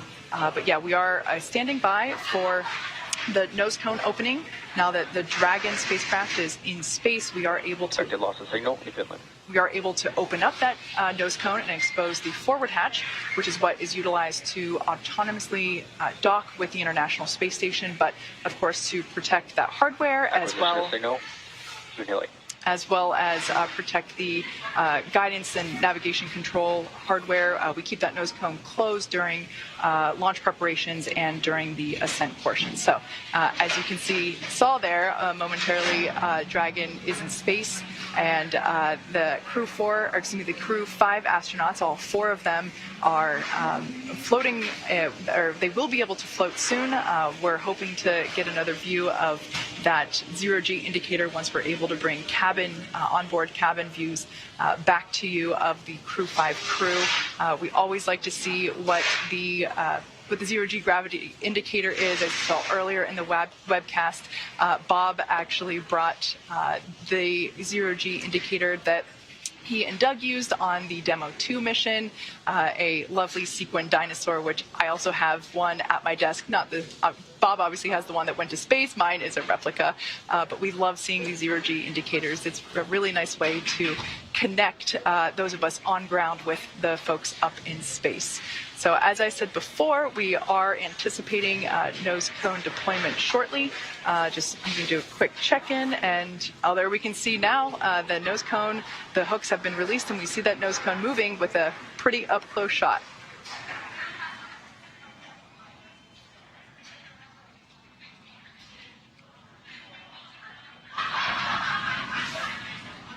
We're continuing to see that nose cone open, and acquisition of signal line. As we've mentioned, this does uncover a number of critical systems for the flight up to the space station that will be required for docking. There are 6 hooks that hold the nose cone in place during the launch and ascent portions. Those have begun to retract, and the nose cone is beginning to swing open.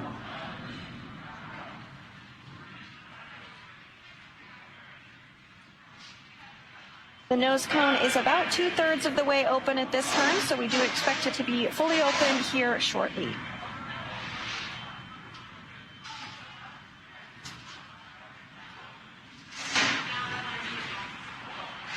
Shortly after nose cone deployment, the crew will be able to get their visors open, and they'll be given the okay to get out of their suits, and that will allow them to settle in for their ride to the International Space Station. It is about a 29-hour journey for the crew from launch to docking to the space station, but as you said, they'll be able to get out of their suits, get comfortable, get some rest, and just enjoy being in the microgravity environment of space. Again, we have 3 first-time flyers and 1 veteran on today's flight, but I'm sure it was an exciting moment. No matter how many times you've been to space, I can't imagine that it ever gets old.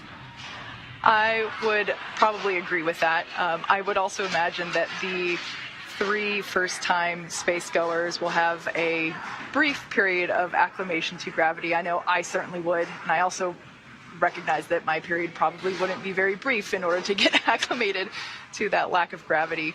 But yeah, this is something that the veteran astronauts on board station are, always happy to help really introduce the new space goers to the new environment. Absolutely, and we did also hear that there was good service section Draco checkouts that took place. We are standing by for that nose cone to be fully deployed, but it should be coming here momentarily.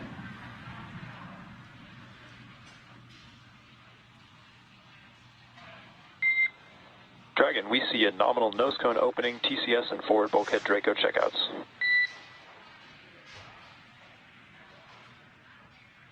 Dragon copies.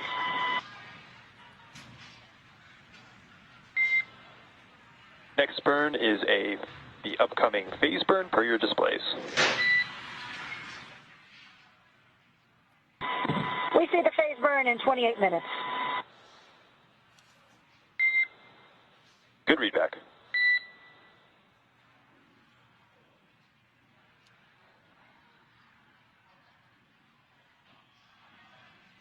So you heard it there. The nose cone has fully been opened successfully. We had some good checkouts on the Draco thrusters, on the service section Draco thrusters rather, and we also had nominal forward bulkhead checkouts.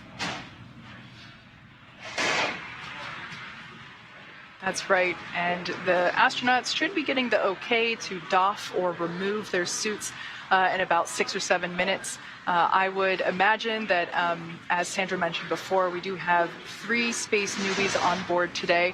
I would imagine that they would be pretty excited to get out of their seats. They've been in these seats for a while. The crew ingressed hours ago, and if I would imagine that the 3 folks and even the veteran, everybody would be excited to get out and be able to float around a little bit for the first time on this Crew 5 mission. Yes, absolutely. And you do see the crew working through some procedures there on the touchpads that they do have in front of them. They'll continue to have those available for them throughout their flight uphill. Again, this is going to be about a 29-hour launch to docking for Crew 5.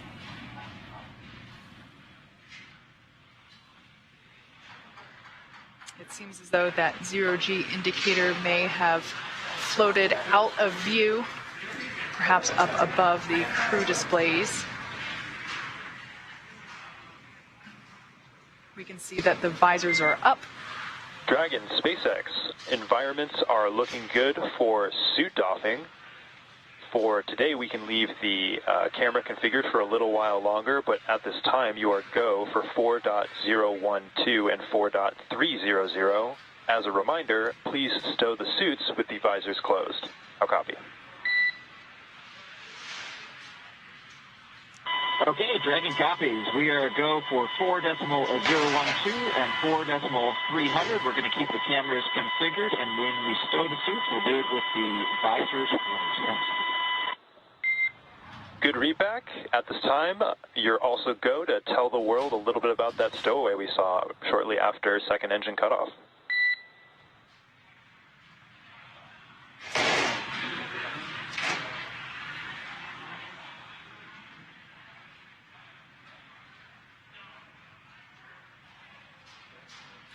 So we're standing by for a few words from the crew about that zero-G indicator.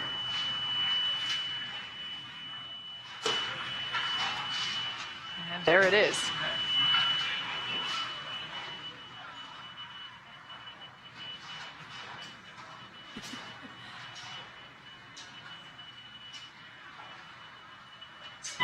SpaceX is launch. Dragon, I'm back in the ground. We missed the last part of your transmission.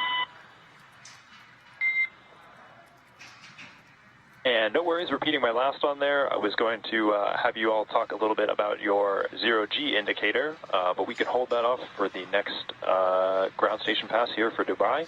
At this time, what I'll do is I'll take the cameras external for suit doffing, and then you let me know when they're allowed to come back on board.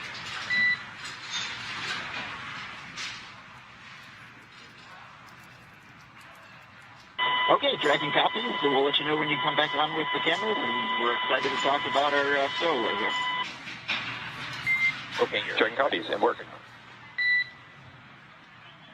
And it does sound like we are in a brief expected loss of signal with the crew. This does happen from time to time when we're in between our satellites, but we will have views and communication back with them here shortly, and we're looking forward to hearing their words on their stowaway and what that special meaning is for the crew.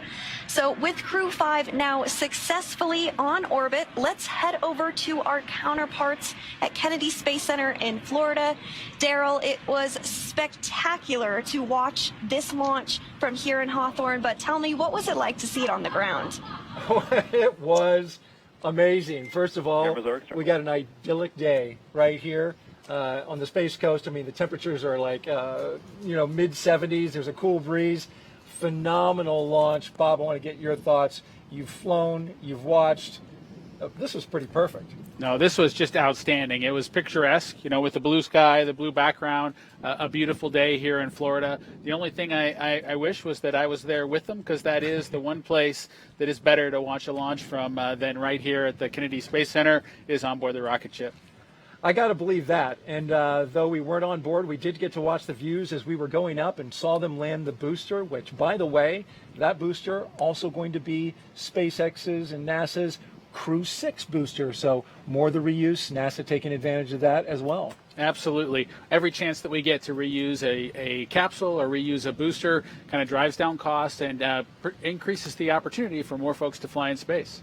Now I'm headed out to take a swim, right? I mean, this is just perfect out here. Bob, thank you for your thoughts. And now we're going to move on. We've got an interview here with Robin Gatens, the director of the International Space Station, who also joins us here. And you got to experience the launch from right here outside the press site. And I want to ask you, how did you enjoy it? Well, it's always exciting to see launch to the International Space Station. I've seen many, but especially to see a new international crew headed to the International Space Station was very exciting. And of course, you nailed it. Beautiful day. Really glad we got this one off today. Absolutely, and they'll make that 29-hour transit to the space station.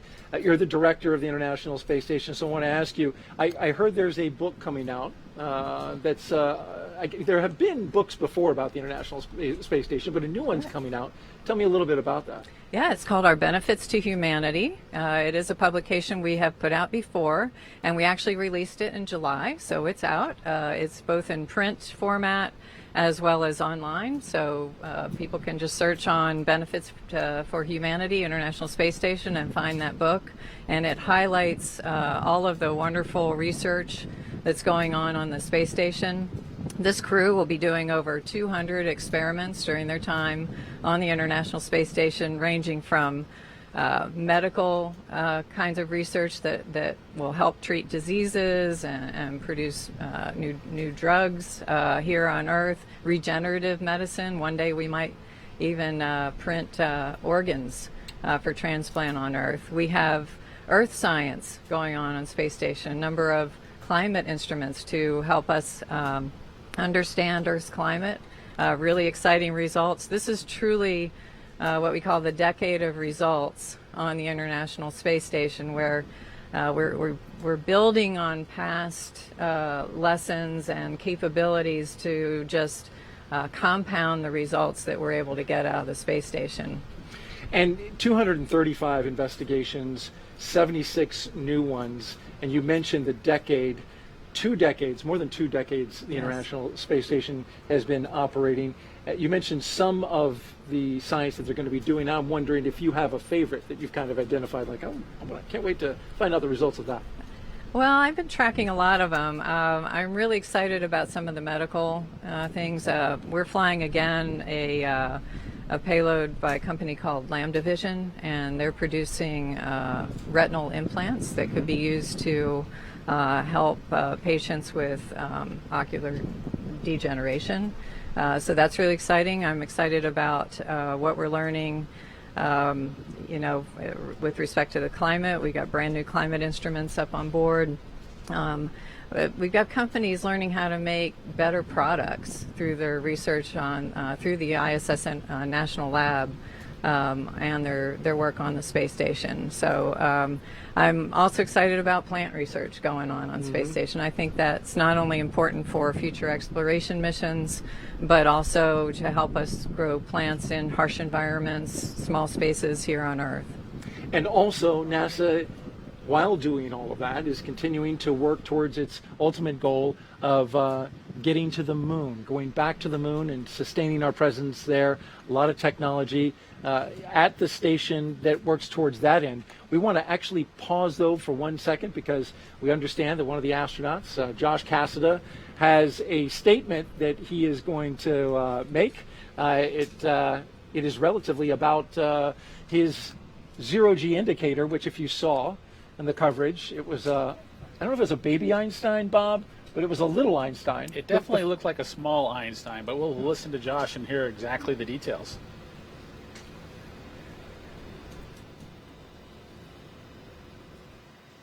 Let's listen in.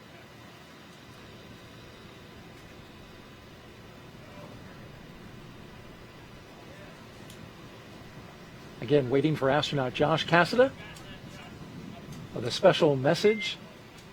And Dragon, cameras are internal. SpaceX.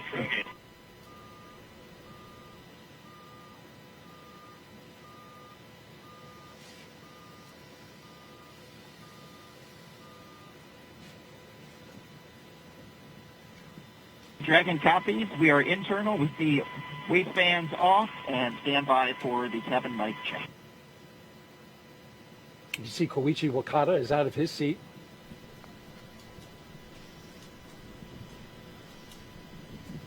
Yeah, this is SpaceX Dragon from the cabin mic comm check. And Koichi, I've got you 5x5. How me?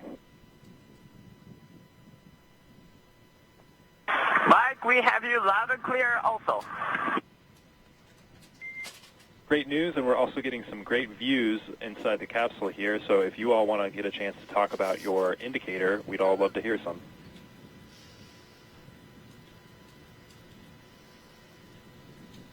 Absolutely, Mike.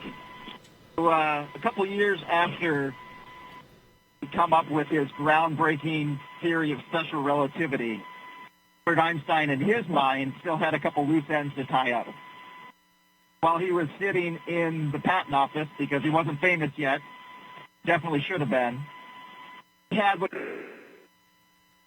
his happiest thought of his entire life.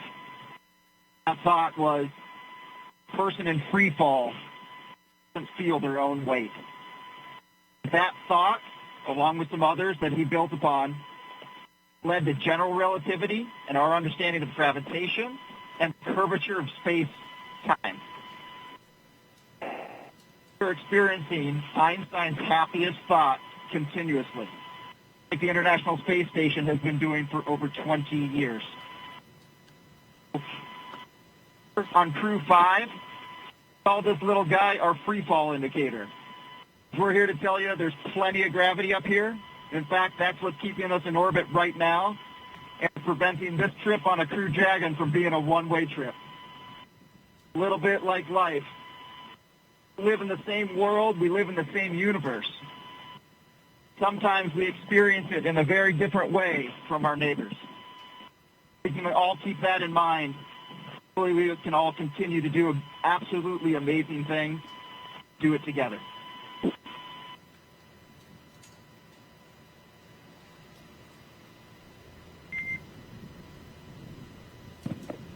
Well, that was excellent, Josh. We appreciate you all taking the chance to share with us some of those special words and some of the meaning to you all.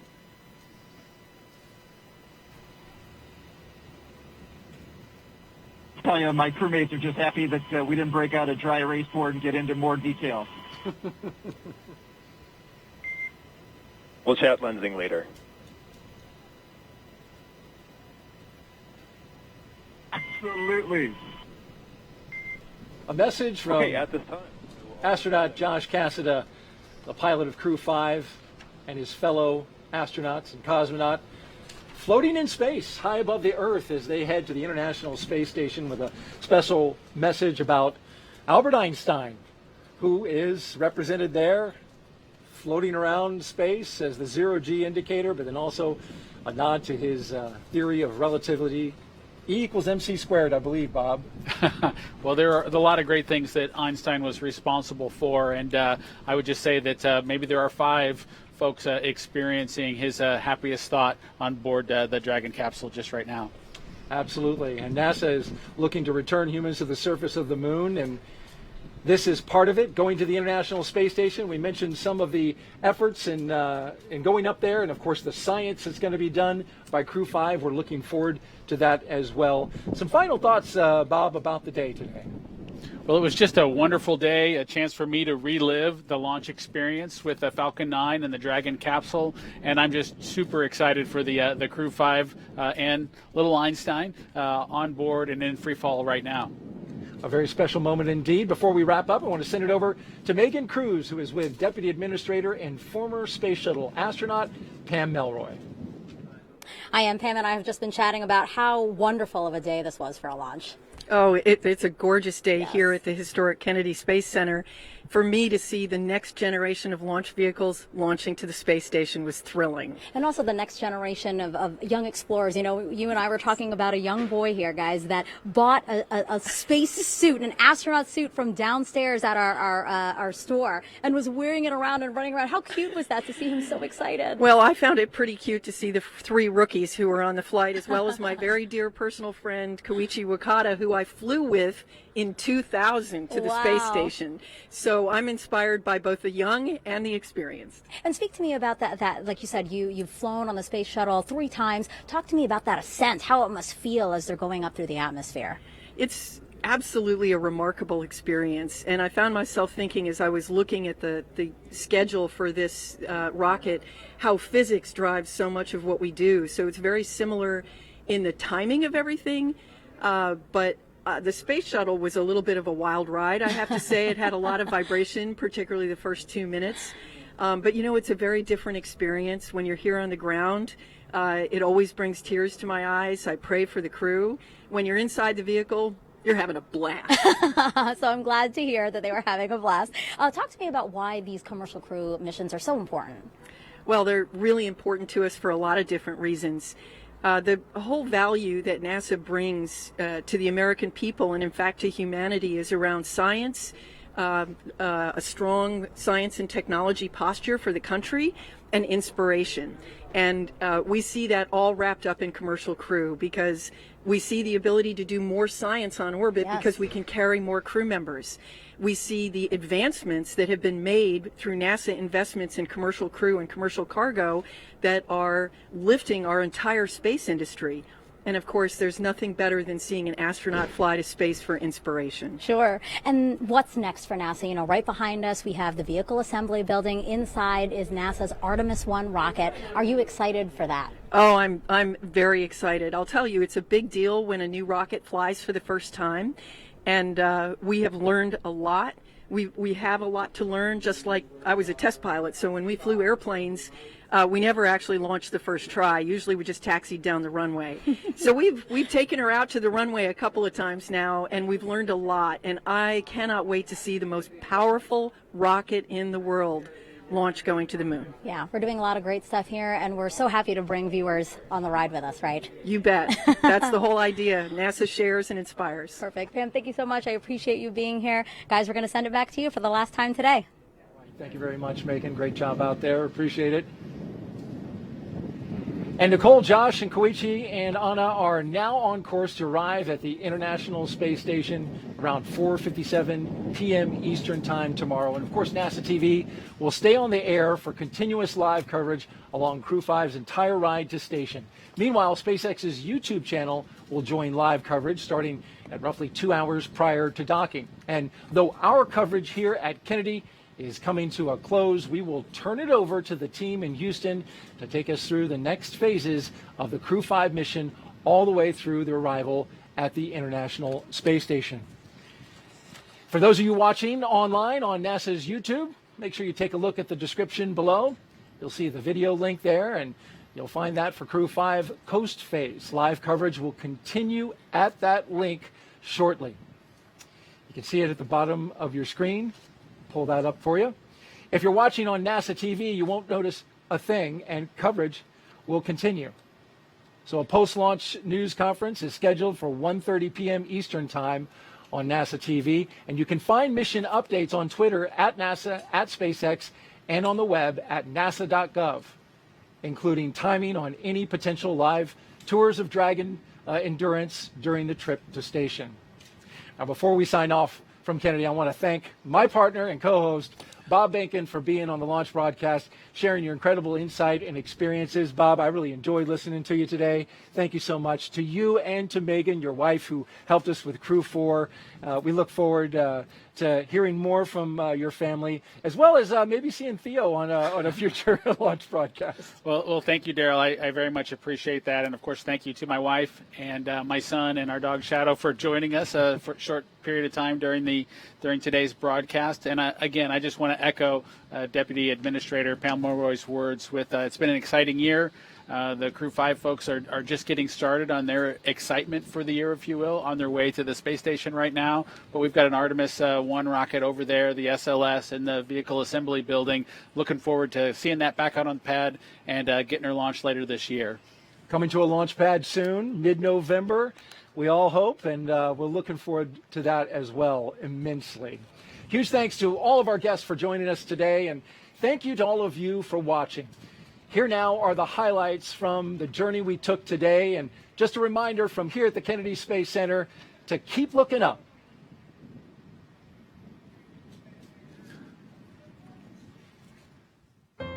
They're getting suited up inside that historic suit-up room, everything going smoothly.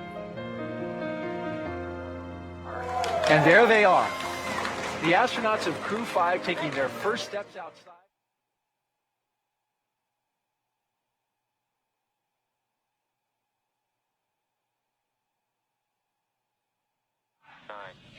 8, 7, 6, 5, 4, 3, 2, 1. Ignition, engines full power, and liftoff.